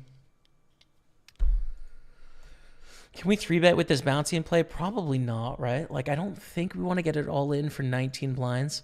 A lot of the time, they will fold to the 3-bet. But you got to think we are going to risk it against this opponent as well. I'm glad I did not with this lineup, although I would have won the pot for sure. So sick. Startup Tim in the house. What's up, brother? Good to see you, man. Tuning in, long time no see. Hope all is well. Also, please win all the monies. I'm trying. It's not going so well yet, but let's just win this pot. Will you or Matt attend the Irish Poker Open next month? No. I won't be attending. I don't think Matt will either, but I really would like to go to the Irish Open one year because it just seems like such a fantastic event, infectious, cultural community of people. Yeah, would love to experience more of Irish culture, and I'm sure I will at some point in my life. I didn't know you're an Irishman, Startup Tim. There you go. I had no idea.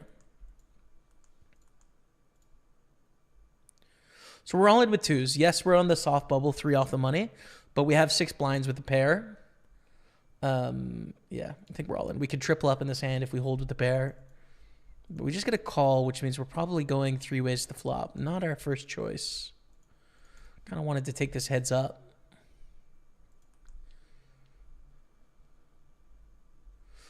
Will Tipton's heads up, no limit book, says Adam. There you go. All right. We have a recommendation for a poker book. How about you both have like ace 10? Oh. GG. Ace 8, king 7 of clubs. Rip.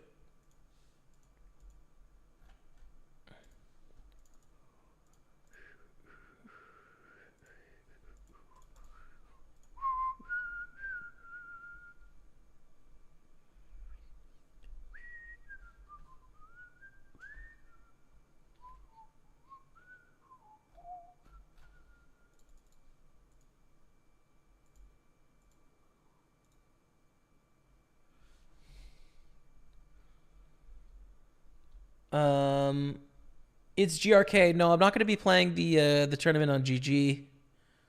Again, I'm a party poker guy, so I play as much as I can on party poker. Primarily, I don't really love stuff that GG is doing in the industry at the moment. So I'm not a huge fan. I try and support other places. That could change in the future, but not planning to play. But you've got a ticket. Good luck on your day 2. I hope you do well. We have to fold, right? Like, they call in position. We bet flop. They call. Flush gets there. We don't have the ace of spades in our hand. Any jack wins. We have to hope this is like a bluff with like queen 10 or king queen. That's just not. Brutal, but I have to fold. Our hand is a bluff catcher. A spot where it's tough to have enough bluffs. Very tough. Very tough.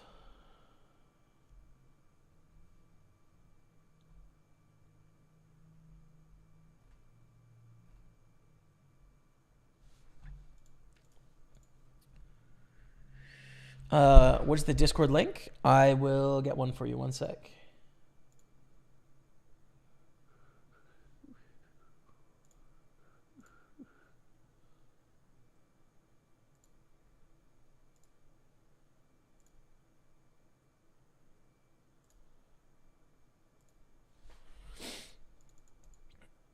I like how on Facebook I can reply directly to a comment, although it's not working right now, which is kind of annoying.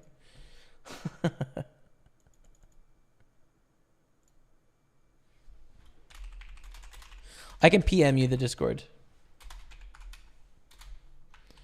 Daniel, there you go. So there's a thread in the Discord called Book Clubs, and there's a sub-community there, and in each of the books we create a thread for each individual book, so that's what you'll see. What do we want to do here with the ace 8 of hearts? Check raise? Probably. I don't think folding is an option, so just check raise bluff. You could also c-bet ourselves, but I think check raise is good. We're ahead of king queen. Oh my goodness. Oh, we suck at all ins today, dude. We're re-enter. We get it in good with the ace high. So sick. Thank you, Rebecca, for responding, by the way. There you go.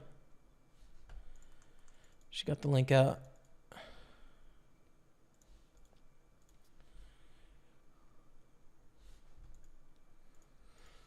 I got a new baby, so now I'm basically a stay-at-home dad. Sick, man. All the best with that.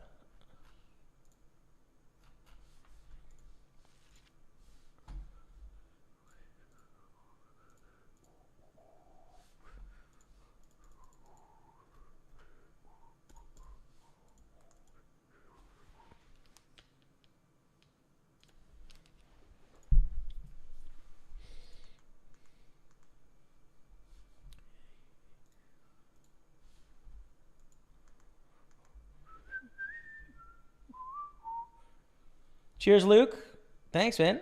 I have 2 accounts on Instagram. I have a Pokerstaples account, which is all poker content. And then I have my own personal Instagram, Jaime Staples. And, you know, I'll post about poker there if I'm playing live poker or something. But most of the time, it's just posting about my hobbies and other stuff I'm doing. So just as an FYI.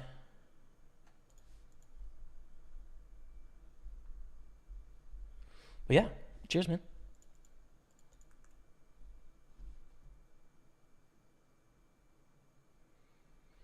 I'm here, Luke Brooker. I'm here, man. 4-bet. We call here. Especially covering for a bounty, it's clear, but yeah, we call. No 4, no jack, no 9. Let's go. $75 bounty coming our way. I think we're up to 125 in bounties now.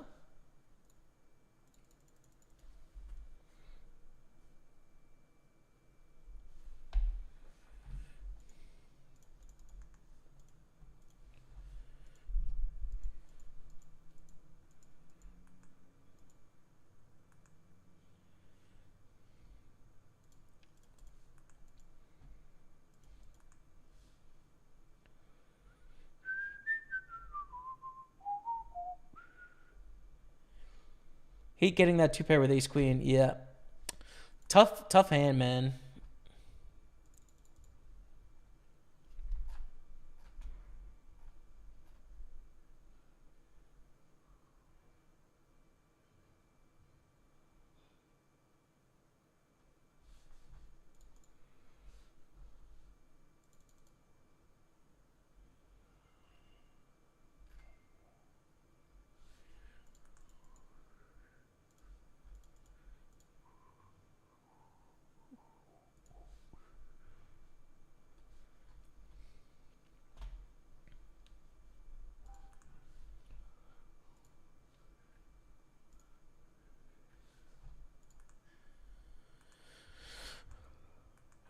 King 7.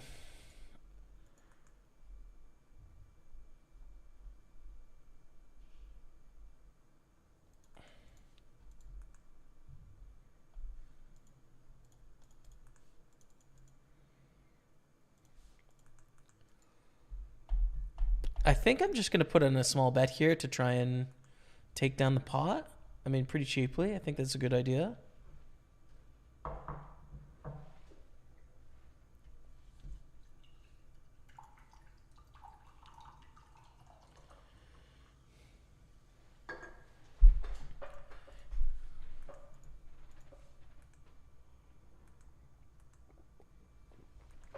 To be honest, I thought this was 3 ways, not 4 ways. I don't think I would have done it 4 ways.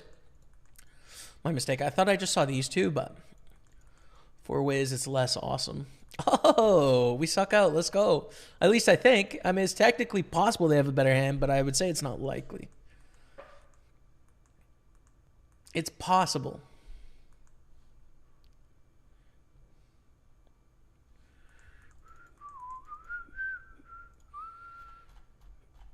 Do we just run into king queen?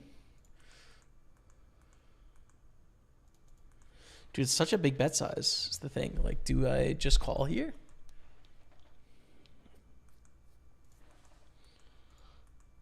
No, it's too crazy. I need to raise.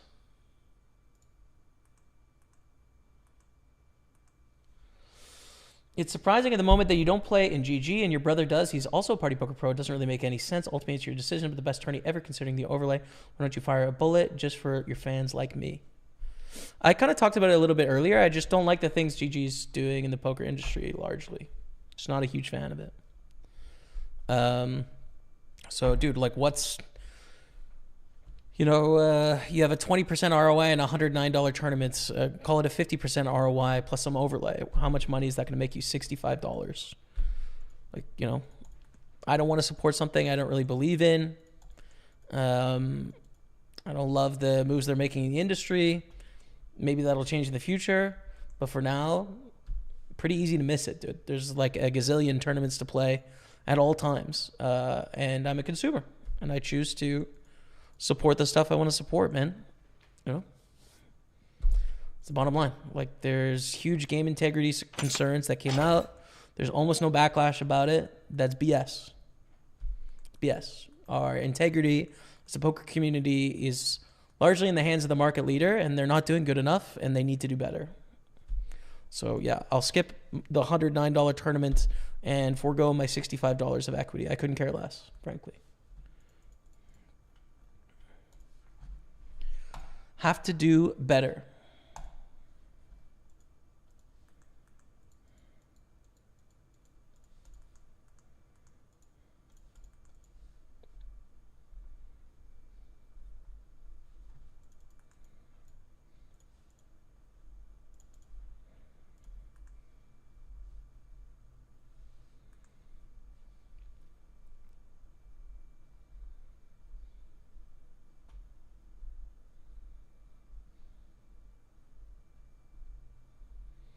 Cheers, Luke. Thanks, man. More vlogging. Yeah, I should do some more vlogs. I think people like them. I kind of want to do a little series that has nothing to do with much of at all, but I have an idea for Montreal, which I think would be kind of cool because, like, Montreal is my city now. I would love to connect with more people in the city and contribute to my community around me and stuff like that. There's limited ways I can do that as an English-speaking Anglophone. But I had a series idea for something just kind of fun and kind of take the, not exactly, but take the like one bite pizza reviews that Dave Portnoy does with Barstool. You know, and there's been people that have done that for poutine here in the city, rating poutine or poutine en anglais. And so food is kind of out for me for doing something like that. But I was like, you know what I could do actually, and I'd be interested in watching as a person, is park reviews. Parks are like a big part of life in the city. I think people use them quite a bit. I think the park game in Montreal is incredible. And there's hundreds and hundreds of parks in the city, right? Some of them really small, some of them huge. And so I was thinking that I would do a little series of different parks around the city and give them a rating. But it wouldn't be like a 1 to 10 rating. It would be a rating on some different metrics. Because some parks are chill to action, right? Some parks are really chill. Some parks are action. So you kind of give it a chill to action. And then some parks are really manicured, you know, with a mowed lawn where you can play Frisbee. And some are very natural. So I think you would kind of give it a few different looks. Like this park is, you know, on the relaxed side as opposed to the action side. This park is... extremely manicured. The upkeep is high. But then you'd also want like a little overhead shot, you know, like a little drone shot of like the surrounding area. You probably would want a little overhead shot of like how to get there by the metro, right? Just a little map where it shows you how to get there. Just little pieces of content, you know? So that's something I'm thinking about doing on my Instagram. Like, I obviously don't want it to take too much time. I'm a poker pro. I'm a content creator in poker. But, like, just a little something on the side for fun that would take, you know, 2 or 3 hours of my week to film it and then have other people edit it for me. So I might do that. That's not exactly vlogs, but you get to see my city a bit. So I'm going to try that out. I just have to see how much work it actually takes because I don't want to blow up my time too much, but it'd be kind of fun. I don't know about you guys. Maybe this is just sort of the stuff that I'm into, but when I'm scrolling on social media, whether that's YouTube Shorts, Instagram Reels, or TikTok, or Twitter, I guess, I really enjoy seeing local city stuff that's going on. You know, it's interesting to me. Even if I don't live in the city, I'm interested in what New Yorkers think about things, right? Or just like infrastructure in Chicago or public transit in Madrid. Like, I don't know, all that stuff's kind of cool to see. So I feel like I would watch videos about the parks in Madrid, even if I didn't live in Madrid. I think I would. I don't know. Maybe it's just me. Just an idea I've had, man. It's just park season, you know?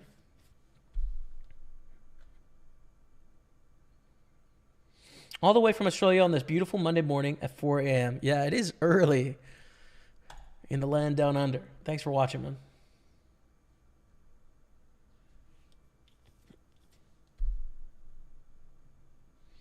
Thank you, Buster Hall. Thanks, man.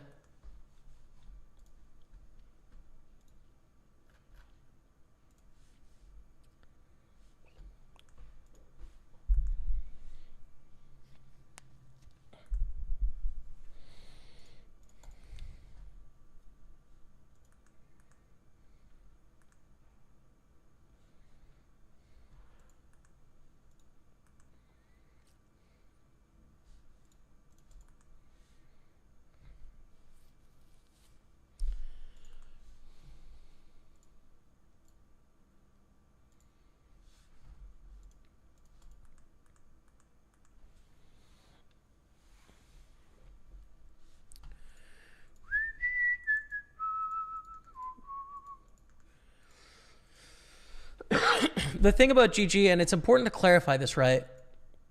Again, I'm a Party Poker pro. I want you to play on Party Poker. There's probably about 50 countries around the world where their only option for online poker is GG. Probably about 50. Because GG operates in a bunch of countries that don't have regulated poker. And they don't mind. Like, I'm not here. I don't want to be against any of you that are playing on the only site you have an option to play on. Like, listen, I'm a poker player, right? If I wasn't doing this, like, I would play wherever I needed to play poker. I think theoretically, philosophically, it doesn't make any sense that we can't all play together. So I believe that to be true, right?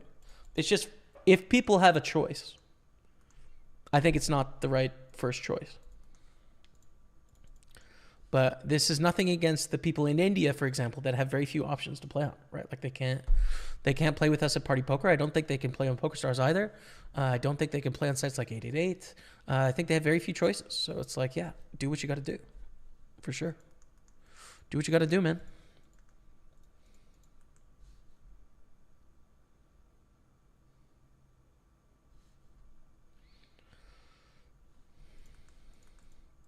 Ace 8. Is this too thin to open? I think it's okay. It's okay to open here.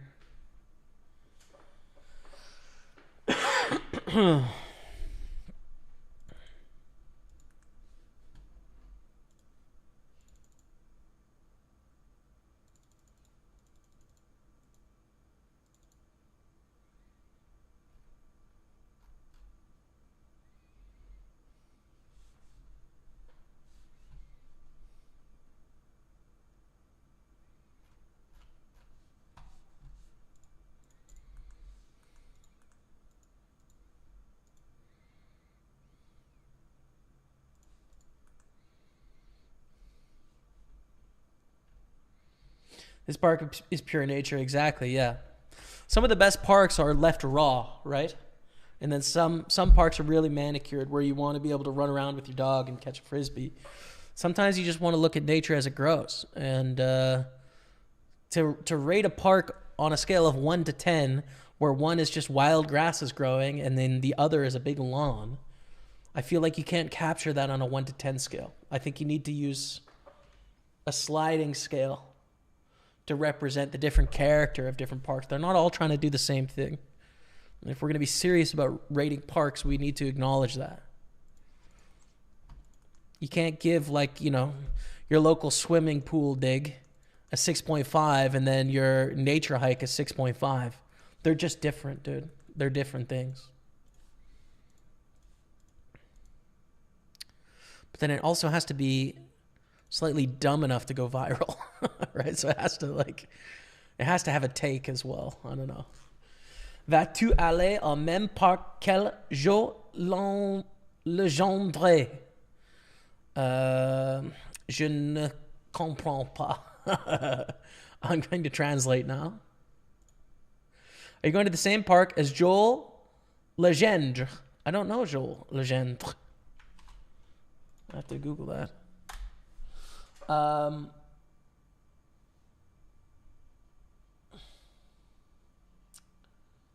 I really don't know Joel Legendre, so I don't recognize the reference. We'll see if the park thing works, if people are interested in it, if I like it.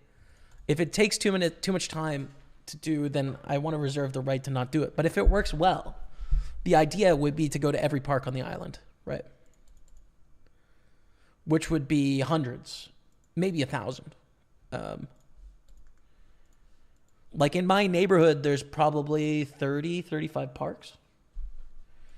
Got to get some B-roll. You got to get the quick drone shot. You got to do the map of, like, you know, take the metro and it's an 8-minute walk.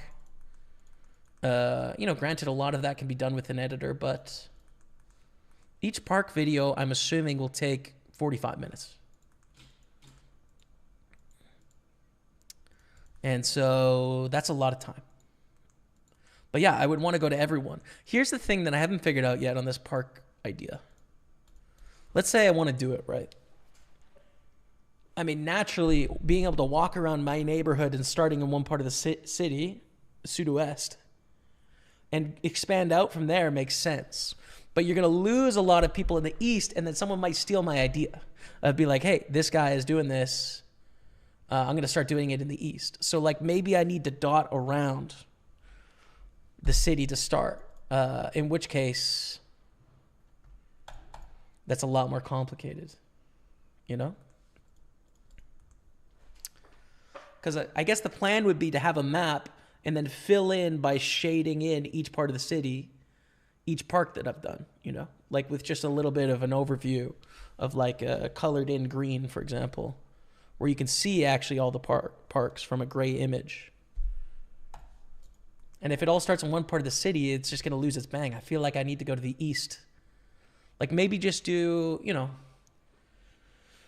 do an Old Port day where I get like 10 parks in Old Port, do a Rosemont, do a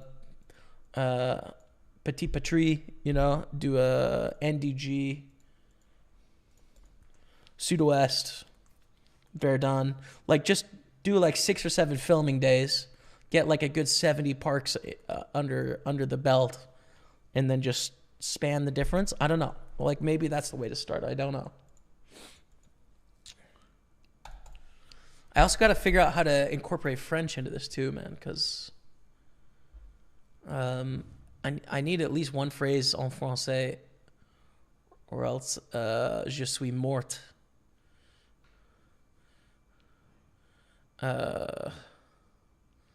So the series should probably be called Parks, but Parcs, so that it's spelt the French way, but then also the English way, because en français it'd be les parcs for the parks, right? You can't just add an S at the end in French. It doesn't work. So Parks with a C.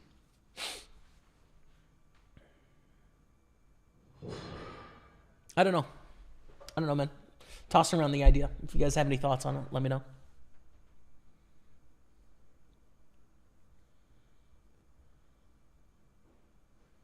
Yeah, exactly, Luke Brooker. Exactly. I have no ill will towards you. Rebecca, thank you for lunch. You're welcome. Oh my goodness, look at this. It's gorgeous. Okay, chat. I'm going to have a bit of lunch. We're on a 5-minute break here, so let me play you some highlights. You're watching Pokerstaples on Twitch, YouTube, and Facebook. Be back in a few minutes. Stay with me. You've ever seen today. It is called hybrid poker. brand new piece of poker learning software where you test your score against myself, against Daniel Negreanu, against Bill Perkins, and see how you score against the three of us, as well as other poker players as well. But Hybrid Poker learns about you, the player, this is really cool. As Hybrid Poker gets to know you, it's going to tell you what to work on. There's a link to the IQ test down below. Try it for free. I think you'll like it. So try it out. Matty Ice. What timing on this raid? Incredible. Oh my goodness, incredible. How do I get the most money out of this aces? Do I slow play flat? I might slow play flat here with the aces. I think we do. Wow. And a 3-bet to 81.6. I still might slow play here. I don't know. It's like, I've got all the good cards. What are you going to do? I'm going to call, I think. God, on 22 blinds, nah, we're just not going to do that, dude. We're just not going to do that. Good luck. Please be kings. We got to fold here from need game. So lame, but it's like 22 blinds. What am I going to cold call the 3-bet from the short stack? It just doesn't make any sense. Nice. No queen, dude. No queen. Oh my God. Could you imagine the chop on a queen? That'd be so sick. All right, we take it down. Let's go. 776,000. We got a very short stack here. We want to get this bounty, but we also want to get the ladder. I don't think it makes sense to play this hand.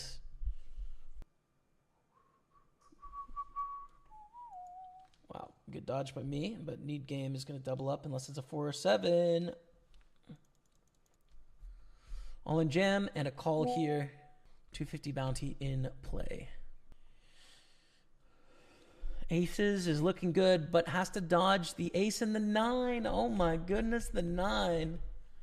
That's a straight for need game up to 400,000, and we're now in second place. Not tied. Still tied here for second. That's pretty crazy. It's a rejam against the button open here, but if the chip leader opens, it's just a call. Okay, just a call. We're going to go to the streets. Ace-6 deuce. Very good flop, but I think it's pretty much just a check, call, check decide spot. There's not a lot to think about here. Like top pair, very strong hand. Very likely the best hand against a wide range. The only difficult street is really the river. 20,000. It's not strong enough to want to check raise, especially with this chip stack situation here. Could lead on 6 in non-ICM situations. In ICM, I think it's mostly a check. And it goes check, check. 3 on the river. Do you want to check or do we want to bet out? I think bet out, man. I think we can value bet here. A bookie dropping to 15 months.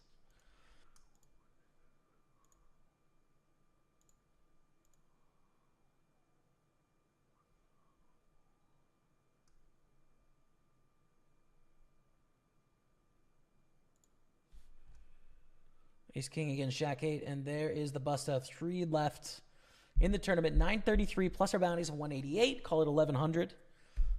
Next pay jump is up to 1500, so it's a pretty big jump, like a $600 jump basically. And then from there you play heads up. So open, get a call, 10-8 deuce, check, check. I think is cool with our second pair. Not great kicker. In terms of 3 hearts, they bet 67. No brainer call, and probably call river. Worst river, I would say, is a jack. Not the jack of hearts, but the other jacks are pretty bad. Against an over bet, we call. Against a small bet, we raise. Against a pot bet, we just call, I think. Yeah, we raise. The thing that's tough about this is if they jam over the top. But let's just hope that doesn't happen. And I do think there is value in a raise here with a flush. We win. And jam call. We want the deuces to win, to go heads up. Good start. Keep it clean on the river dotty. Come on, let's go. Heads up for the title. Okay. 1,500 cash plus our bounties of not a lot, 188. So 1,700 cash, but the heads up is double this and double this, right? So call it 1,600 plus 300, $1,900 heads up. So we either cash for 1,700 or 3,600. Those are the 2 options. Anything could happen. Let's send the good luck. And vamos. 7 deuce deuce. Decent amount of checks, decent amount of bets. think check is good with king 6. Again, king high. Better to bluff with like our queen high, jack high, 10 highs. Value bet with some stuff. But on the turn, we pick up a 6. I think we have 2 streets of value now. Unless river is really bad, like 8 would be pretty bad, river. But honestly, ranges are so wide. Like, we feel pretty okay about our hand here.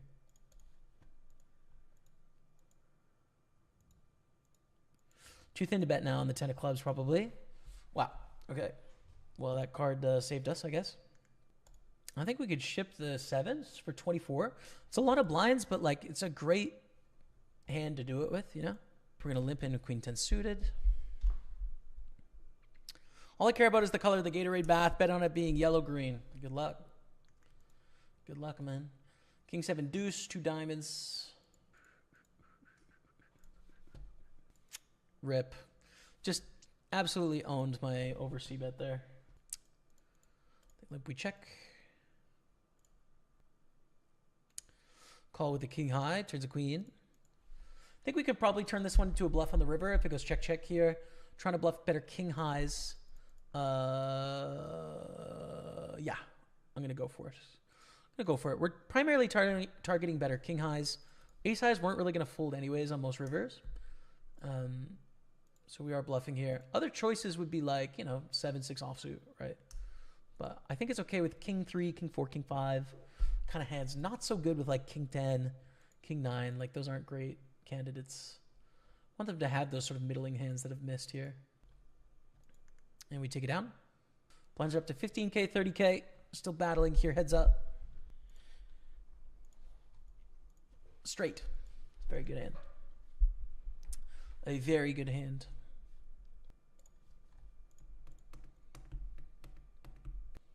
Beautiful hand with 9s. Obviously.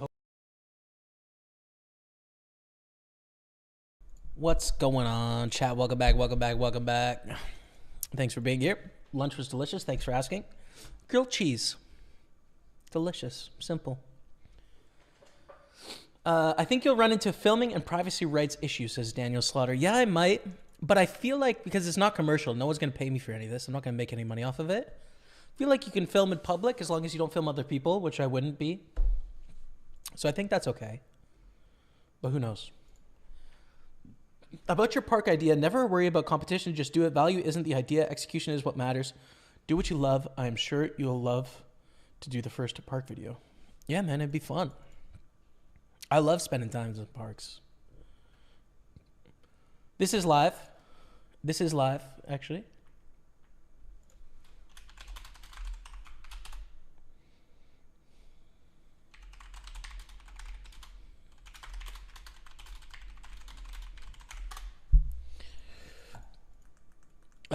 Okay, we're going to go all in, especially covering for the bounty here. No brainer.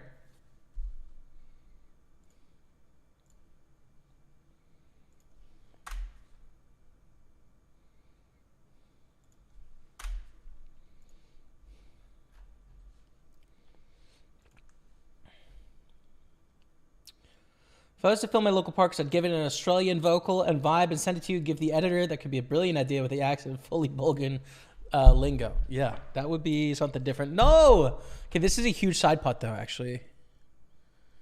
Yeah, so we chipped up to 175. We get this bounty. The short stack stays.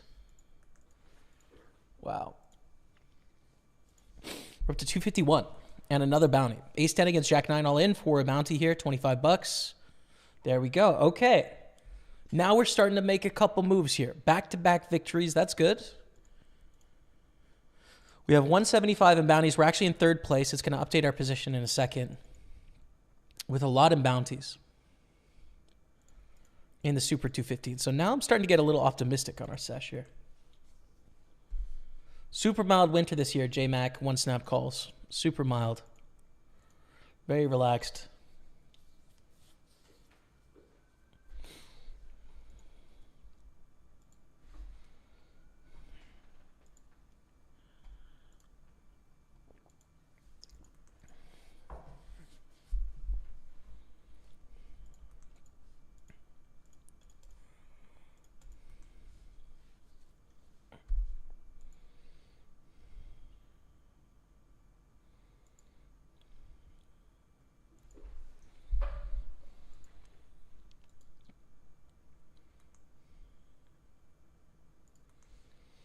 take it down with the king queen. We're going to fold the 5-3.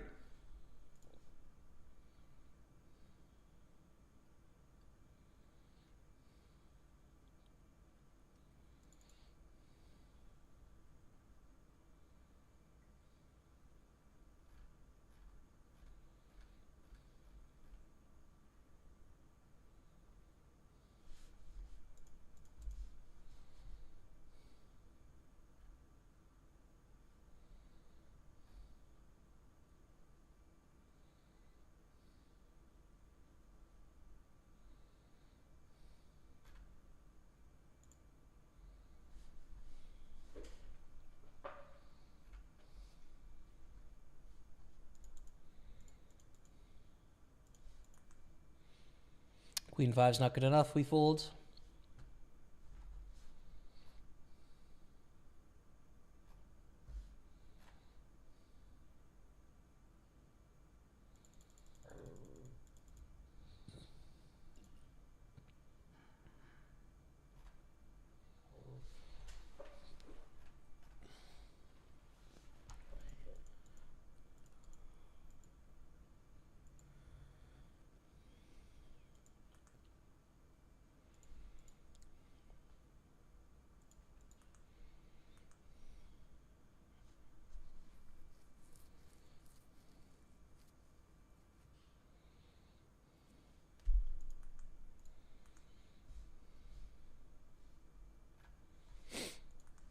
All right. Chillin'. 215 Bounty Hunter 7 max. That is one I always like to play. I seem to do pretty well on as well. Fungal Wizard. Oh, what's up, brother? Thanks for the resub. 32 months. Guess I love the chat. Sup, Jamie? Hope you're having a good Sunday. Good luck on the grind. Question. You have 24 hours to get a hole-in-one on a 160-yard par 3. If you make it, you get $1 million. If you don't, you can never play golf again. Would you risk it?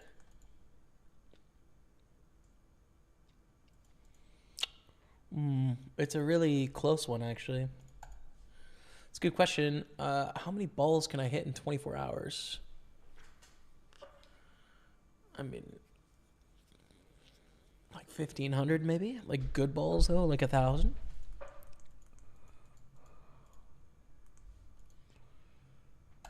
I'm just trying to figure out what I think my odds would be of making it. And I feel like not bad, honestly. 160 yards is long. Like, if it's 130 yards, I'm going for it. 160?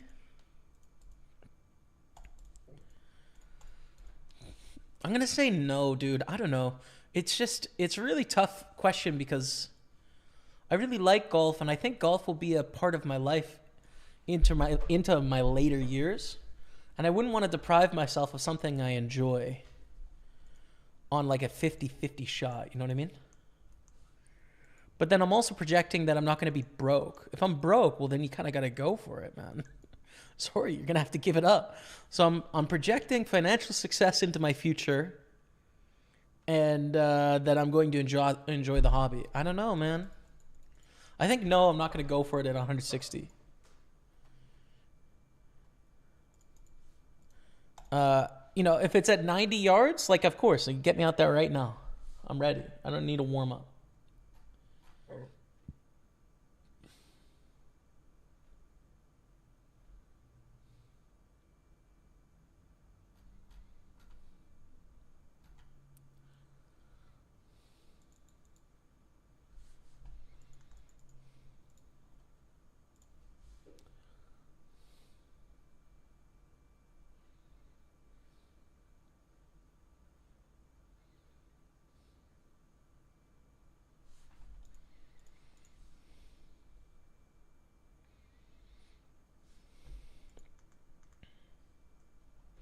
Good morning from Australia. What's up, Andrew Blair?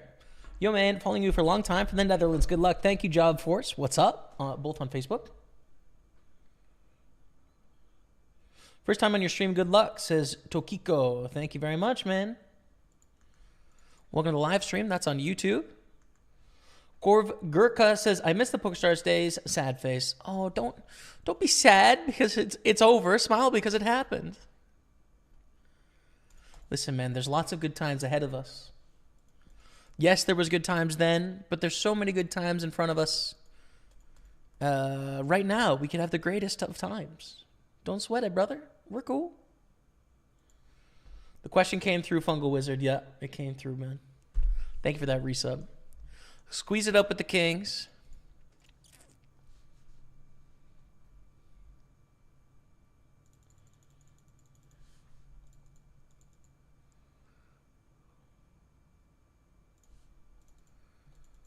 Top set, but we need to check, right?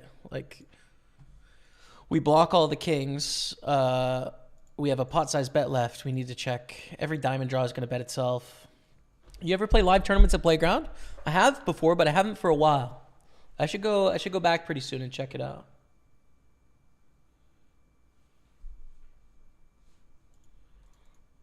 Should get back there pretty soon.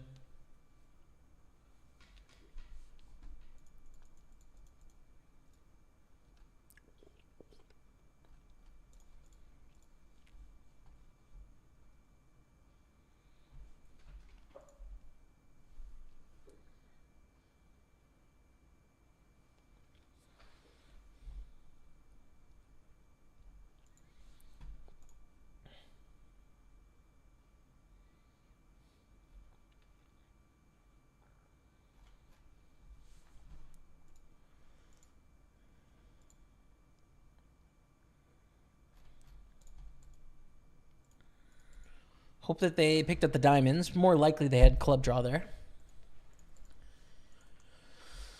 198,000 in the big quarter, which is cool. We have 240,000 in the super 215. We're in 8th place, but on 175 in bounties. In a very good spot, I think. Here in the 109, we're 3 of 9. It pays 4, so a small field. But we just flopped bottom set, so that's pretty good. Actually opening up a golf course for a few days this week in northern Michigan. Crazy winter. Let's go, dude. Yeah, it's going to be super warm right away, so exciting. Just call the check raise? Yeah, I think so.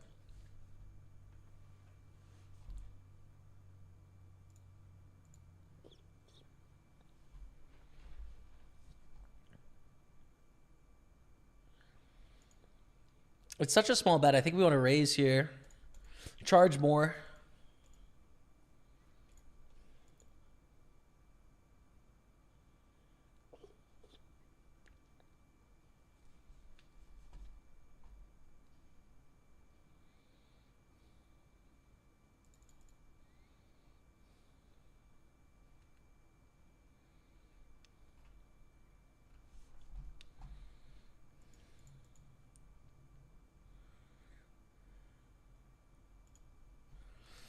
Okay, take it down. No more action. Kind of not what we wanted, but it's all right.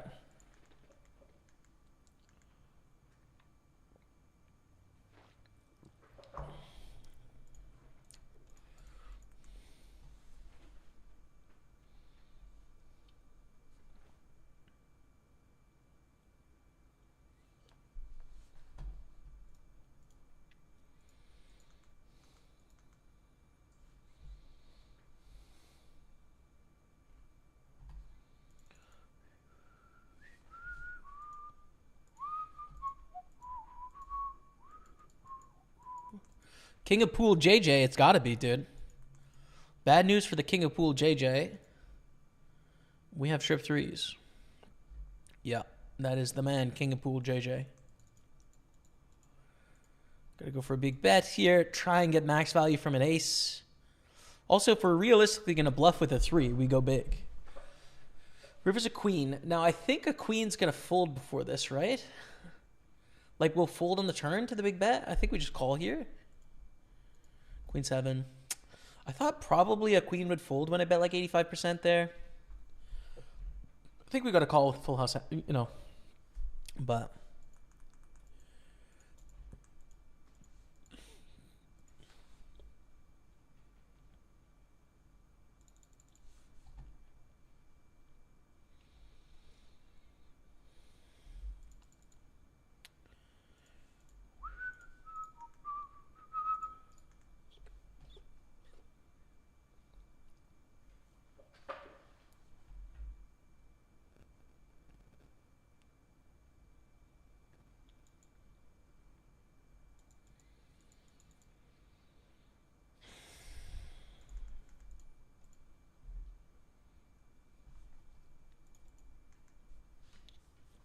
How about you, Fungal Wizard? Would you go for the hole-in-one, by the way?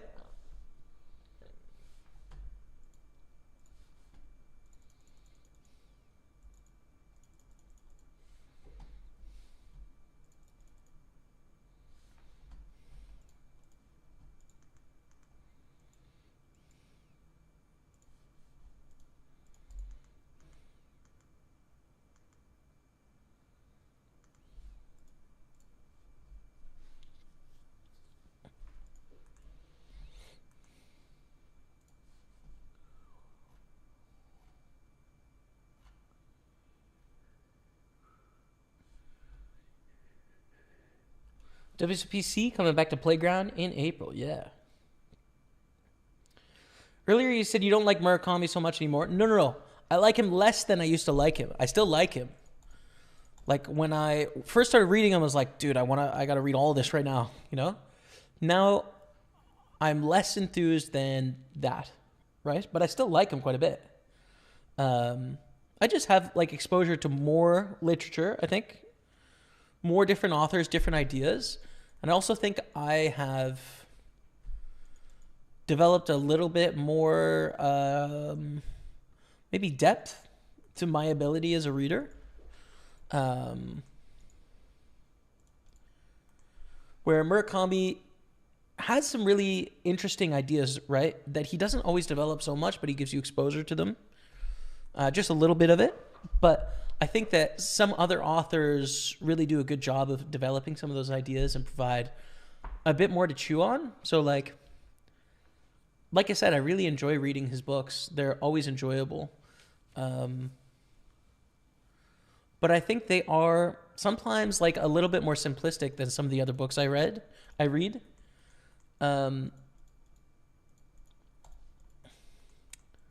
often get a sense of like Murakami like gives off like a color almost, right? Like not a physical color, but reading his books, you get a vibe. It's a vibe, you know? And he's really good at creating that. And the storylines are interesting and there are philosophical asides, but you're getting a Murakami vibe. With some other books, the point is a little bit more pointed, for lack of a better word. So yeah, like I prefer like a David Foster Wallace, right? Or like a Joan Didion or something like that. But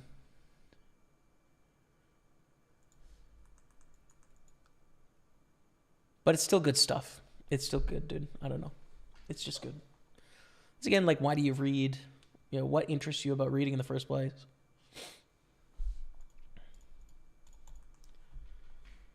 I wouldn't even do it if it was 100 yards. I'm an 18 handicap. I think I only have maybe 200 shots before I'm too tired to continue. No way I'd have a 1 in 200 chance of holding it. I don't think so. But if you have 24 hours, dude, like, you know, you're going to be able to hit 40 balls an hour, at least. Right? Like, that's one every minute and a half. And, like, yeah, you're going to have some super fatigue, but like, even after 18 hours, you're going to be able to get the ball 100 yards. 160, I don't think so, right?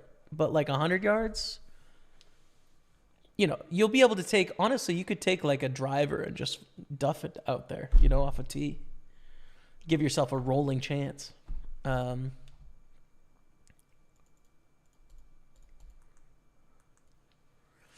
yeah.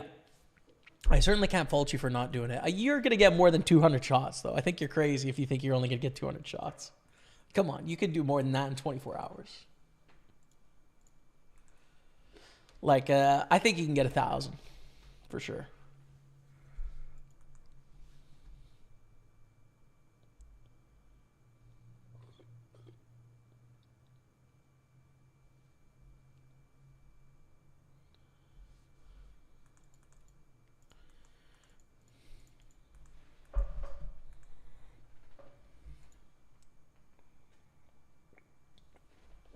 Kevin Martins in the house. Do you ever play virtual golf?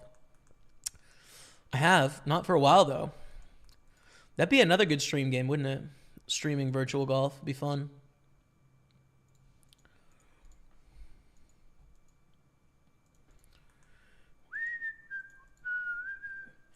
So top 4 pay, we're 5 of 7 here, battling it out.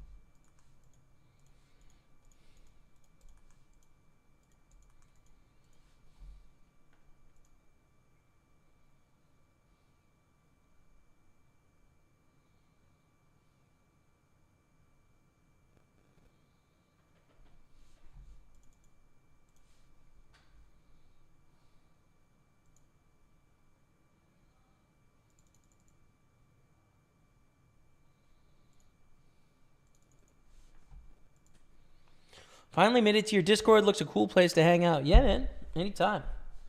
We're around there. The book club is the most active at the moment, but feel free to use any thread, and I enjoy chatting about whatever with anyone. So it's a good spot, man. Do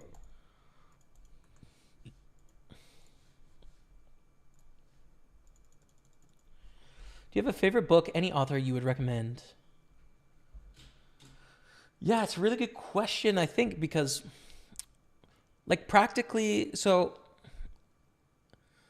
I think dystopian books are a really good place to start because they're really interesting to a lot of different people. I used to read a lot of like self-help nonfiction. I think most of it totally sucks now. Totally would recommend it.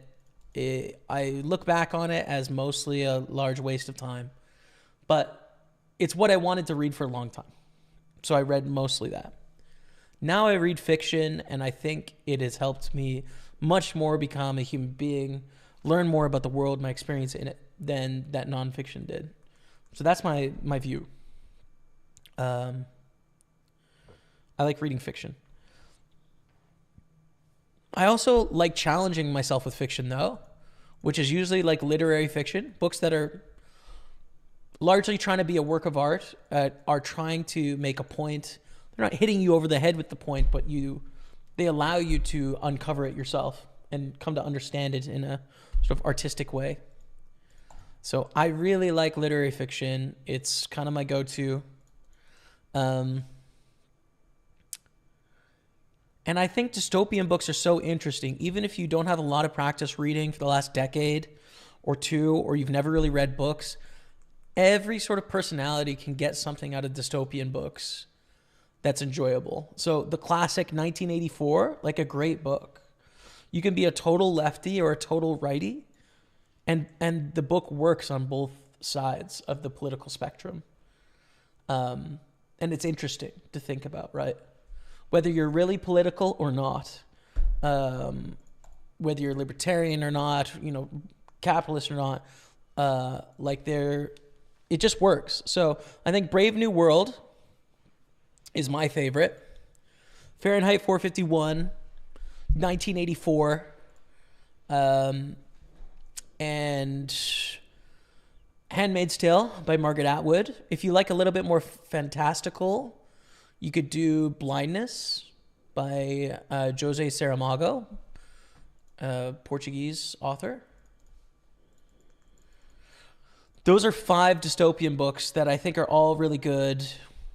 Beginner, I haven't read in a while, proof, or like I read all the time. You're going to like them. They're just good. They're just good books. What's my favorite book? I like mostly, my favorite genre is American fiction, postmodern, and then post-postmodern. So you're talking like 60s, 70s, 80s, 90s, books of mostly really smart dudes, also some really smart women, but mostly really smart dudes trying to make points, and they're kind of funny and sometimes they're absurd. My favorite author is David Foster Wallace. My favorite book is probably Infinite Jest. I don't know. I just as an author, like I feel, as a person, I feel really like at home reading his stuff. It's like he says things that I think, but I don't know how to phrase them. And I'm like, yeah, that is actually how I think about that. And oh, by the way, he just took this really complicated thing and said it, you know? So he exposes parts about myself to me. And I feel, in some senses, out of my depth when I read his work, but in a great way. As if like someone's blowing my face off with their ability, which is fantastic, right? But it's also not like a puzzle. It's not like, oh, can you figure it all out? It's like, no, it's right there, right? Difficult subject matter, but you're not like you're not like looking for the hidden egg or anything like that, you know. So yeah, he is the best for me. But like I wouldn't, you know, I think it's a bit niche. I don't think everyone's gonna love him. I wouldn't recommend starting with him, but he's my favorite author. I think his most approachable essay collection would be a supposedly fun thing I'd never do again, which is nonfiction essays, and it has some really great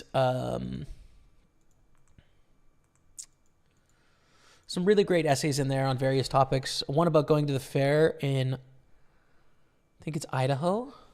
The title piece is about taking a cruise ship and sort of observing the cruise ship and kind of how absurd of a practice it is in some sense. He's being fairly critical of America and American ideals and capitalism and sort of tourism. There's one really challenging essay in there on sort of like societal critique. Yeah, he's just good, dude. I don't know. He's just the greatest. So anyways, dystopians, my favorite author is David Foster Wallace. I also really like Frankenstein, which you might think is kind of a lightweight book because of its depictions in the world as being like, I don't know, like a cartoon that's mostly for kids. The book is not at all a cartoon, right? It's like a really interesting philosophical dive. It's a great classic book, written by like, I think a 19-year-old woman. It's like one of the greatest books of all time. Like how a 19-year-old was able to grapple with, you know, the feeling of like emptiness and aloneness of this monster that's created, and then the ethical implications of creating this thing. Like how a 19-year-old was able to understand that. Like, dude, I could barely tie my shoes at 19, dude. I had no idea what I was doing or what I thought about anything. So that totally blows my mind, how developed of a person she was. Yeah, also a great book. Anyways, I'll stop talking about books now. Raising a 3-bet to 11-2. We're going to call. Check. Jules Verne is the GOAT. Love Charles Dickens too. Yeah, man. I think I've only read Tale of Two Cities by Charles Dickens, but no, and Christmas Tale and some of his short stories. His Christmas short stories I've read it, but Tale of Two Cities is great.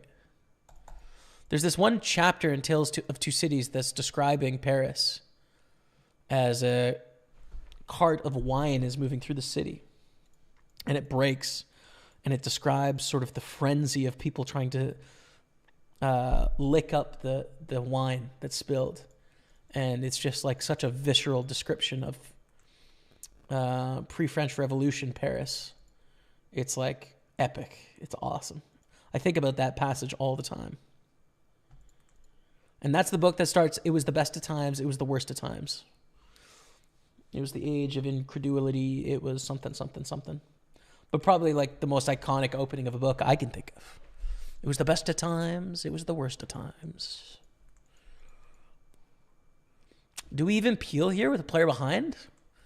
Against a 3/4? Probably not, dude. I don't know. It doesn't seem to make a lot of sense. We just fold. Atlas Shrugged.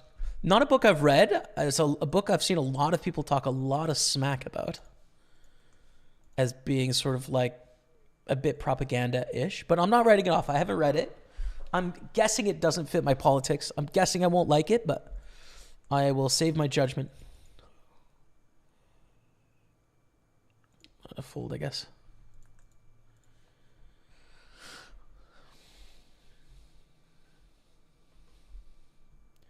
Told you it was your hair tied back that caused the headaches. Was I right?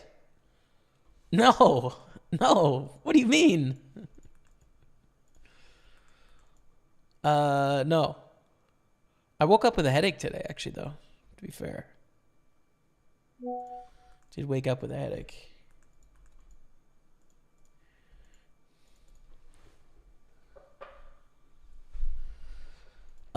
Sens is one of my least loved teams in the NHL, dude. I hate the Sens. You guys are just such an annoying bunch of hockey players. Just no class. Dirty plays left, right, and center. Man. Thank God I'm not a Sens fan. They make 2 pair on the river, which is just, oh, man. We get the 2 streets of value, too. So sick.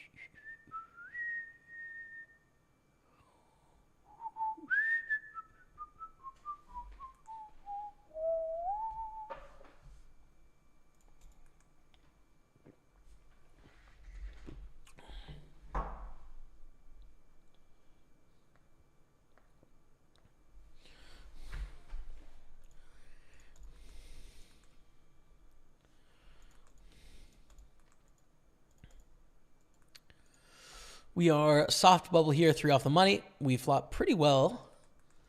We break on the turn, but I think we should bluff, right? It's a good spot to bluff. We're going to have much more 9-8, 5x here. We have 2 overs and a gut shot. I think it's a good spot, and we do take it down. 174,000, 10 to 17, 15 pay. Chip leader has 900,000, which is so many thousand. We pick up ace queen. Great hand to put pressure on.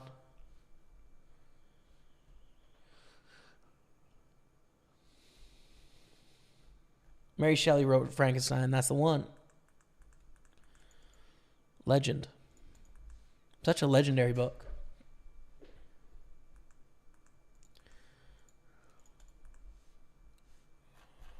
Surprising, right? Like Frankenstein, you just really would kind of prejudge the book as being, I don't know, like a little girly, a little lame, a little like, whatever. Like it's like a nightmare book. Like, whatever. Nah, he's got a lot to it, man. There's a lot of depth to that book. It's ace queen, raise call and a squeeze to 30,000. Fold, I think. Was gonna jam, but we would have to fade the bigger stack, having a big hand here with 3 players already committing money on the soft bubble. I think it's a fold. I'm not happy about folding, but it's fine.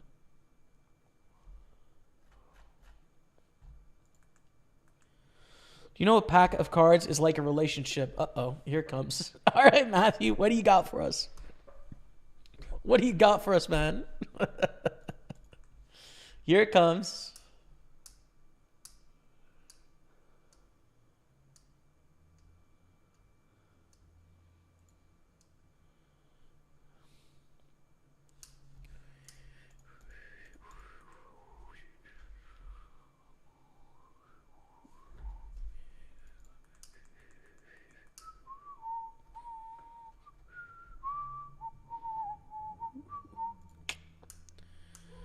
I guess we'll flat in position here. They cover us, which is not ideal. We're on the bubble. We're going to go on with a 7 here for our 8 blinds.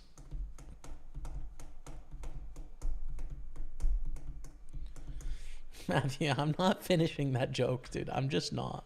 I'm just not finishing it. Okay? It made me laugh, but I'm not saying that, dude. I'm not. I will not.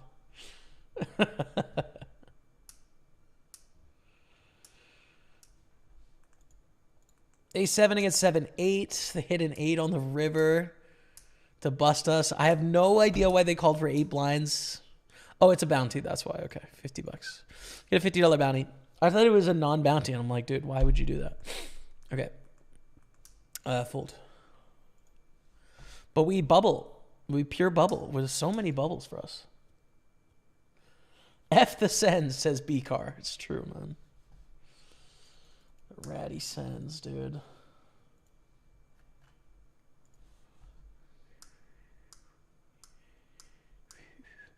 You will like it. I think people misunderstand the fundamentals of it. Yeah, it could be.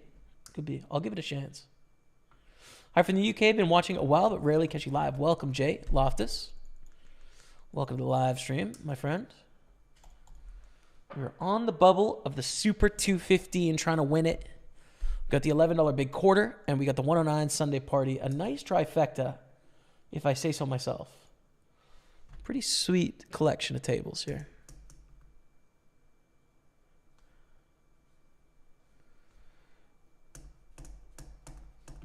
Let me guess, Ridley Gregg. Man, who is your guy? That is so annoying, dude. We went to a Sens game live as well at the Bell Center.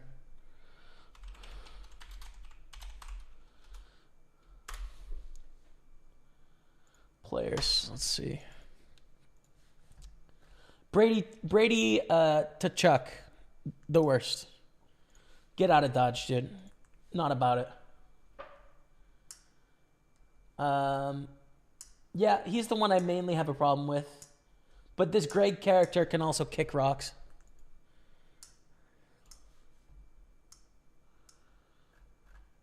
It's a no-class organization. That's all I have to say. Moving on. I don't know, man. Gallagher's a massive shit disturber. I don't know. Never seen the Habs do anything I don't like.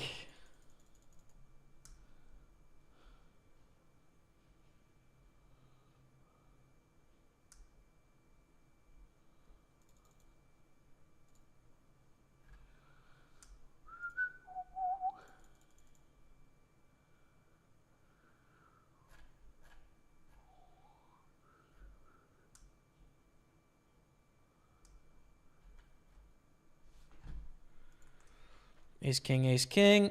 Clubs had the free roll, but it's a chop it up. Okay.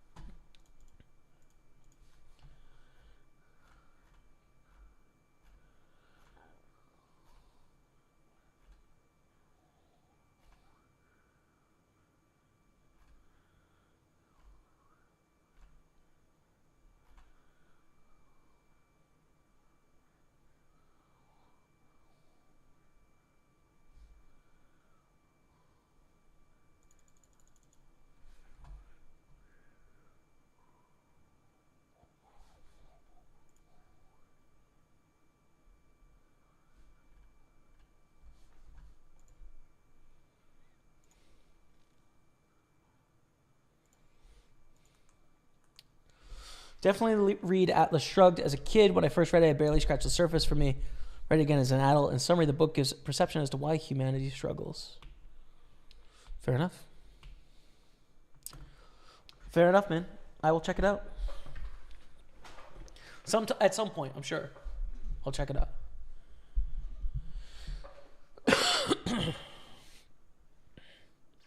Where are you streaming from? In Canada, my friend. Montreal.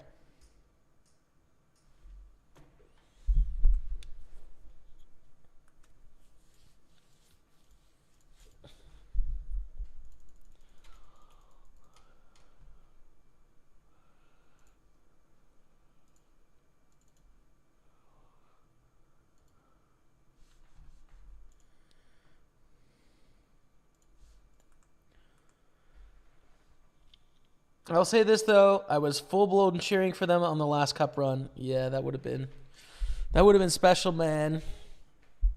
Who's gonna get it this year? Edmonton. It's got a chance. Who's gonna win the cup this year?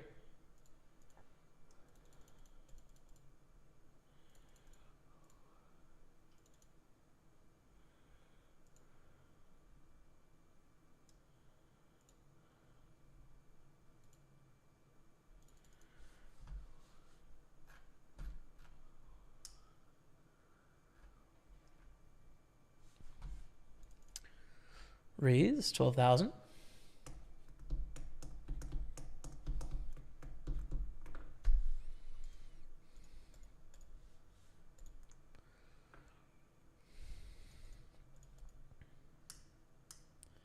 Ever been to Ireland, Jamie? Just once. Love to see you come play with Easy with Aces and Spraggy and all of us at the Irish Poker Open. Man, I would love to go to Ireland. I've been once. I went to EPT Dublin probably 7 years ago now, 7 or 8. Went deep in that tournament too. I think I got 39th, so I had a real chance at getting the EPT there. Just couldn't finish it out. I didn't get to check out as much of the city as I would have liked because I ran deep in that tournament. I was pretty burnt out after the experience. But yeah, what I did see, I really loved it. Like, it's just seems like a really special place. And what I know of Irish culture outside of that, I'm quite envious of a lot of the aspects of what seems to make Ireland Irish. I don't know. Seems great. So, but not going to go this year. My aunt is actually Irish. I have Aunt Teresa, who lives in Canada now, but is from Ireland, and so yeah, I don't get to talk to her as much as I'd like. But you thought about adding the chat again. Now you're streaming on multiple platforms. We're not really sure which question post it is. From Muggy W. Yeah, I don't know where it would go on the overlay is the problem. What do I do about that, you know?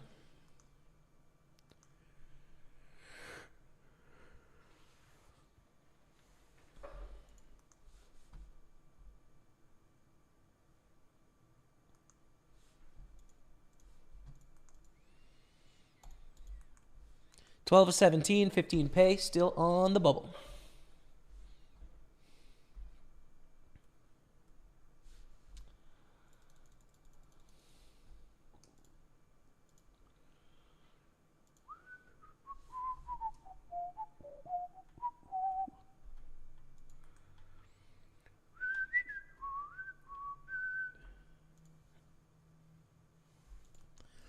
Ace, King, Queen, 10 here.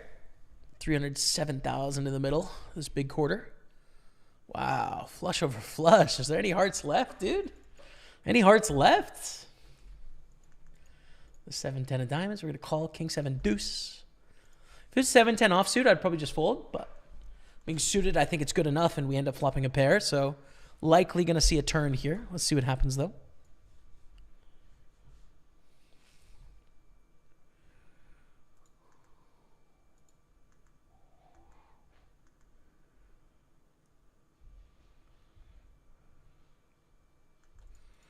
Rebecca is hyping up our dog right now. I can hear it. I can hear it. The hype is being generated.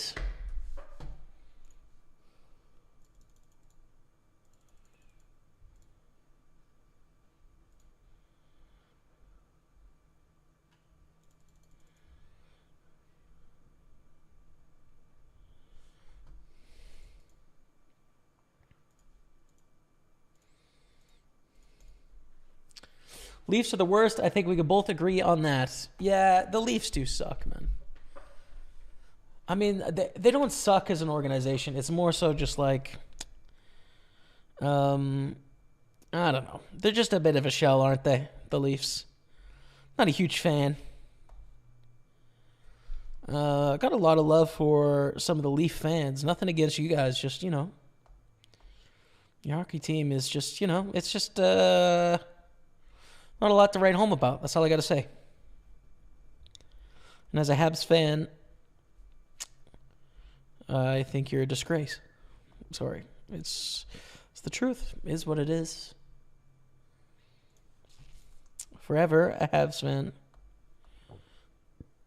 Dude, if I ever had to move to Toronto, still a Habs fan. Get to know it. If Party Poker was like, hey, we're going to sponsor the Toronto Maple Leafs, I'd be like, well, that's too bad. I'm a Habs fan. So send someone else. I can't, listen, we're not doing anything.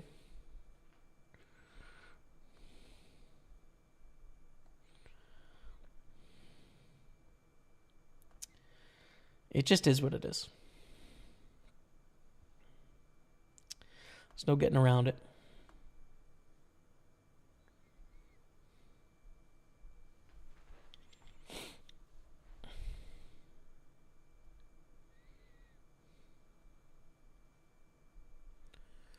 Oh my days. On the bubble.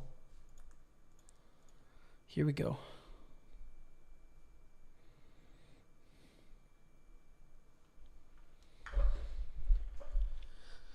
Here we go.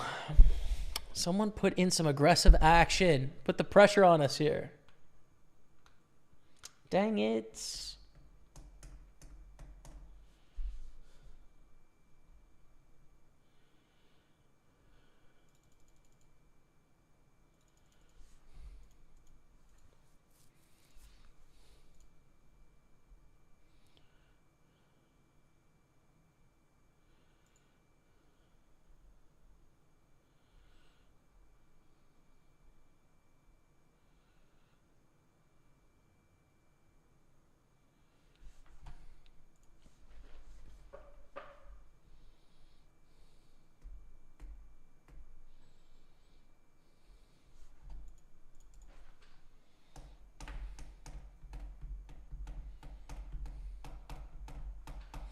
King, queen. The unfortunate part about this is that no one's really short on our table, so bounties aren't playing here. It's mostly just the value of our hand.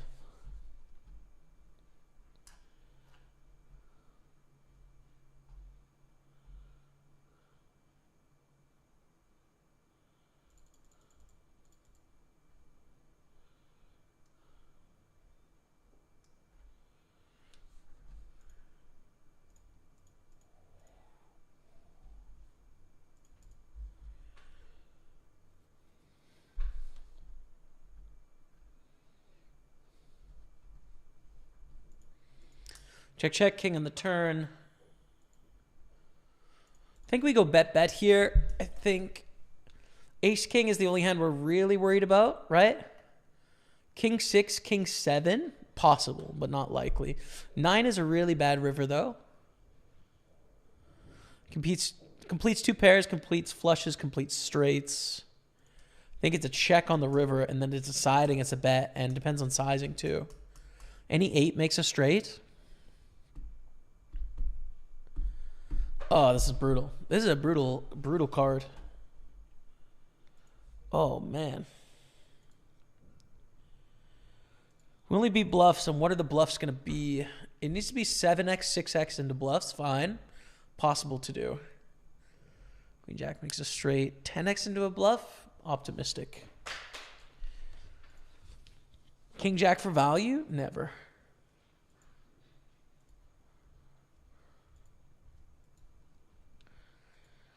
Ugh, I don't know, dude. I don't know what we're beating here. We're getting 3-1, which is a thing. The sizing is very value, though. Such a value sizing.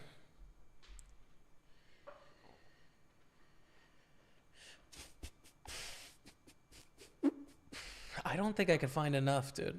It's a button range, too, man.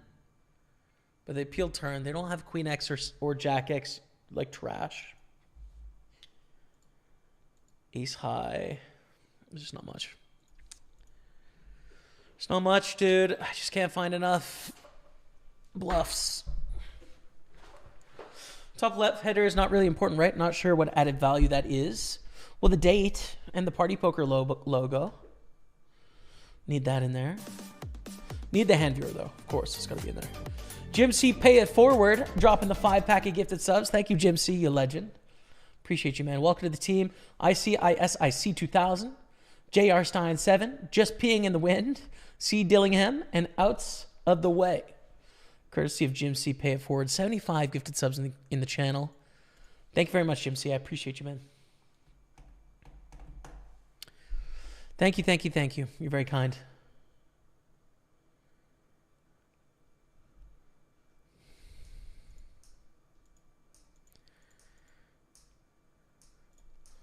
Call for $6,000.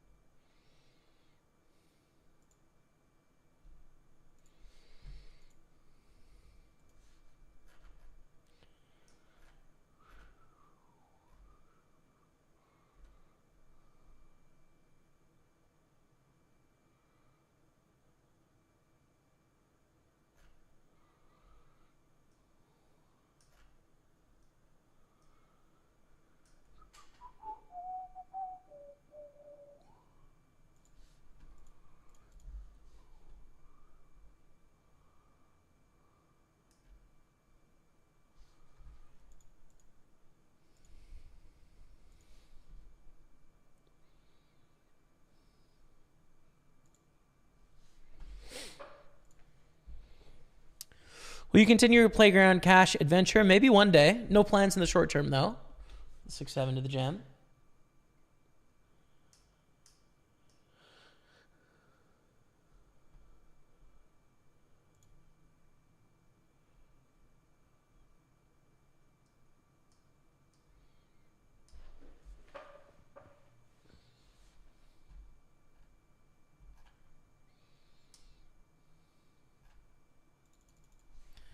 All right, ship hit.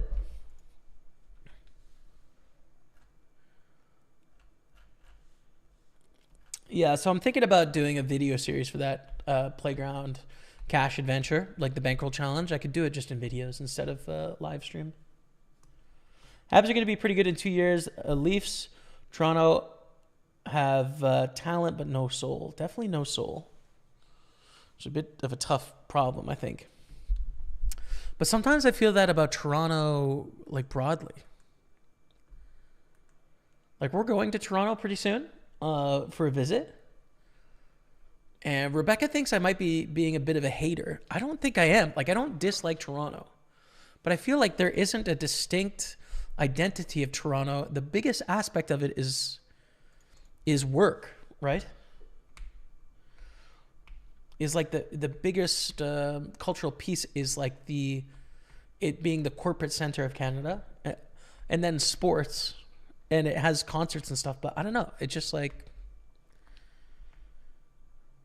it does feel comparatively a little bit soulless. Maybe not though. I don't know. Maybe I'm just being a hater, but I don't hate Toronto at all. I really don't hate them. I mean, it's fine.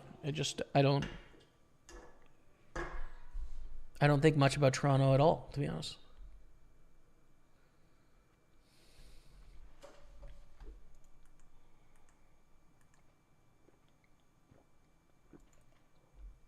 All right, it's break time. 4-minute break. When we come back, we're on the pure bubble of the Super 215. Double stack in the 109 Sunday party. Chilling in the big quarter.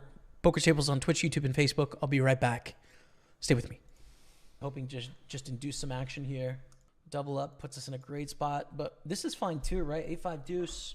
We have an overpair on a very dry board. Like, they're going to rumble here quite a bit. I like it. Okay, they call 10 on the turn. Still barrel. Still very like the best hand. Heads up. Not that many 10s that are going to check call flop, like ace 10, king 10. But like queen 10 and jack 10 don't always play this way. They might check raise, right? So yeah, we feel pretty good about our hand. We take it down on the turn. Let's go. They limp, we check. King 9 is not a hand we need to jam here. I think we jam worse hands and better hands, but King 9 is sort of in the middle.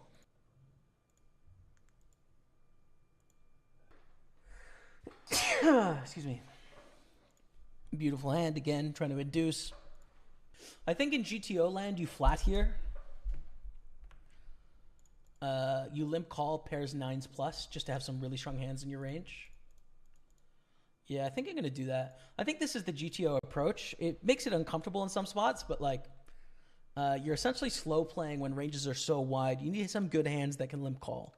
It makes it tough on a flop like this, but I think it's a clear check. Probably don't fold, probably, right? I think that's the key to this spot. But if it checks again on the turn here, we check, right? We're only getting one street of value betting ourselves from worse hands. Bet of 90,000, we call. Tough, man, tough. If they have a jack, they're checking the river, so that's good. Jack doesn't change anything against a bet. Against a check, we might lose to a jack, and we can decide, do we want to bluff our tens or not? Probably not enough, right? Like when they have the monster kings, queens, we're not going to get anything. I think I'm just going to check here. Beat 9-3. All right, let's make a count here. Ace-5, pretty good hand. Gets a limp. Do you want to raise or just check this one back? Could raise call as well with ace-5, but we'll just check. We flop top pair, top 2 pair here. Very strong hand. And it goes check. 7 on the turn. We'll bet. Dude, how do I get the most value from this hand here? Check to induce. The thing about checking to induce is we get an ace to bet. We lose less against a deuce. We only lose value against a 7, basically. The rest is going to fold. Like king 9 is not going to call. I don't think anyways. I mean, maybe it would, but I doubt it. Some bets, some checks here. I'm going to check. I think is good. 9-5. I think call here. Like turns a total brick. Second pair, decent kicker. All the draws missed. Do we want to value bet on the end? It's thin. We're trying to get called by 8-6 and 10-6 here. 8-6, 10-6, 6-5 is what we're trying to get called by betting there, but do expect a queen to continue. Ace-5. And back to raising now on 30 blinds and with a good hand to start that trend off with, in my opinion. Deuce 3-8. Some bets, some checks. You know, check is not terrible here for sure. Nah, I just got to bet though. It's too strong. Too strong.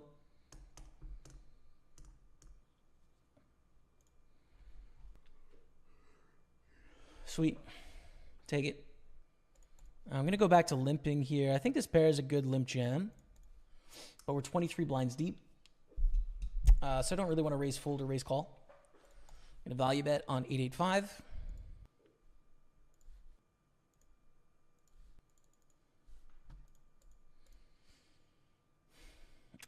It's not a great river.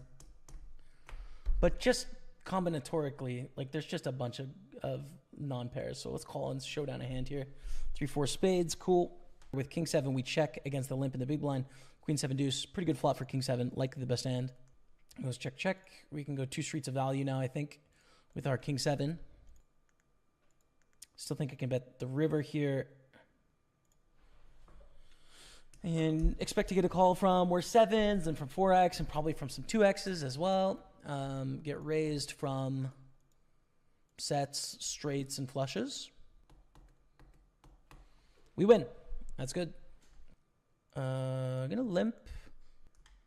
When you go on break, the clock keeps running on stars. I have no idea. I guess as long as it's the same for everyone, it's not a big deal, but checking the turn. We don't need to bluff. We can't value bet. We don't need to protect enough to lose our money against like a jack when we bet, or like 10s, 9s, 8s, for example. A block bet of 90,000 on the river. I think most likely hand here, 10s, 9s, 8s, 7s, ace 6, 6, 7 suited, 6, 5 suited. Bluffs that bluff for 90 into 360. I mean, you have to be really creative. So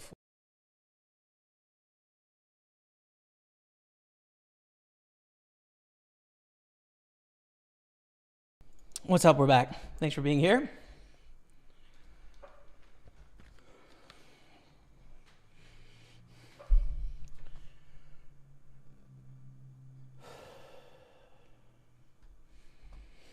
Okay.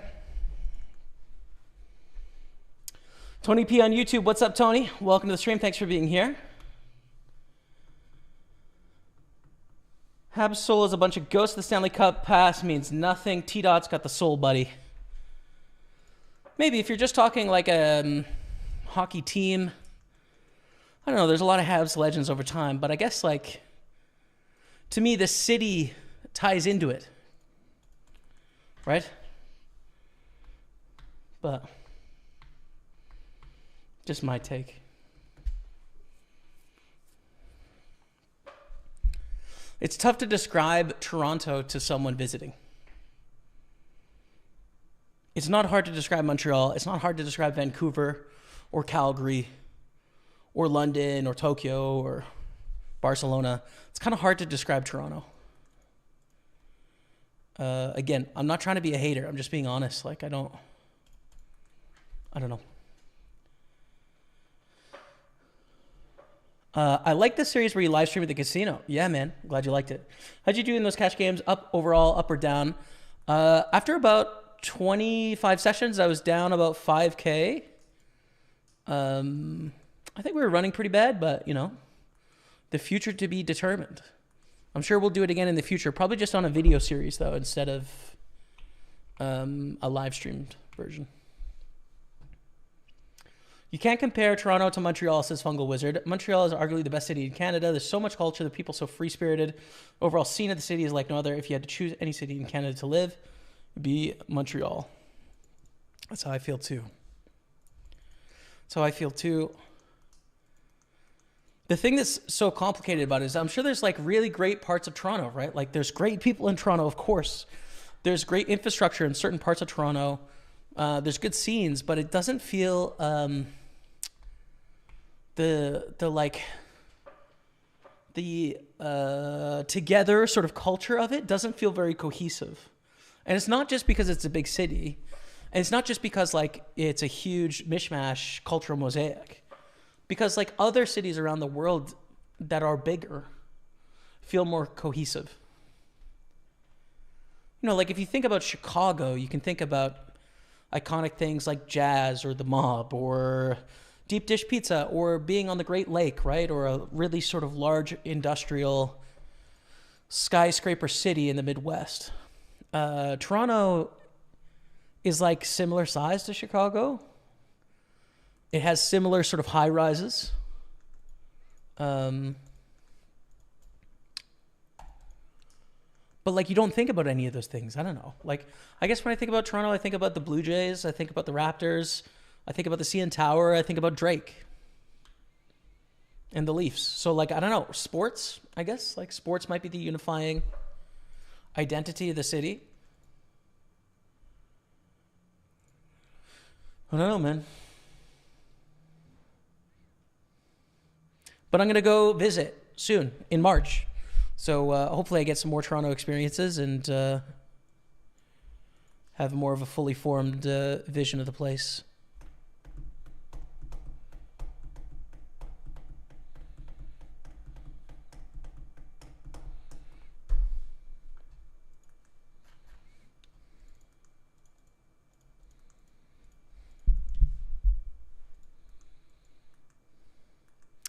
$87.50 bounty, but we get an ISO there. We're going to fold 5 of 16 in a good spot.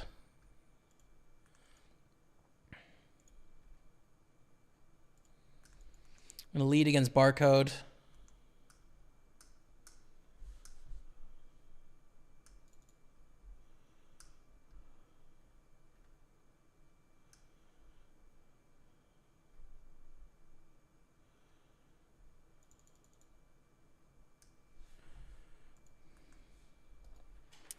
And we are in the money. Redfeld hype confirmed. 240 cash plus 175 in bounties. First place will be anywhere from 3,000 to like 4,500, depending on how well we do in bounties. So that's a chunk of change. I'd accept, frankly, personally, I would say yes.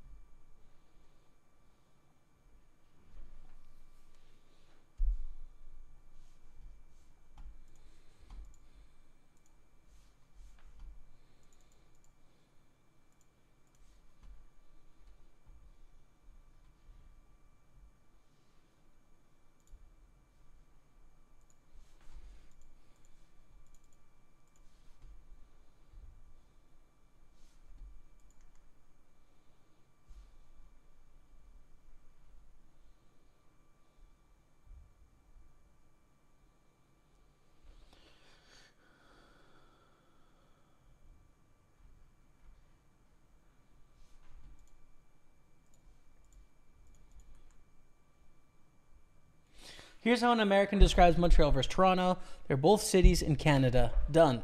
That is largely true. Yeah. Generally. One of my main gripes, I would say. West Coast says, I like my city better. Fair enough. Vancouver, I'm guessing, with the West Coast. Maybe LA. San Diego. Easy to describe Toronto, the team that lost the Zamboni driver in the NHL. Okay, there you go.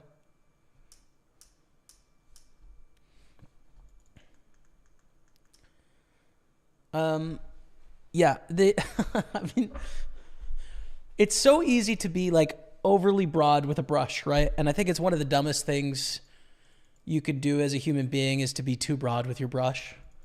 Like, how do you talk about cultural differences without drawing some line in the sand, right? So I can only talk about like personal experience, but Rebecca and I play Valorant on a fairly consistent basis. And the majority of people we play with are from sort of the Midwest US. Just because that's where the servers work out. And people hear Rebecca's accent and immediately make fun of it, right? It's mostly children, so like fair enough, right? Like it's mostly 16, 17, 18, young 20s people. They hear Rebecca's accent and they make fun of it. And then I have a fairly neutral sounding accent, I think. So Americans can't really tell that I'm from Canada until they dig in a bit. Or if I say like about, out, that like about, it's not a boot, it's about, which sounds different than Americans. The A is different as well. Like their A is more ah. I don't know how to describe that. King, queen against ace-8 for a bounty and some chips here. King or queen, perhaps? No. Or 10 would have worked. But anyways, in these, in these gaming sessions, when people find out where we are from, I would say that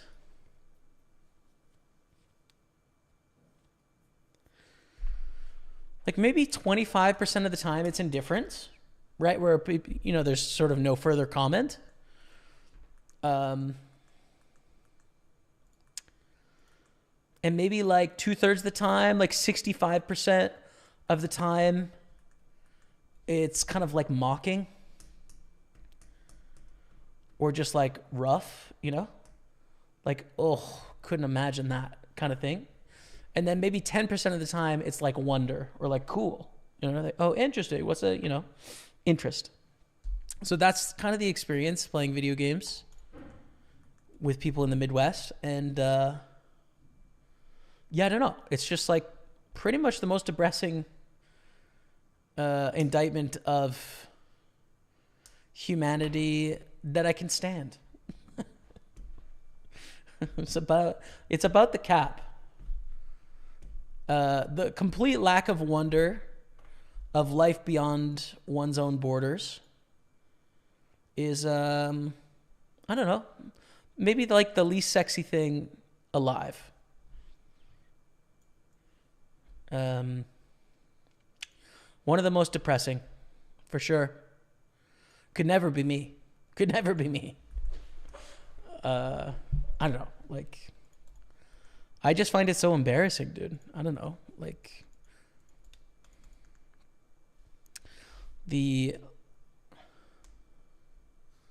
it's not like pride. I don't have any issues with people having pride in their heritage, but it's the lack of like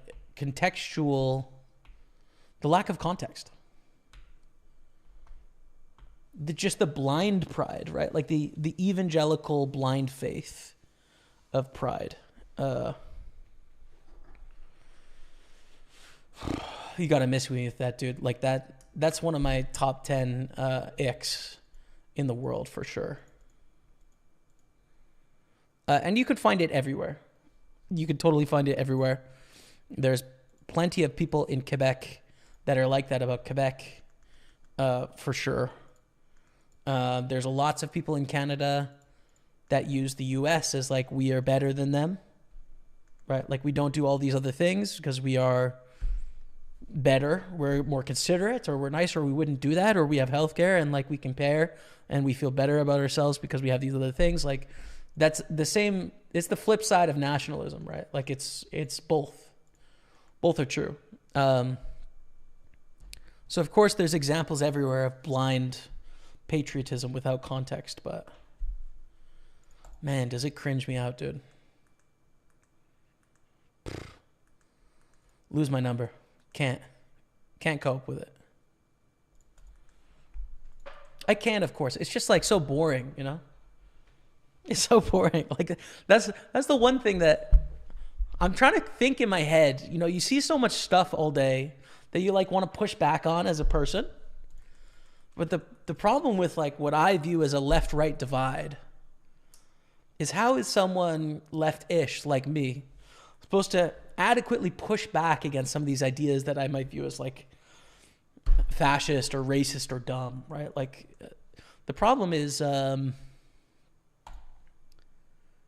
you're just going to get like people will just mock you back, right? Like there's no sort of rational discussion going on, right? It's like sometimes it's just like a child yelling at you, and then you'll try and make a point, but then they'll just yell at you louder, right? Like there's no. So how do you engage with that, right? Like how can you? I don't know. It might just be the one word like answer, like dumb, you know? Someone says something dumb, maybe it's just like labeling things as dumb, reductive, you know? Couldn't be me, right? Like I guess you could be dismissive like that, but I don't know, man.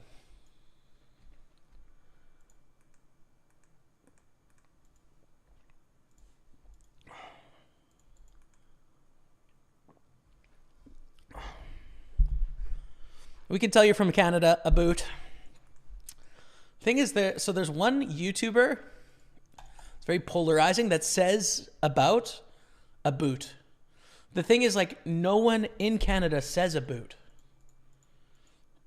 A boot is like the stereotypical way that people think you say stuff. Like when you say to an Australian, like shrimp on the Barbie, like they don't say that. They call it prawns.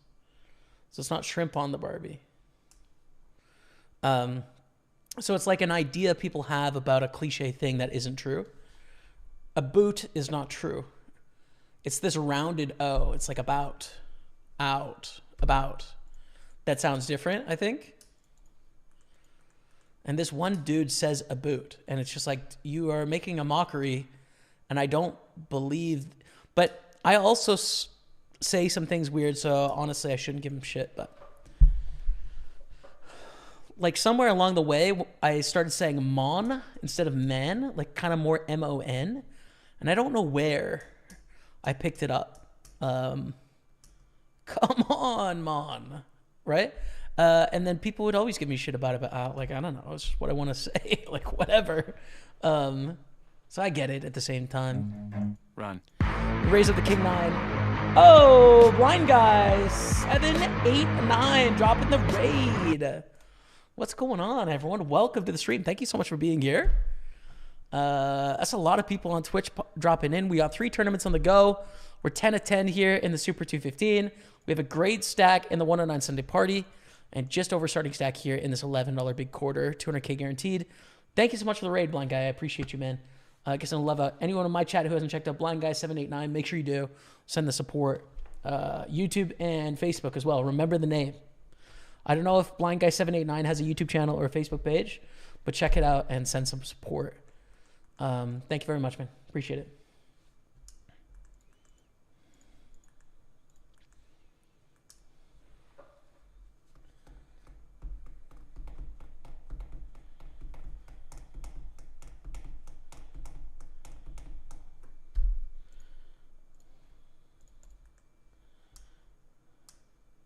Sorry for misspelling your name, bro. It's totally fine. I don't care at all. Totally fine. Misspelling my name is a 0% worry for me. Do it as much as you like. Or French from France versus francophones from Quebec, for sure. Yeah. The language purists, which is obviously ironic as well because like there's some language purity here as well from my perspective. But yeah, I mean, there's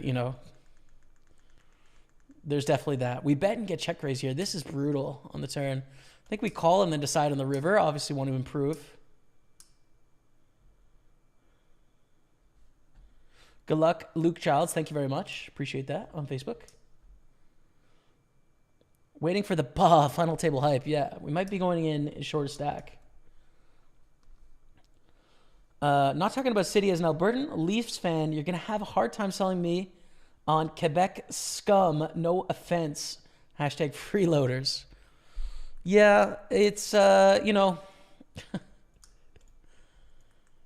that is a pervasive idea in Alberta, which I think is equally as stupid as the hardcore, sort of separatist cultural superiority side that you have here as well. I just don't subscribe. I think Quebec is a great place. I think Montreal is one of the greatest places.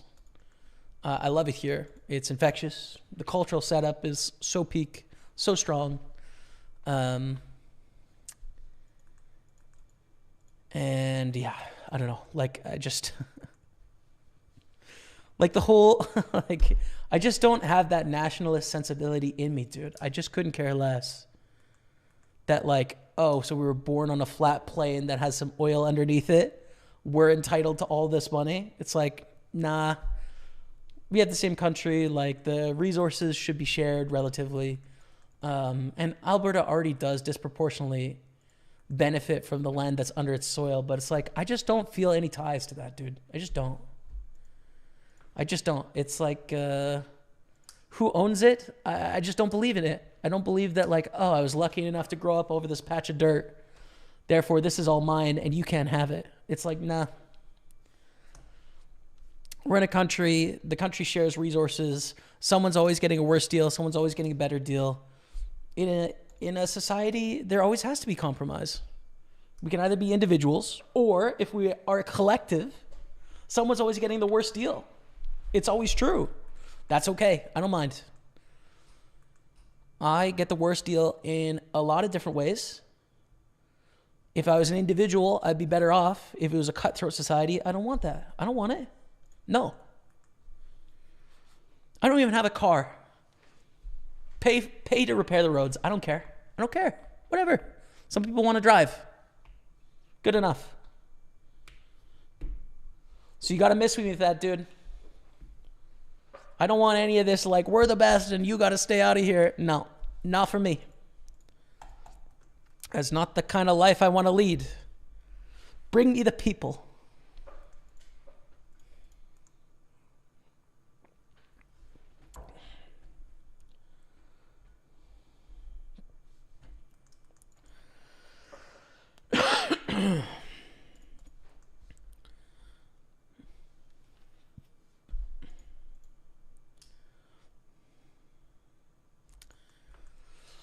I don't think I want to jam here with the bounty incentive. People can call quite wide, so we'll just fold.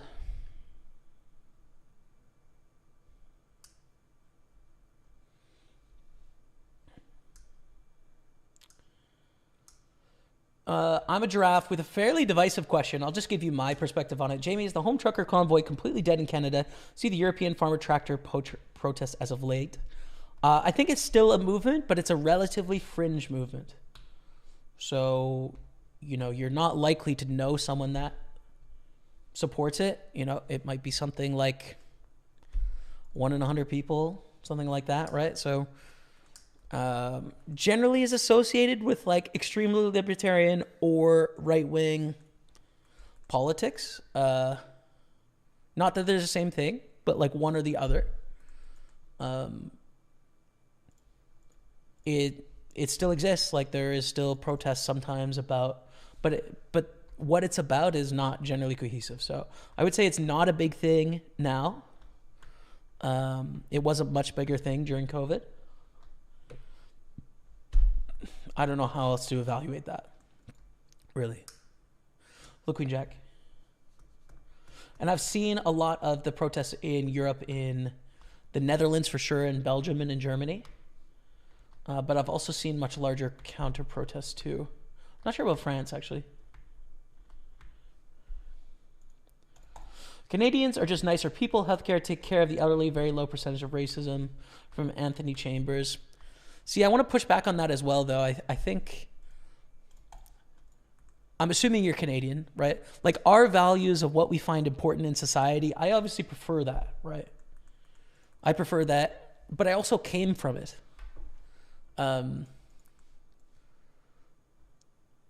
So, I don't know. Like, I think we definitely value in Canada this social idea of taking care of other people, being respectful to other people and kind to other people. Like, that's really important.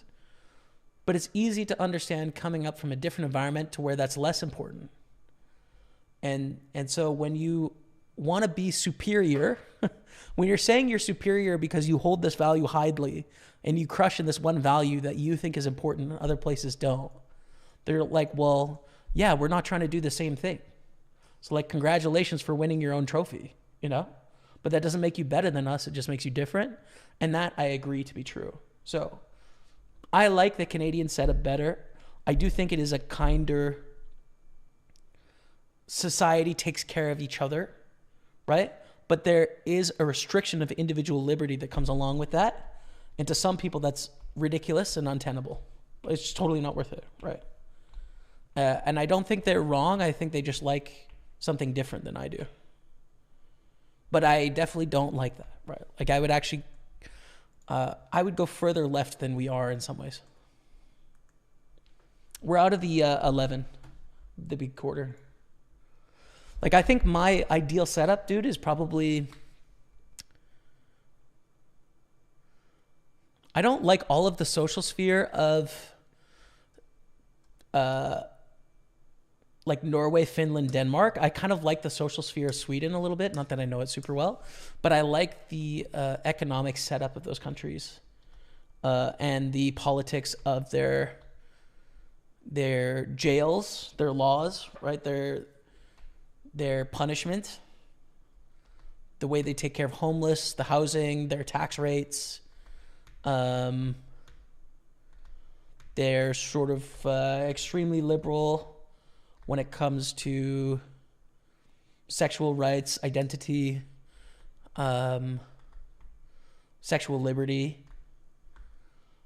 But it is, I guess, my perception of Finland and Norway is like people being very sort of reserved and shy, which I don't like as much, right? Like, I like a bit more of an outgoing, nature.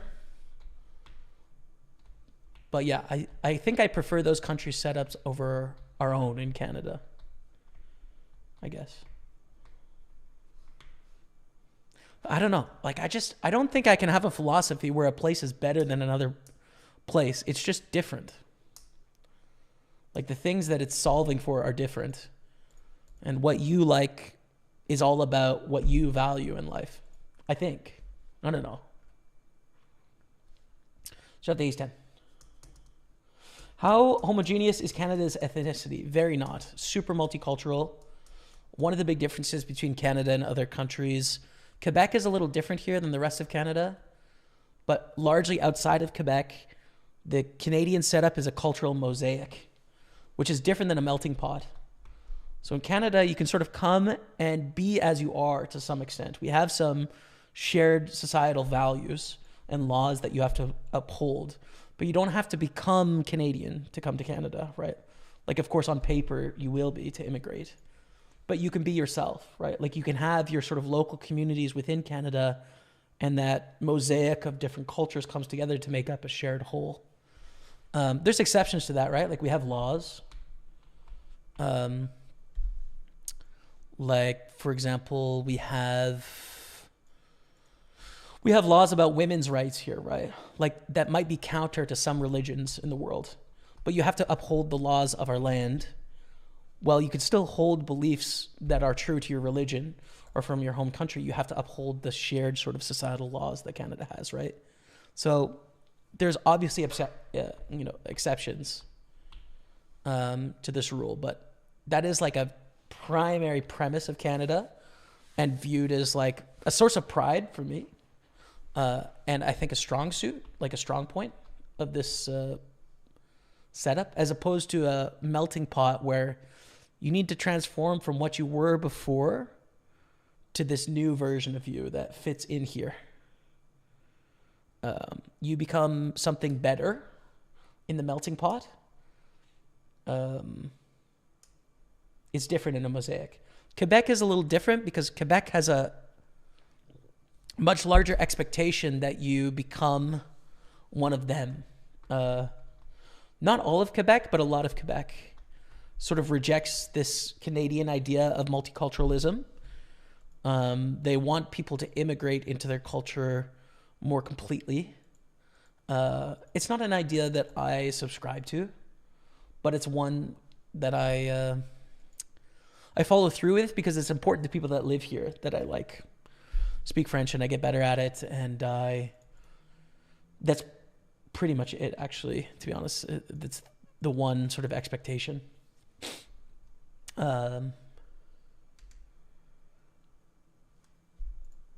So yeah, but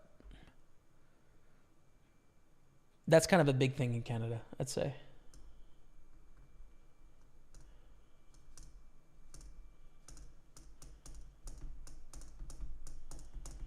Sure, there are many reasons for less reasons. Healthcare, I'm sure is not a big part of it.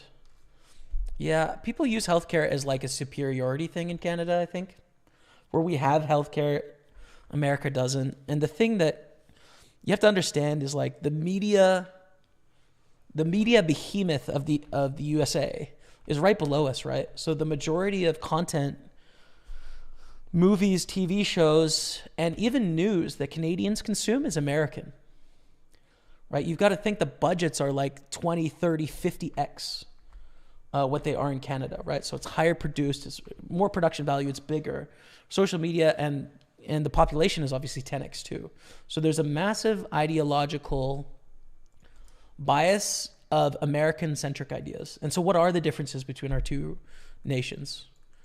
And are those worth even preserving, right? Like a lot of discontent. Ooh, I don't know if I want to get this in for 7 against the chip leader here. Pretty close. Final table hype of the Super 215. Let's go. Oh, it's Captain Co-op. What a legend. 98-month resub from the legend Captain Co-op. Thank you so much, man. Appreciate you. Gets a love of the chat. For an absolute legend of the game. Chicago boss.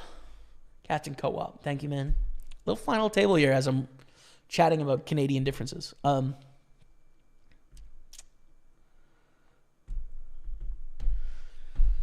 Yeah, people use healthcare as a comparison point, right?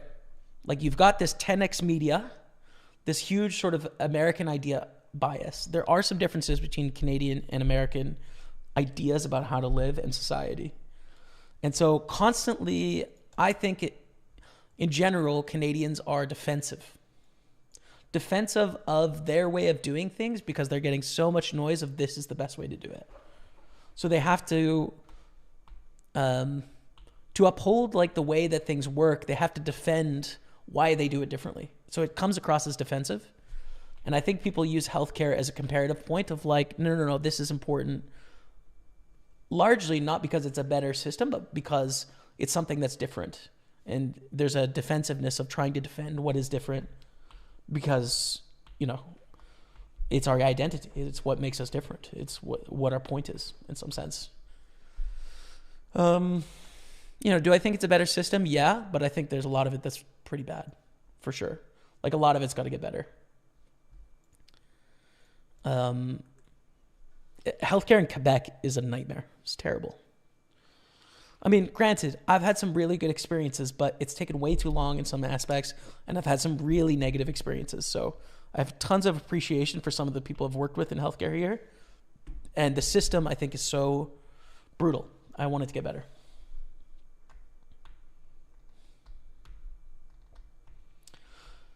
Have I ever heard a negative thing about Canada? Just open Twitter, dude. Everyone absolutely hates Canada on Twitter right now. Everyone that is like any like market leading, like libertarian leaning Bitcoin person, like absolutely hates Canada. There's so here's the problem with it, right? There's such a negative view of Canada right now in social media, but also within Canada, people are really upset. And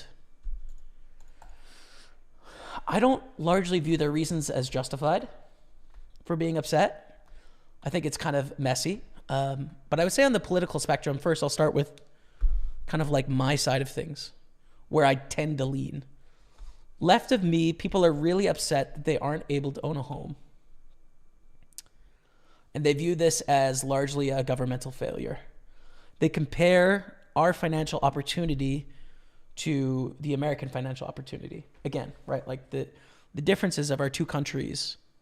There's so many examples of comparing our life to American life. And they can see that financially we're worse off.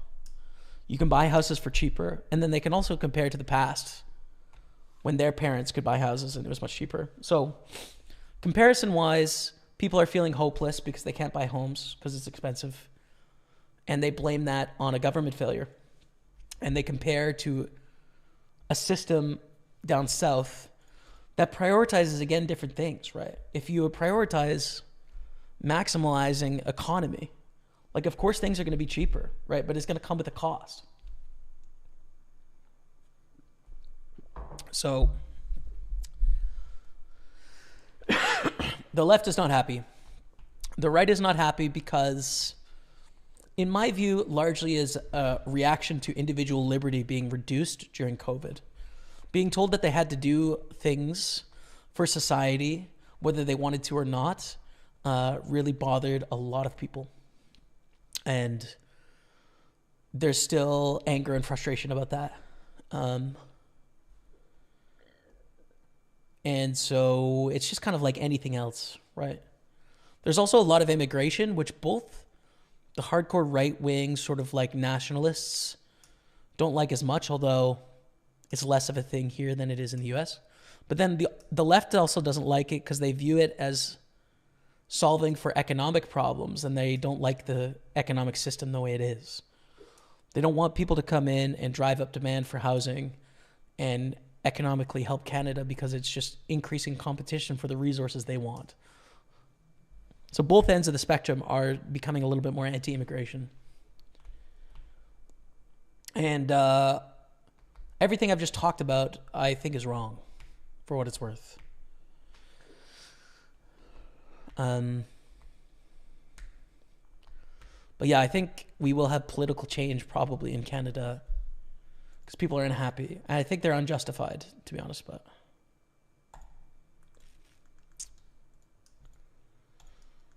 yeah, it's true.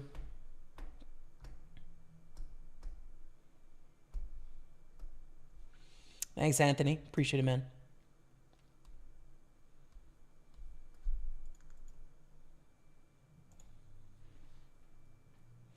There are no larger counter-protests here in Europe, says Patrick. Farmers and truckers here are fed up with the stricter rules and regulations. Sick of government stealing land. It's very much a big thing here. Yeah. Word. Driving relieves the stress, bro. Yeah, I don't know. I guess I could drive. It could be a thing.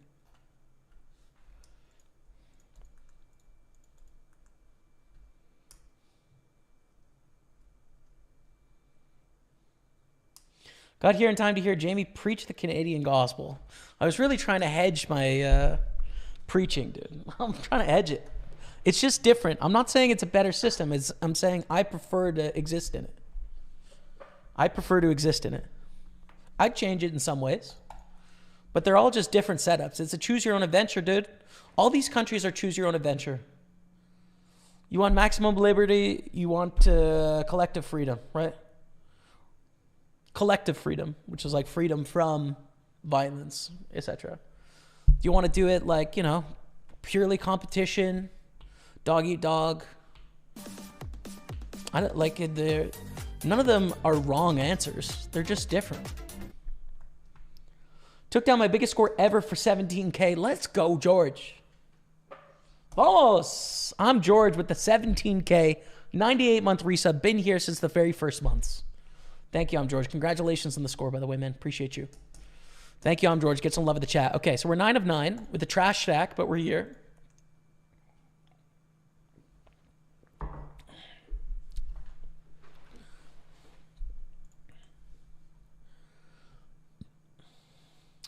The Swedish perspective of Canada is really good. I'm glad to hear it. Everything about Sweden seems extremely ideal to me, to be honest. Except for maybe climate, but it seems, you know, the tax system is very progressive. You take care of the most vulnerable in your society. There's still economic opportunity. You just pay a very high fee for the highest rates of it.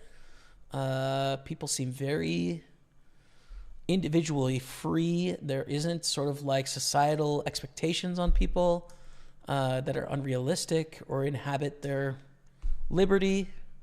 Everyone seems very healthy. There seems like good work-life balance and happy. There's like good freedom of the press. There's good like open knowledge, right? So like there isn't a lot of gatekeeping of like information in society. Like you can access it. Everything seems fantastic about it, to be honest. So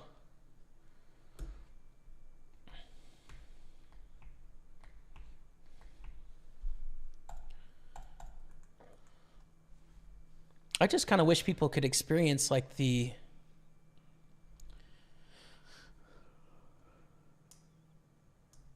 don't know.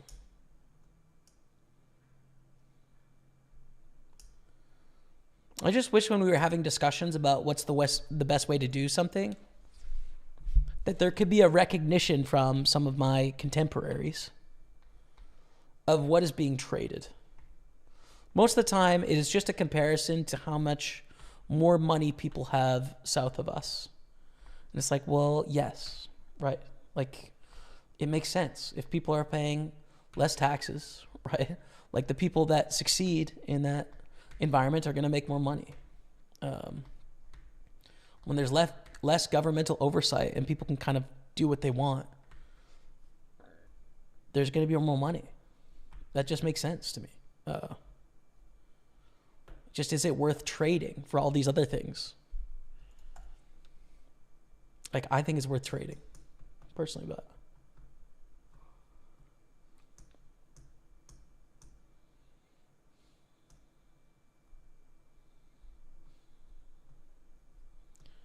yo, Nick Bill, congrats on your first big win, man. Ship it. 12,000. Damn, dude. Do you guys want to send some money my way, man? My God. Everyone's just banking. I'm jealous, dude. 16 bands, 12 bands. Get me something, man. Please.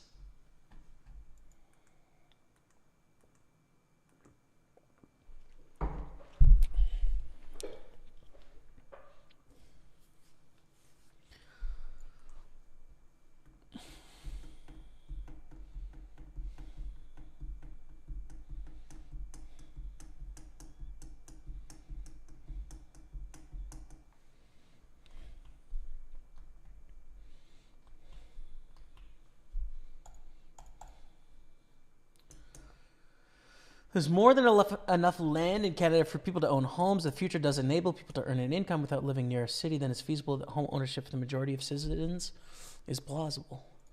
Yeah, should be. I agree. There's definitely enough land. There's enough natural resources. It is too expensive.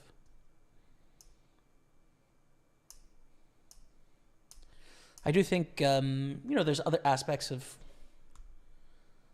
like, home ownership doesn't have to be as important as it is. For what it's worth, it's not as important in most of Europe, and it works well. But just leave that aside. I think it should be cheaper. It should be easier. Somehow I get it in for a 4x with an ISO there, but I'm going to bust. So that's it. 466 is our finish. There's a day 2 in this tournament tomorrow. So you get down to 16, you play day 2. If I make it to the final 16 chat, we'll be streaming it tomorrow, okay? What's your opinion on the Netherlands? Really like the Netherlands. in a lot of ways. I really enjoy it. I've only been once or twice. Twice, I think. And I like a lot of it. I really enjoy the like non-car infrastructure with an option to drive, but like not with it being the primary option. I think is great. Prefer it. I like the really large individual liberty, like the taxation. Yeah, man. I mean, I can't really come up with anything negative to say about the Netherlands, to be honest, but yeah. Okay. Thanks all for watching. Appreciate you. We're definitely going to be back on Sunday. We definitely have a home game on Friday. Pokerstaples home game. It's a $5 buy-in on PartyPoker. If you're a place around the world that can play, join us. It's pretty fun. Every Friday, 3 p.m. Eastern, noon Pacific time, 8 p.m. UK, 9 p.m. Central European time. And other days this week to be determined. We'll see. I know that I have an interview with the head of PartyPoker security pretty soon, so subscribe to all my channels and stay tuned for that. I'm excited to share some of the work that we do at PartyPoker to ensure games are safe and fair. Would love to share that with you guys, so I'm going to be doing that soon. If you have any questions, keep them in mind because I'm going to ask you for questions so that I can ask him about them. So that's coming up. What else? What else we got? Poker Book Club. I'm going to do the schedules for the 2 books in March. I'm going to put them out on social media, probably on Twitter and Facebook, I would guess. So hop in our Discord. It's a free book club. We've got 2 books this month. Elements of Poker, Mental Game by Tommy Angelo, sort of mental game Bible of poker. And then also blanking. Why did I forget? The Truth Detective by Alex O'Brien. Brand new contemporary release on poker. And so we're going to be reading both of those this month. So that's what's up. Thank you, everyone, very much on Twitch, YouTube, and Facebook. I appreciate you. Hope you enjoyed the poker. Minor loss on the day, nothing crazy. Just didn't get much going. Didn't win too many flips, but hopefully we'll get them next time. That's it for today.